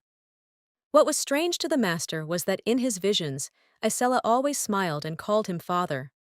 And what bothered him most was that he saw Isela as an adult behind bars. It is beyond comprehension how Isela, who has never studied a single discipline, can boast of a perfect score in theology. Isela stood and silently watched her father. He was using his powers again, Isela thought. Judging by his reaction, he was using them involuntarily. Divine power was truly a powerful and complex thing, Isela thought. Then she thought that it didn't concern her. The Master asked for forgiveness for the fact that they had set off on their journey so unexpectedly. Since Aris left, Tria felt calmer. and the new project was calmer for her. Before that, she almost never made foxes and rabbits. Tria thought that it was a good idea to make their production more widespread. Working with a series of wooden bears under the premium sign was only a pleasure for Tria. Tria decided to make as many of them as possible and deliver them to the merchant. Tria stood there thinking she was just a genius, when suddenly someone appeared behind her and called her. Tria wasn't happy that someone had come to her at the wrong time again, since she was busy right now. Tria was confused and asked the master how long he had been standing there, but he thought that Tria had gotten carried away and said that not even 10 minutes had passed since he arrived. Tria realized that the master had then heard everything she had said earlier. Tria said that she had passed on his order to the assistant who had come to her. The master smiled and said that he received everything safe and sound, and the birthday girl liked the gift so much that she wanted to personally thank the craftswoman.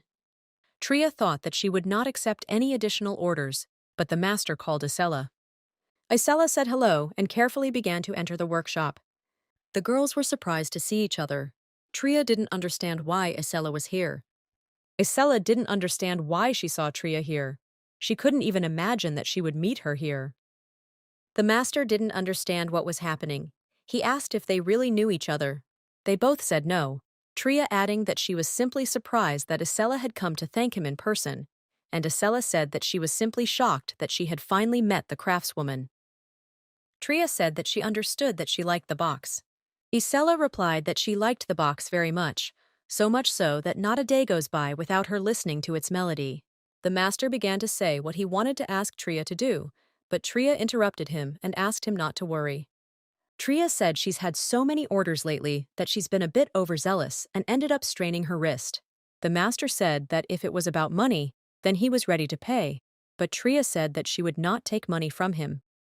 The master asked what he should then say to the poor little girl standing and waiting outside.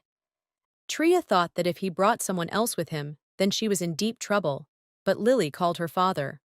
Lily opened the door to the workshop slightly and asked her father if she could come in already. Tria thought that Lily had chosen a very good moment, and the master apologized to his daughter and called her inside. Lily entered. Tria decided that there would be no confusion because she needed to say hello. Tria leaned over and greeted the girl sweetly. Lily looked at Tria in confusion. Tria asked if she had done something wrong.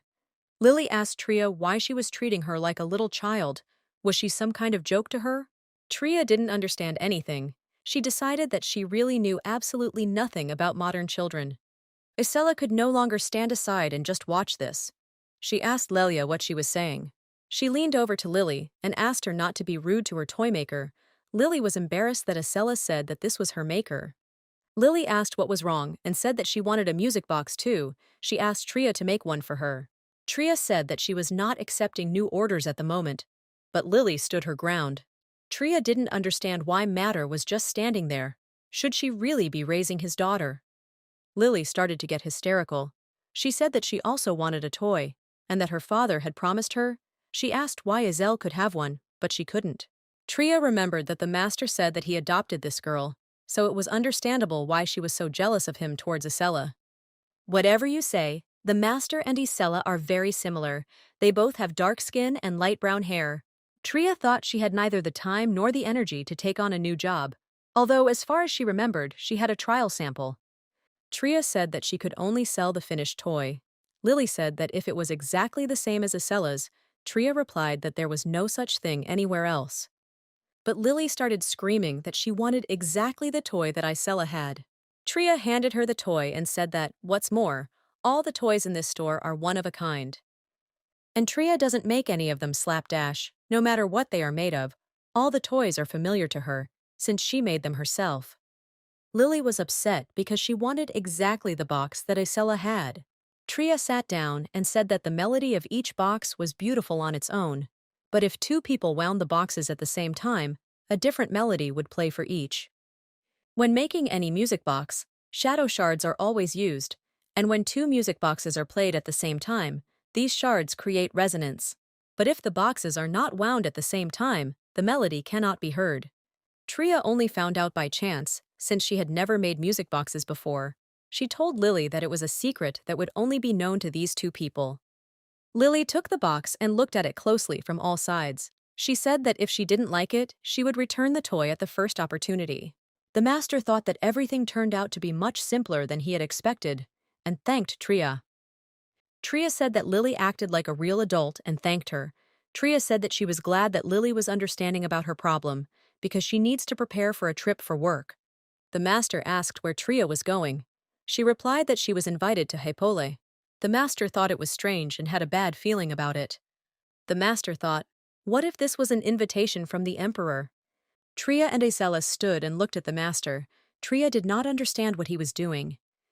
Isella didn't understand why he was using the divine eye, because if he looked at her craftswoman, she would definitely get scared. Isella rushed to her father, asking him to stop. But something stopped her. Isella noticed the doll on Tria's shoulder. She wondered how long it had been there. For some reason unknown to her, Isella felt danger in the air coming from the doll. Tria was surprised and told the master that he had very beautiful eyes. The master was surprised and asked Tria what she was talking about. Tria was confused and asked the master not to pay attention. It was just that his eyes were always closed, and then she saw their true color. Tria said that, probably, this is necessary for some magical gadgets. Close, but not quite, the master thought. He said that everything was fine, and she was not the first to say so. Isella did not understand. These eyes are beautiful, she thought.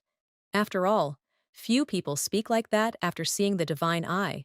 Even old men who have seen life tremble when they meet this gaze. Isella looked suspiciously at Shetty, who was sitting on Tria's shoulder, and seemed to suspect something.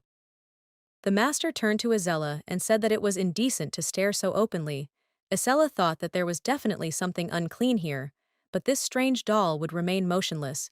She did not want to spoil the relationship with the craftswoman, so she decided to close her eyes to it. The master turned to Tria and said that fame is not always a good thing. He asked Tria to be careful. Tria was surprised. She realized that Shetty's appearance did not go unnoticed. The master thought that he just wanted to find out who invited her to the capital, but in the end, he learned her little secret. The master asked Tria for forgiveness and said that it was time for them to go. But suddenly, there was some noise. At that moment, Ariadne flew into the workshop, throwing open the doors. Everyone was a little surprised by her arrival, although Lily and Isella didn't even know her. Ariadne told Tria that they hadn't seen each other for a long time, and she decided to stop by. Ariadne was not delighted to see two more girls in Tria's workshop. Ariadne told Tria that she was surprised that she had so many friends her age. Tria said that they were just clients. Curious also came with Rhine. He apologized to Tria and said that they hadn't seen Rhine for a long time, that they thought that Tria would be glad if they came. Tria said that they were just in time because she had finished their order. Then Isella approached Tria. She wanted to talk to her. Isella asked Tria if she could come visit her again. Tria thought the atmosphere was different from the last time they met. Tria said sure, but she wouldn't be home for a couple of days. Isella said good to Tria and thanked her, while Curious stood and thought about Tria's mission. Master, Isella and Lily left. Tria, Curious and Ariadne were left alone. Curious asked Tria about the trip. Tria replied that she had a very important mission, so she couldn't not go. Curious said he was sorry because he wanted to spend time together. Tria said that once she paid off the remaining debt, she would have more time. Curious said that he would soon be going on a business trip too, and if he was lucky, they would meet. Tria said she was sure that luck was on his side, and if they met, she thought they would have a good time. Curious said that then he would not disturb her. He would take what was due and leave. Tria thought that she would have to watch her language from now on. She thought that as soon as she said that there was no business, two clients immediately appeared on the doorstep. She told Shetty that he was moving in the form of a doll again. She didn't understand what had come over him, because she didn't seem to be in any danger. Shetty disagreed, Tria said. Well, yes, she was scared at first when she saw his eyes. And in the end, Tria said, the master seemed to have learned of Shetty's existence. Tria still thanked Shetty for worrying about her.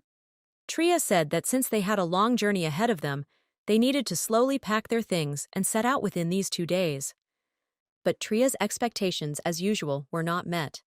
Tria walked in and asked, that's exactly what she was thinking about right now. Eris asked what she was muttering. Tria said that no matter how you looked at it, it didn't look like the estate of an ordinary aristocrat. Eris said that it was a gross mistake not to understand people. Tria hoped that he would not say that this was the imperial residence, because she could not take on such an order. Aris asked Tria not to make noise in vain, because it was simply unacceptable. Aris told Tria that she should never show herself to him like that.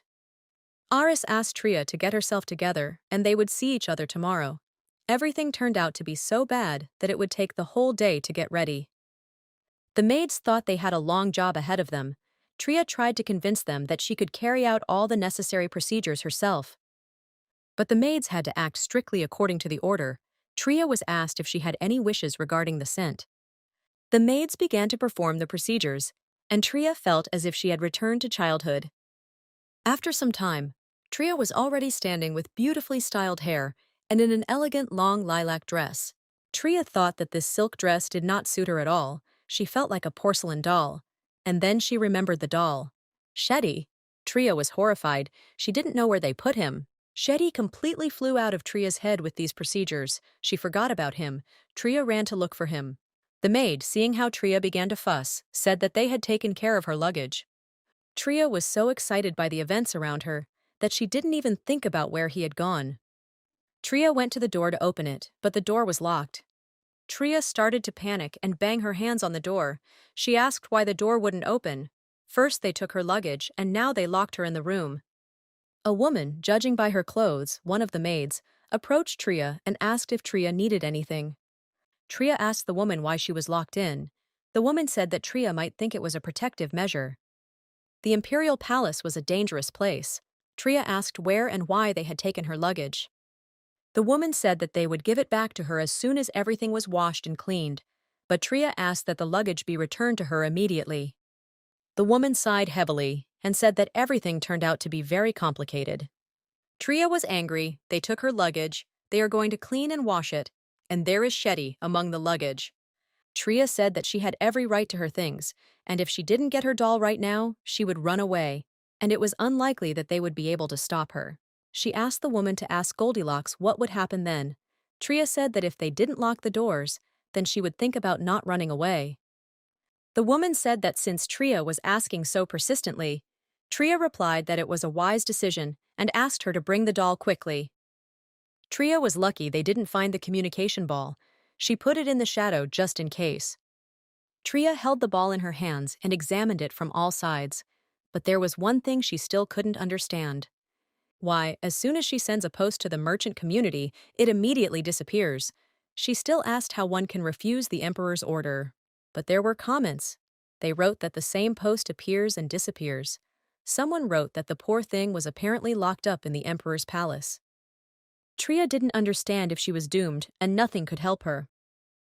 Tria heard footsteps in the corridor. She realized that she needed to hide the ball immediately. They came to Tria's door and said that there was a message for Mrs. Tria. The woman said that Tria was allowed to walk around the palace for a while, and she also gave Tria a doll, and she was also asked to convey that if she escaped, no one in the empire would remember her face. Tria was given a doll, saying that it was not yet dry. Tria picked up Shetty. He was very wet and clean. The maid left, and Tria looked at Shetty, horrified at what they had done to him. She tried to bring Shetty to his senses by squeezing him from all sides, which also helped to get rid of the remaining moisture. After these manipulations, Shetty's appearance changed slightly. He lost his shape. Tria asked Shetty for forgiveness, saying that she was forcibly taken away to take a bath, which is why she didn't have time to pick him up. Tria suggested that Shetty take a walk. He couldn't change his appearance to human yet, so he could travel on her. Tria really hoped that Shetty wasn't too angry with her. Shetty shook his head, saying that he was not angry with her. Tria was happy, and suggested that Shetty then hurry up a little, because the palace was very big. Whatever she said, Tria thought, she was still curious about her business here. Tria approached the golden-colored statuette and did not understand whether it was really made of gold. Then Tria heard voices. Someone asked whether someone had not been taught how to do it correctly. Tria thought that these were children's voices. She understood that it was better for her, of course, not to interfere. Someone said that it seemed like this person was seeing this dish for the first time and offered to help. Tria thought that they were playing mother and daughter. Tria thought that this voice sounded more timid. Tria hoped that its owner was not being forced into anything. Tria thought they were just playing. She really wanted it to be that way. There were two girls. The one on the right was telling the second that she was far from society, so she didn't know anything, and the other one was answering that she lacked knowledge in the tea ceremony. The girl agreed. She said that she really didn't know it very well. It was a girl with light hair, yellow eyes, in a beautiful dress in the color of her dress. Tria thought it was cruel, because they were making fun of the smallest one in their group. They had better not serve this dessert next time. And how can servants set the table for something that the master is not able to taste? Someone said. The girl was surprised and thanked someone for coming. It was a girl with pink hair, and she said that it was not at all difficult for them. She suggested going for a walk in the garden. Tria thought the girls had already left, but Tria couldn't go and find out what was there. Suddenly they shouted at the girl, and it turned out that her name was Leona. Leona was asked how they could not know this. Because she studies with an ethics teacher and should know everything, they got a scolding because of her. Leona tried to say that no one told her anything, but the girl started yelling at her for telling an adult. Leona cried because she was being yelled at. She asked the girl for forgiveness. But the girl began to scream that this was not enough and said that she would have to punish Leona. Suddenly, Leona saw a doll. It was Shetty. He was walking straight towards her. Leona was very surprised, and the girl started yelling at Leona and asking why she wasn't looking at her. The girl said that Leona would not get another crumb in her mouth, so she would have time to think about her behavior. Leona tried to beg for forgiveness, but the girl swung some kind of rod at Leona. She was about to hit Leona, but then Shetty stopped her, not letting her do anything. Leona looked at the thick smoke in front of her and didn't understand what was going on. The girl disappeared, and with frightened eyes, Leona asked the doll if she had done it. But Shetty looked at Leona silently, not even thinking of saying anything to her. Tria approached Leona and asked if the girl was always like this with her. Tria asked her not to worry, saying that the girl would just be outside the palace for a while. Leona thanked Tria for her help and said that she was still very stupid. Tria said that she also didn't know how to eat such desserts. Leona was convinced. Tria decided to meet and befriend Leona. She said her name was Tria and asked her name. The girl, lowering her head, said hesitantly that her name was Leona. Tria thought she was one of the daughters of the aristocrats. Tria asked if the maid always behaved like this with her. The girl became nervous, but was in no hurry to answer Tria. Tria said she wouldn't tell anyone, she was just asking out of curiosity. Leona said yes. Leona said she really wanted to go home as soon as possible, something that had never happened to her when she was at the shelter. Despite the poverty, he was well equipped, and the local nannies took care of her and the children with all their love. Although everyone knows Leona as the emperor's daughter, she is actually the daughter of his brother, who died in the war. Leona thought that was why everything was the way it was. Through the eyes of the emperor, Leona sometimes felt like her father was still watching her. Leona thought that perhaps this was her next test. Tria thought that the maid was treating this girl very cruelly. But how was that possible? Tria thought.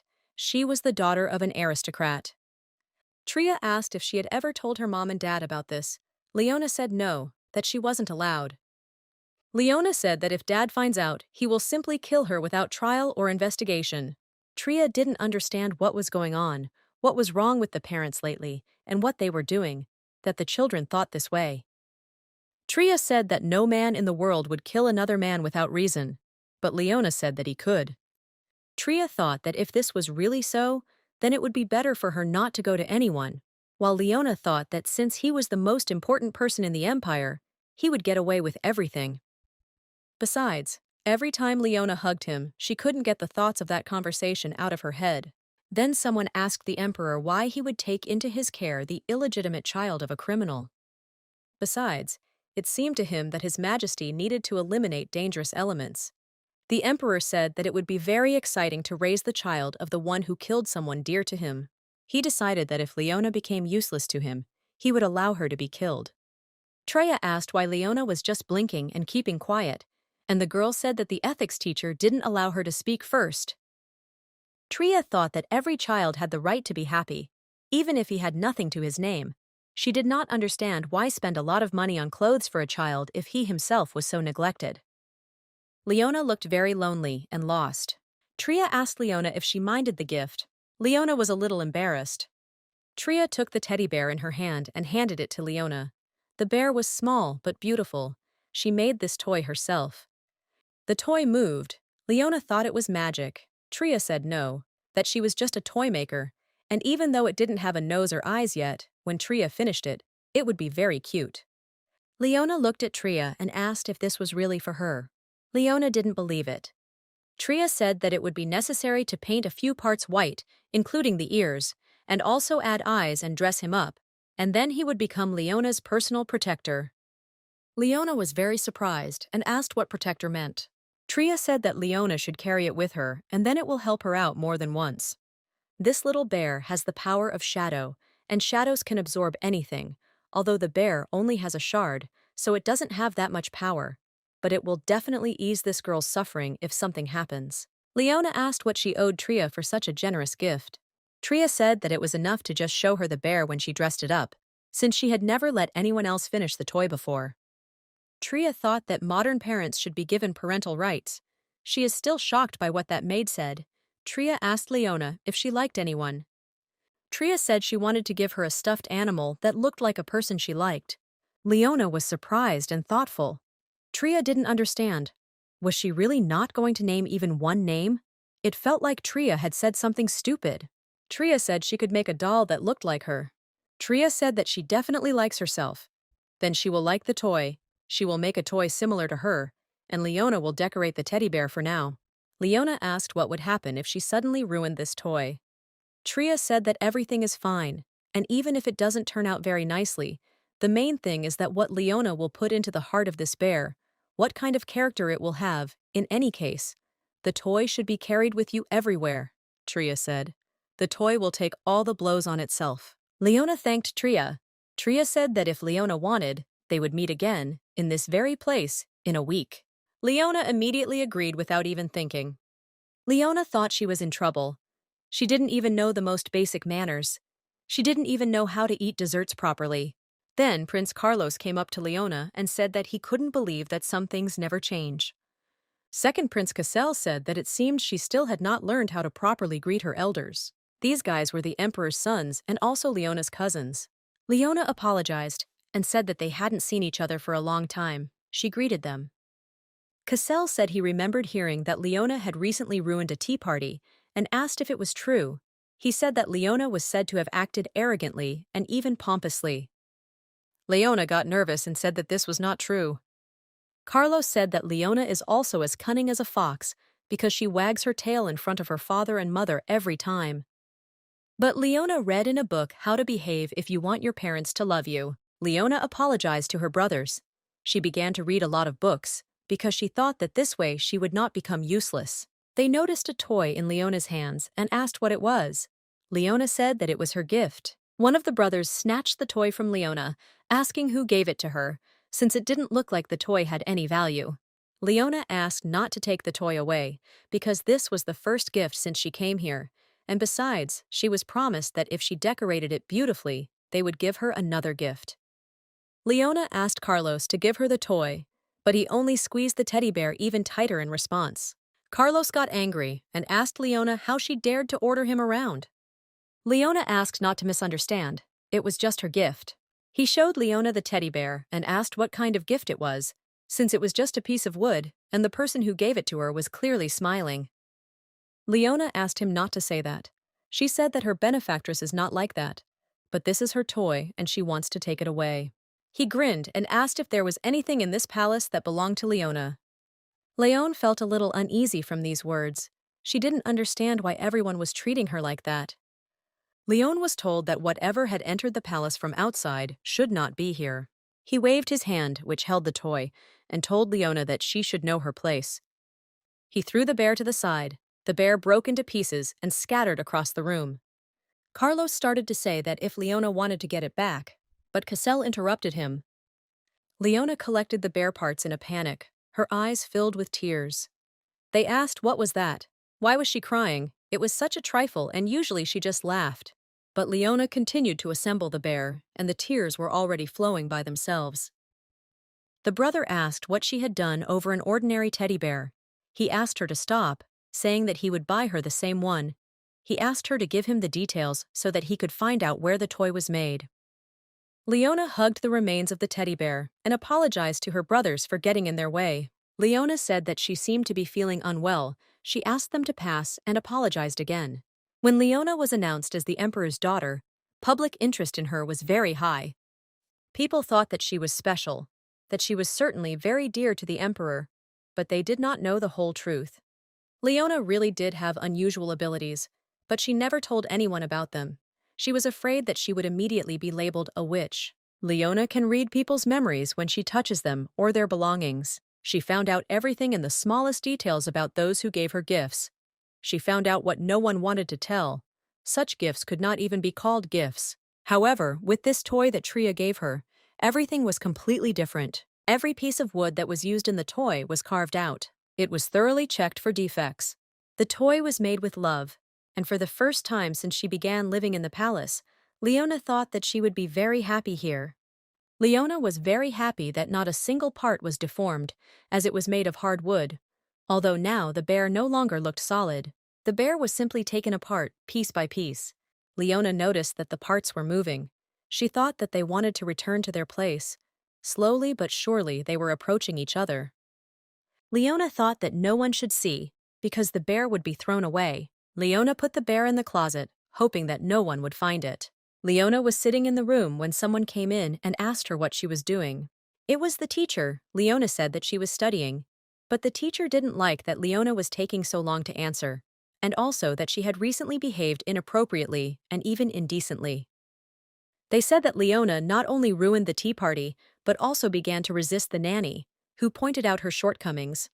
The teacher said that the nanny is now walking around very depressed because she sent Leon away.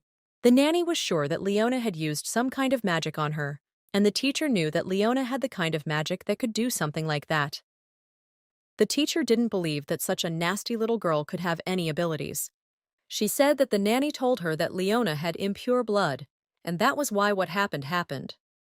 Leona sadly lowered her head and said that perhaps the nanny was right. The teacher suggested that Leona review what they had covered, but first check her homework. Leona said that she had not had time to do everything. The teacher said that she thought that planning things in advance was a virtue of any member of the imperial family. The teacher said that then they would have a difficult process, and Leona again apologized to the teacher. Tria was still wandering around the palace and didn't understand when she would finally receive the order. Tria still had to go to the seller who thought she was making fake wooden bears, so she decided to find Eris and talk it over. And then, as luck would have it, Tria saw Aris. He asked if she really preferred to sit in the room today, rather than wander around the palace like a lost little dog. Tria didn't understand what he was talking about. After all, she had only been in the palace for a day. Eris said he heard that the same day Tria came here, she went out for a walk and got lost, and the maid had to help her. Tria asked who wanted to give her the order, because if it was someone from the imperial palace, it was probably someone very high up. Eris said that Tria shouldn't joke with the client. She thought it was someone from the imperial family. Aris left and said that he would return soon, asking Tria to wait for him here. Tria noticed that Eris had the same inflated ego as the tower owner and the great master. She thought that the customer would be like that too. One thing was clear to Tria: she should close her business immediately after completing this order. Tria waited a long time for Eris, and finally he showed up. Suddenly, Count Eris turned to someone saying, "Your Majesty." Tria was horrified. She didn't understand if it was the emperor himself. He was tall. He had blonde hair and beautiful golden eyes. He said that he heard that the owner of the workshop was a woman. The emperor looked at Tria and said that he didn't think she was so young. But Tria stood there at a loss and didn't know what to do. Tria really wanted it to be just a dream. It all started with the owner of the tower. Then there was the great master, and now the emperor himself. Tria did not understand what kind of life she had. The emperor said he had heard that she made truly unique toys. The emperor smiled and said that he would like to place an order with Tria. But Tria already understood this when she saw the emperor enter the room. He said that he didn't need anything special and he just wanted to give a gift to his daughter. The emperor explained that until now he had not been particularly close to his daughter. She was the daughter of his older brother. Her mother did not like her, so he simply had to take her to himself. Her mother inherited the money from the emperor's brother, after which the girl ended up in an orphanage. Leona ate flowers and grass on the street, so the poor condition of the orphanage was obvious. Tria asked what kind of toy he would like. The emperor said that the materials for the toy should be such that they could be easily found anywhere on the street. Tria looked at the emperor with a disapproving gaze. She did not understand why he was willing to save so much on a child. The emperor, noticing Tria's gaze, said that his daughter did not particularly like lush and flashy things about wealth, so a toy that would be suitable for a commoner's child would do. Tria didn't understand what the hell was going on with these orders. Tria said that in fact the number of things that can be picked up on the road is quite limited. Could she really just make a bouquet of flowers? The emperor asked Tria if she was crazy. Tria thought that she was not, because he wanted her to do something simple, but still elegant, but not too flashy, because the wishes are the most complex. Eris was furious. He did not understand how Tria could address His Majesty like that. He ordered her to watch her language. Tria thought that if she did as this fanatic demanded, Tria suddenly thought, what if that story with the artist actually ended with a kidnapping, and not an escape? Tria was afraid that he would force her to constantly remake the toys, so much so that she would simply churn out dozens of them, and would have to make them until he was satisfied. Tria thought that she didn't need such happiness. Tria began to tell His Majesty how she would like to take on this order, but she has a big backlog of work and she cannot accept a new order. Tria began to assure him that as soon as she had the opportunity, she would immediately notify him about it. But something was already wrong. Tria didn't understand what was happening. The emperor looked at her with an overly pleased expression on his face, and Eris was writing something. Then Eris turned the notebook towards Tria, and she saw the inscription. It said that Tria was wanted.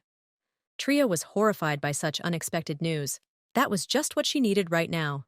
Tria said that she thought about it, and remembered that she had something. The emperor was pleased, and asked about the amount, whether the 200 million assigned to her would be enough. Tria said they needed to draw up a service agreement first. Tria asked the emperor to assist in resolving this issue, calling him an esteemed client. The emperor did not quite understand Tria, but she said that she treats all her clients equally, regardless of their origin, and if he does not want to comply with such rules, then she won't make a good toy. Tria was dying to say even one word wrong. First of all, Tria needed to find out as much as possible about the princess, but the emperor thought it was impudent to ask for information about the princess. He thought that Tria would sell the information she received. Tria didn't understand why she needed this. She asked the emperor to simply trust her. To begin with, Tria asked the emperor the name of the princess, and he asked if she really didn't know it. Tria replied that she wasn't particularly interested in these things. The name of Princess Leona is Evelist, the emperor said. Tria thanked him, and then realized something. Leona. Tria thought that this simply couldn't be, because from her behavior and appearance you couldn't tell that she was a princess. Tria did not understand how it could be that a princess was treated so badly by an ordinary servant. Then she asked the emperor about Leona's age. The emperor replied that she was about 6, and if we assume that she was maturing slowly, she could be given 6 years. Tria didn't understand how she didn't notice the resemblance right away. They were as similar as 2 peas in a pod. But why was the princess like that? Tria thought. He said that for a 6-year-old child she was very smart, although according to the servants' reports she was not doing very well in her studies. The emperor said that she usually came to them every day without exception, but something happened and she hadn't come in for a long time. Tria thought that in front of her was another dad who pretended that he wasn't crazy about his child. Tria looked very thoughtful. The emperor leaned towards her and asked if she was listening. Tria said that of course she was.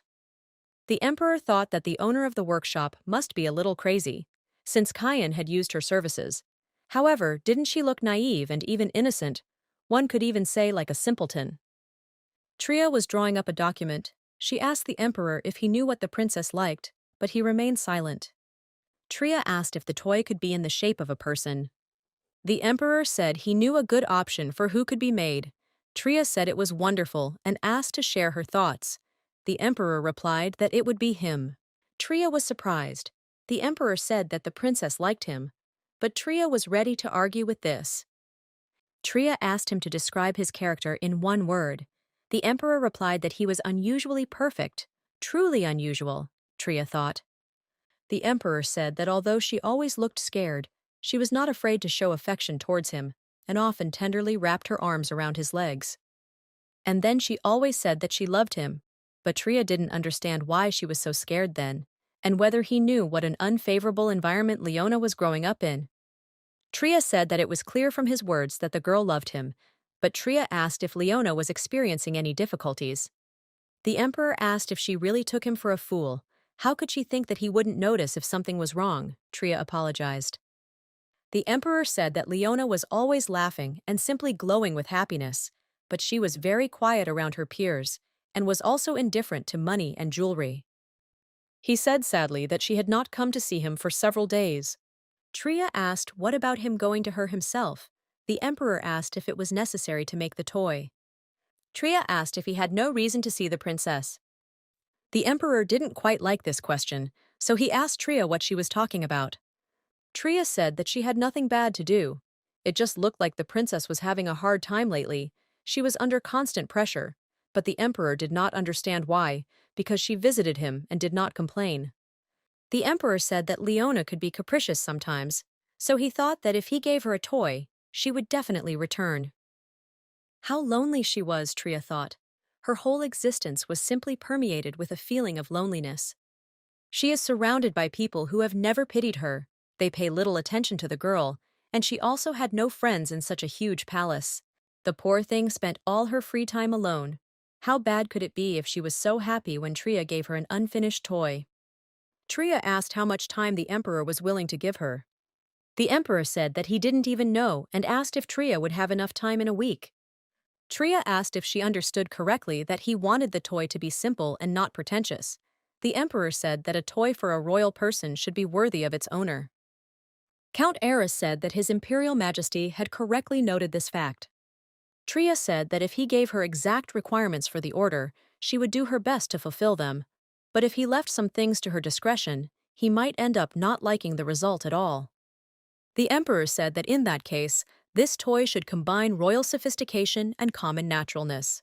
He also asked to make a toy from readily available materials. Tria thought that she should never accept orders from such people again. The emperor said that her personal workshop was located in one of the rooms of the palace. Tria thanked the emperor and asked if she could ask him for a favor in return. Tria asked if she could meet the princess in person. But the emperor did not understand why Tria needed a personal meeting with Leona. Tria said that she didn't fully understand the child's character, and if they talked a little, Tria would definitely know how to make a toy. The emperor gave his permission, but he asked Tria to prepare for the worst, in case she failed to do something he didn't like. And what won't you do for money? Tria thought. She left the hall, and someone noticed her. She told Tria that she never thought she would meet her again in the palace. It was the Archduchess. Tria remembered that they had met at the casino, and the woman's name was Alice. But the Archduchess said that now that they had met again, she was forced to say that this was not her real name. The Archduchess asked from which family Tria was. Tria said that she was not of noble birth and was summoned to the palace to be given an order. The Archduchess asked Tria if she would like to talk to her, saying that she would not take up much of her time. Tria said that if it wasn't too long, then she could. Tria thought that despite her commanding tone, there was some softness and even tenderness in her voice, and she also seemed to Tria to be the most adequate in the palace. The Archduchess invited Tria into her chambers, which was a luxurious, spacious room. Tria was surprised by such a room. The Archduchess asked her not to be nervous. She said that she just wanted to talk. She thought about Tria very often. Tria was surprised that the Archduchess remembered her. She thought it was because the Archduchess thought they had taken her money. The Archduchess said that Tria didn't seem too upset by the fact itself. Tria said that she didn't expect that luck would smile on her that day at all. Tria was even somehow glad to have gotten rid of those 600 million. The Archduchess asked if she offered Tria her help, would she accept it? Tria said she thought so, but Tria thought that would definitely make her feel out of place. The Archduchess said that for some unknown reason, she felt so at ease when talking to Tria, but Tria, unfortunately, could not say the same. The Archduchess asked Tria how old she was. Tria replied that she was 23 years old. She said that she had received an order to make a toy at the palace, so she was currently on a business trip. Since the toy was ordered by the emperor himself, the Archduchess realized that it was somehow connected with his adopted daughter.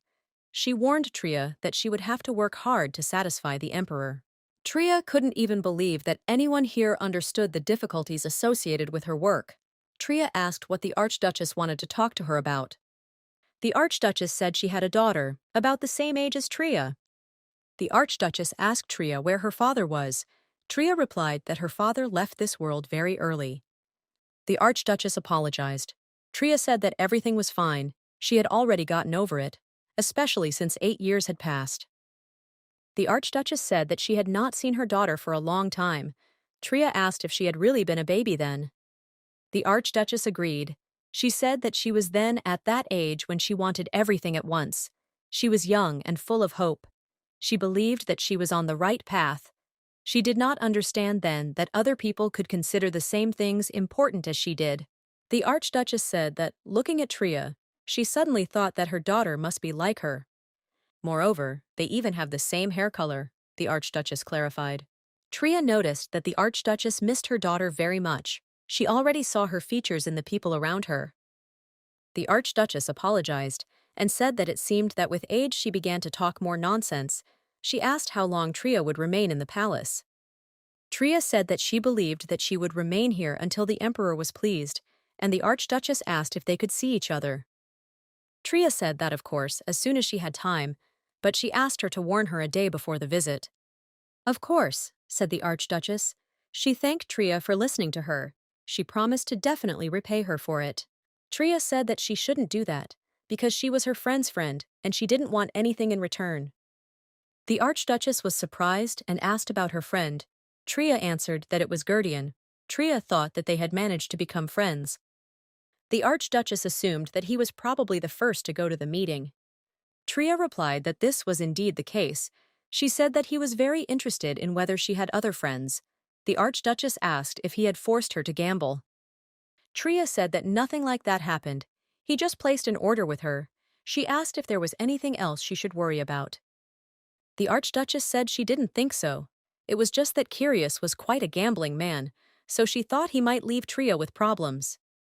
Tria said that he really liked to play, but even so, she thought that he acted like a real gentleman despite his unusual background. Here, the Archduchess did not agree with Tria. Tria said that it seemed so to her, but they did not spend enough time together to know for sure. Tria said that it was time for her to go and get to work. The Archduchess said that she also had urgent matters to attend to, and they could continue their conversation later. It was crazy, thought the Archduchess. What did they talk about with the commoner? It always seemed to her that they were similar. Herzia was the name of the missing daughter of the Archduchess. Tria wondered if she would meet her, if she just stood there with no one in sight. Tria thought how hard it would be to meet the princess in the palace. Tria stopped the maid and asked if she knew where the princess's room was. The maid asked Tria with disdain who she was anyway. Tria didn't understand why she was so irritated. Tria said that she was a toy maker who received an order from the emperor, so she had business with the princess. The maid said that Tria needed to go to the second floor. On the right, along the corridor, there would be the 7th room, and there Tria would understand everything as soon as she saw it. Tria didn't understand why the maid was so unfriendly, and what she meant when she said she would understand when she saw it. Approaching the room, Tria was horrified by what she saw. Someone asked Leona why she didn't answer him. They were the Leon brothers. One asked the other if it was possible that she was not there.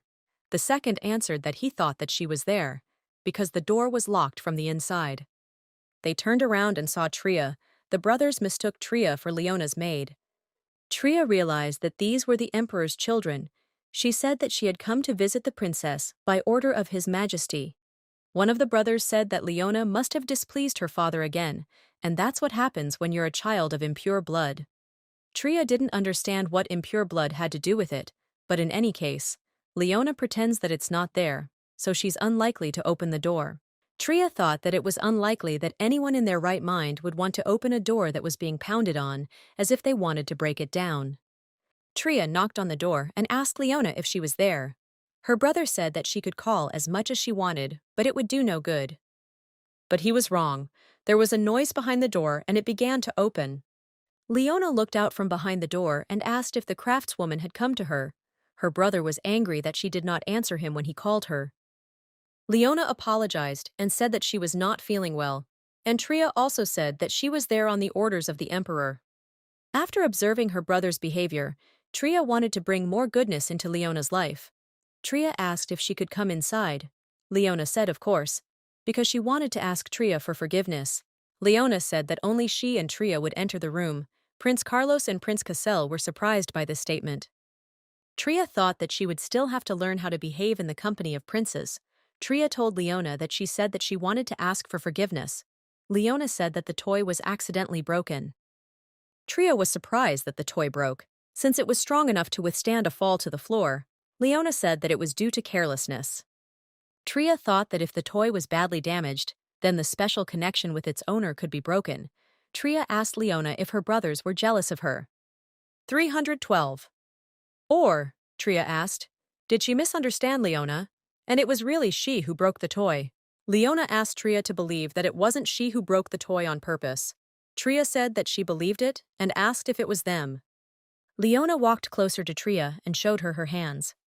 Tria looked at her hands in horror and thought. She took Leona by the hands and asked why she was trying so hard to protect them. Leona said that she didn't want her father to hate her, especially since she didn't know how to do anything at all, and everyone already hated her. Tria was silent. She didn't know at all what to answer Leona. She was in a stupor. Leona said that she was very happy to receive the gift from Tria, so she immediately put it in her safe box. Tria said that if Leona had all the parts from the toy, she could fix it. Leona gave the broken teddy bear to Tria. Tria fixed the teddy bear. Leona was very happy and thanked Tria. Tria asked Leona if she could ask her something. She asked if Leona had been beaten by her teacher. Leona became very nervous and said that she knew she wasn't trying hard enough. Tria said that it was natural not to know something that you weren't taught, and it wasn't surprising that Leona couldn't do so much homework on time. Tria said that she couldn't do it in a month on her own. Tria looked around and realized that the princess's room did not look like a nursery at all. There were only luxury items around, no fairy tale books, no toys, no drawing albums. Leona approached Tria and said that she had a tummy ache. She apologized to Tria. Tria couldn't stand this attitude towards children. She couldn't understand why Leona was also starved. Tria certainly can't be called a fighter for justice. But where is it issued that children live in such conditions when their stomachs ache from hunger? Tria knew that any parent had to protect their child from such things. Abuse was abuse, whether it was physical or psychological abuse. She had gone through the same thing as a child because of those damned loan sharks.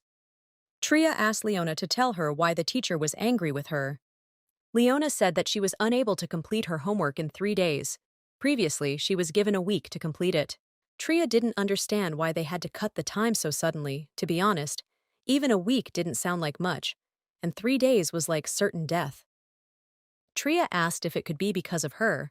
Leona replied that of course not. She just didn't study hard enough, and her toy was strengthened.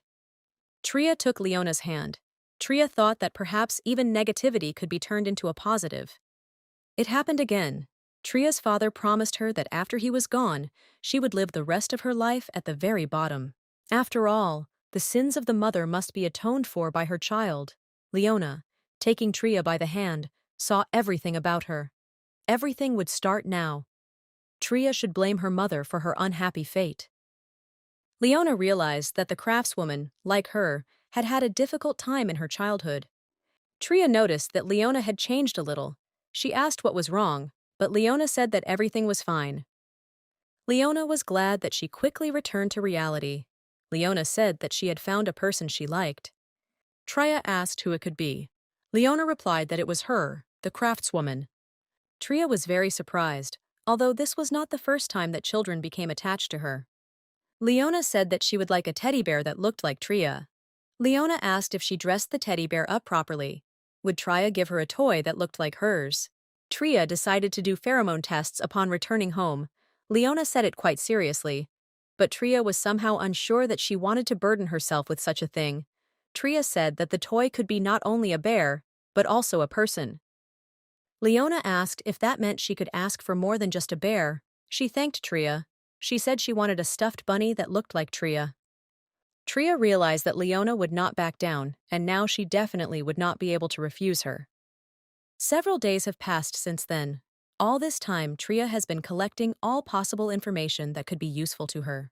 She mostly found out about Leona's head teacher, and it turned out that she taught Leona etiquette, and also the fact that she is very famous in secular circles and bears the title of Baroness. She was one of those non-humans who mocked Tria with impunity. The teacher was just about to scold Leona for not doing her homework when she saw someone she didn't know with her. Tria was with her. Leona greeted the teacher. Tria said that she would spend a few days with the princess, as the emperor himself wished. The teacher said that apparently the princess continued to cause trouble for the emperor. She said that first they would check the homework. Tria considered the teacher too rude. Tria didn't understand whether the teacher really wanted to say that Leona herself was the emperor's main nuisance, but the teacher asked whether Tria wouldn't leave them for the duration of the lesson. Tria said that she had orders to watch over the princess and protect her at all times of the day and night for several days. In fact, they only agreed on the possibility of meeting the princess, but Tria had to make sure that the education Leona was receiving was really as praised. Despite Tria, the teacher continued to be rude to Leona. She was angry that Tria still hadn't brought everything to class. She looked at Leona angrily and asked if she was ready at least this time. Leona answered that she was. The teacher found it strange that the homework was set for a whole week in advance, and Leona said that she finished everything in a couple of days. She asked Leona if he knew that there was a double punishment for lying. Leona said that yes, she knew all that. Even though she was a simple teacher, Leona had a higher status, although even if it were the other way around, children should not be punished corporally, Tria thought. The teacher got angry and said that it was impossible to do everything she had asked in such a short time. Now everything became clear to her. She thought that Tria had told her the answers. The teacher ordered Leona to come to her immediately. Tria realized that the teacher wanted to punish Leona for something she herself was not sure about. The teacher took her by the shoulder and asked her to say what she had told her about her position here. Leona said that the teacher said that Leona was no better than a beast, since the blood of filthy sinners flows through her veins. Tria was shocked by these words, because saying such a thing to a child was too much.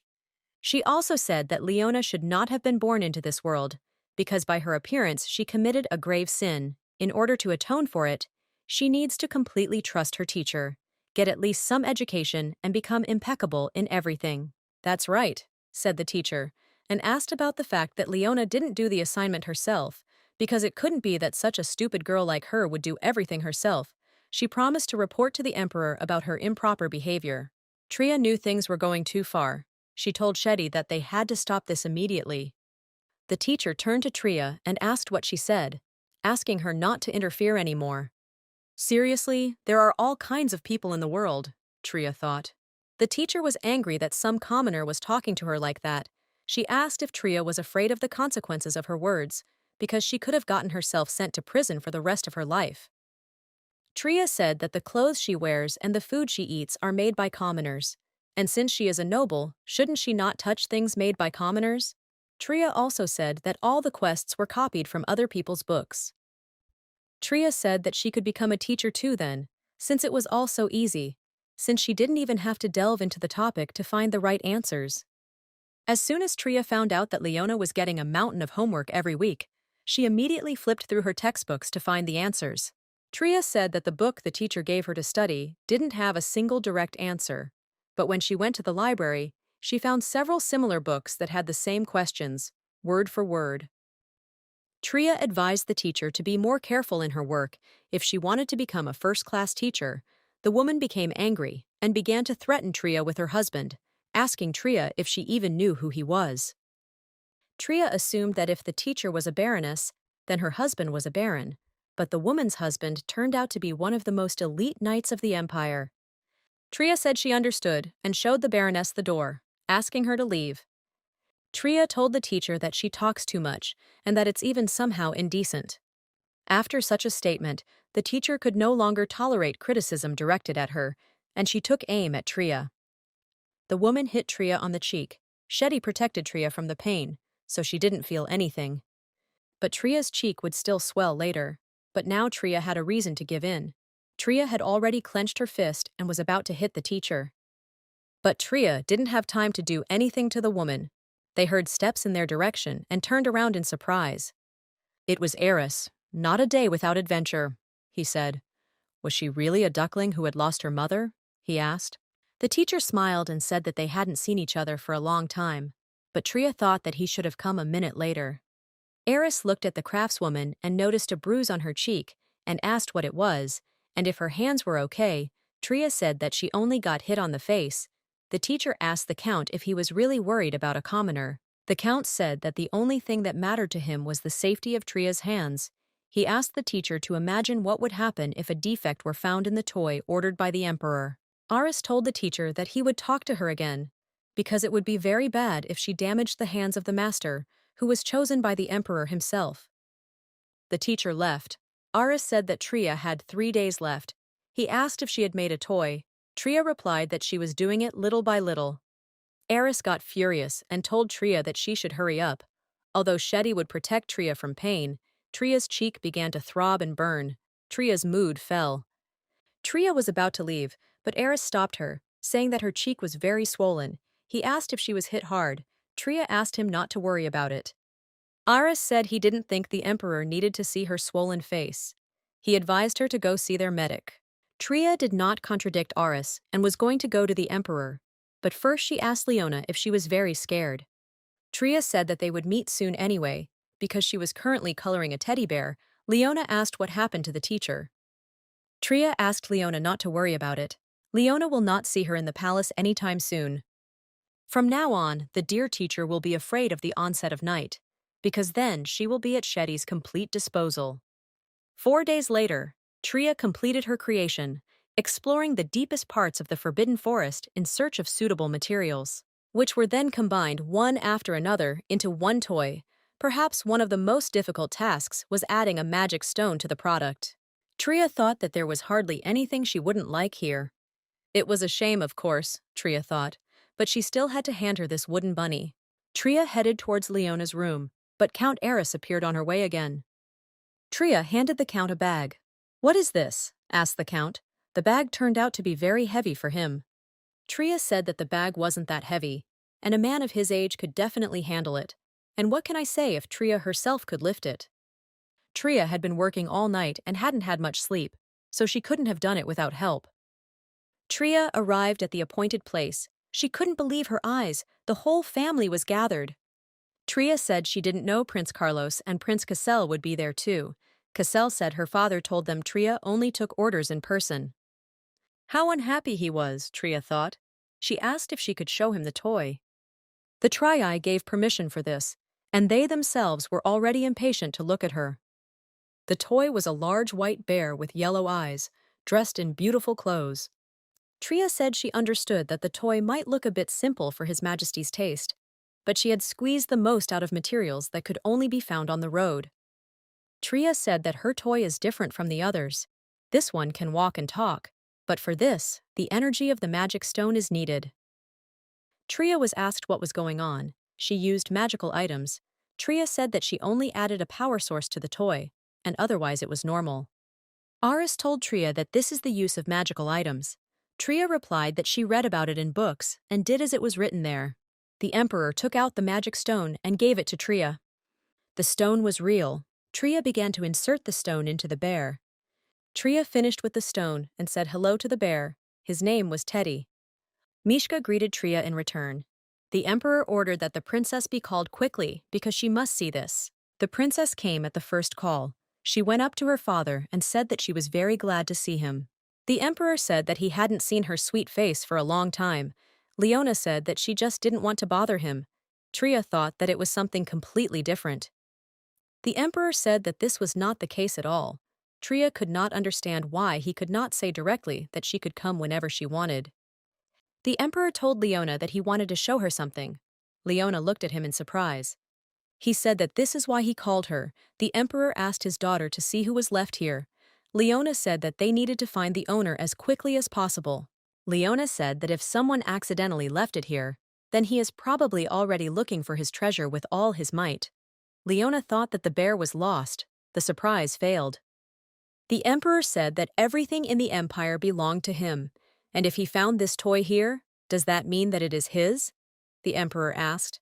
Tria approached Leona and holding out the bunny in her hand, said that she promised to give her a gift. Leone really liked the toy. She thought that the bunny looked very much like Tria. Tria said that she also made a bunny that looked like His Highness. Leona was surprised by the paired toy. Tria pointed to the teddy bear that was standing nearby and said that she had made it the same way. Tria said that the emperor had ordered it just for her. Tria asked to give it a little attention. Leona agreed. She stood in front of the bear and waved her hand at him. Tria noticed that Leona was shaking all over with fear. Mishka greeted Leona and said that his name was Teddy. He told Leona that he was waiting to meet her. Leona was surprised. She asked if he was sure he was with her. The bear answered that he really wanted to meet her. Tria asked Leona if she liked the bear. Leona replied that she did, and she was sure that they would have a lot of fun together. Tria said that then her order could be considered complete. Suddenly, Tria was asked what she was doing to the princess. Tria said that these are ordinary bunnies. Then she was asked what it turns out that she can make toys of any shape and size. Tria said that it turns out that way. Here, Tria was immediately asked to make a couple more toys, saying that it wouldn't be too much trouble for her. The entire imperial family immediately wanted toys for themselves. Some even wanted toy chickens. Tria wasn't thrilled about this. She just wanted to finally get home. Tria told the emperor that she wanted to show him something, and the emperor became interested. She said it had to do with Her Highness, but she said it was better for the princes and princess not to hear it. The emperor said that it was not so difficult to arrange and asked everyone present to leave him and Tria alone. Tria handed him the bottle, saying that she would like to give him this videolith first. The emperor said that this meant that Tria was filming in the palace without his permission. Tria replied that she had to do it. She wanted the emperor to see what she thought was strange. Tria said she would go, but she asked him to watch the video section for now. Tria did it. It worked. She influenced the affairs in the imperial palace. Tria knew she had to get back to the workshop immediately, because if she really screwed up, it would be better to live in the forest. She suggested that Shetty run away. Emperor Ricardo certainly led a full and rich life. He never lacked anything and always got what he wanted. Therefore, since he ascended the throne, he must not have experienced such strong emotional shocks as he did on that day. He ordered Count Aris to immediately bring Baroness Hesse to him. Aris asked the emperor to kill him.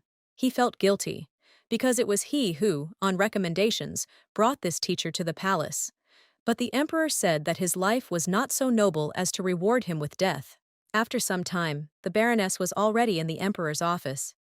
The emperor said that now they understood how they had neglected the cleanliness of the palace, because no matter how much they cleaned, the dust still remained. The emperor asked the Baroness if she could say anything in her defense. The Baroness said that she was only trying to give the princess a good education. The Baroness was trying to prove that she was innocent. But the emperor showed the Baroness that very videolith, and she realized that it was all the work of that commoner. The Baroness said that the princess still lacked knowledge in various fields, and she was also very lazy. The Baroness said that she was just trying to be useful to him. The emperor asked her to stop, and told the count to voice the opinions of other experts regarding the princess. According to reports from other experts, the princess had excellent basic knowledge. Leona received a perfect score of 5 in all subject areas. The emperor sighed and told the Baroness that they had given her $1 million opportunity. And she not only raised her hand against the princess, but also constantly lied to the emperor in order to stay alive. The emperor said that from now on her life would become a nightmare, and she would regret that they did not execute her. The emperor did not understand why he felt so disgusted. He didn't understand this feeling, all that was left of his brother's blood and flesh, a fragile child who, if it were up to him, could cease to exist at any moment, the only remaining evidence of the sin he had once committed. They did not have the opportunity to see each other at the table. Prince Carlos and Prince Cassel also did not appear at the table, but later they still visited him. The emperor became interested in whether Leona was eating well and who she was socializing with. He couldn't believe that he knew the princess worse than this commoner.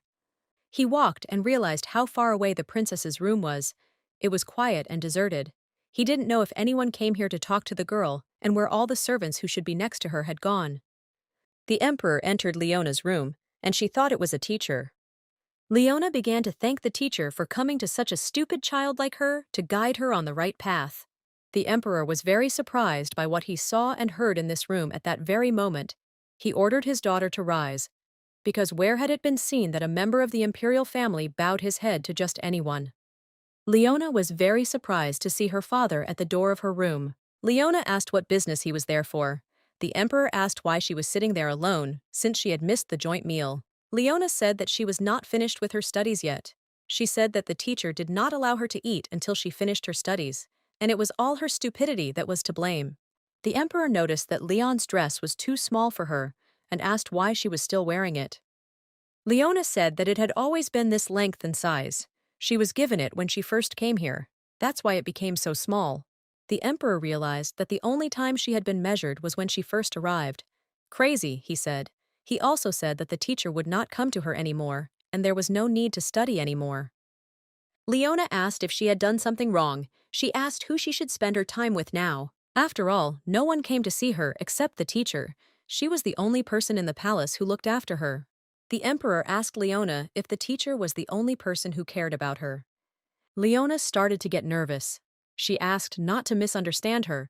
Leona said that everything was fine with her. Leona asked the emperor not to kill her, promising that she would be lower than grass, quieter than water. The emperor asked why they suddenly had to kill her at all. He had only said this once, and even then to another person, one-on-one. It couldn't be that she had heard this conversation then. Leona said that she wants to become what the emperor wants her to be, but she still needs to learn and gain wisdom. The emperor said that she knew what kind of people they usually executed. He asked if Leona understood who she was. And if he understands, does he even want to stay close to them? Or is Leona going to leave the palace? The emperor asked his daughter. It must be a bunny, said the emperor.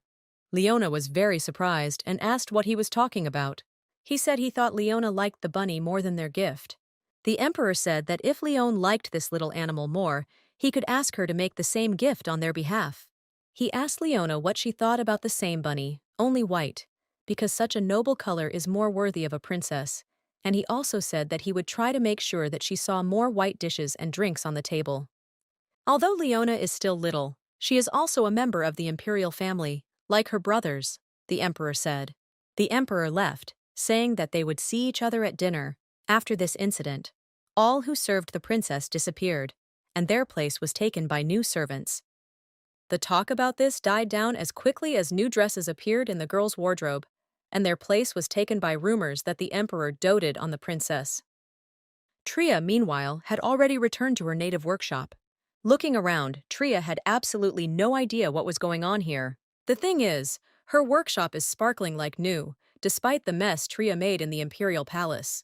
Tria smirked and said that it didn't look like magic at all. Count Eris said that it was his merit. Tria had left her workshop completely unattended. He asked her what she was thinking. He didn't want to disturb the emperor, so he hired a man to take care of everything himself. But Tria wasn't exactly happy, since she wanted to abandon her. Tria said she clearly remembered leaving a note on the door saying the shop was closed. Aris said she clearly did, which was why there were signs posted around the area advertising it. Tria didn't understand if he was really afraid that she would be left without a job, but she understood how flyers with her workshop's name ended up everywhere. Eris asked Tria when she was going to take on the next order. Tria was surprised. Tria realized that he was talking about chickens. Aris said that Tria could not help but take this order, since it was an order from the emperor himself. Aris also remembered that Tria was ready to accept other orders from the imperial family. Tria replied that this time she definitely couldn't.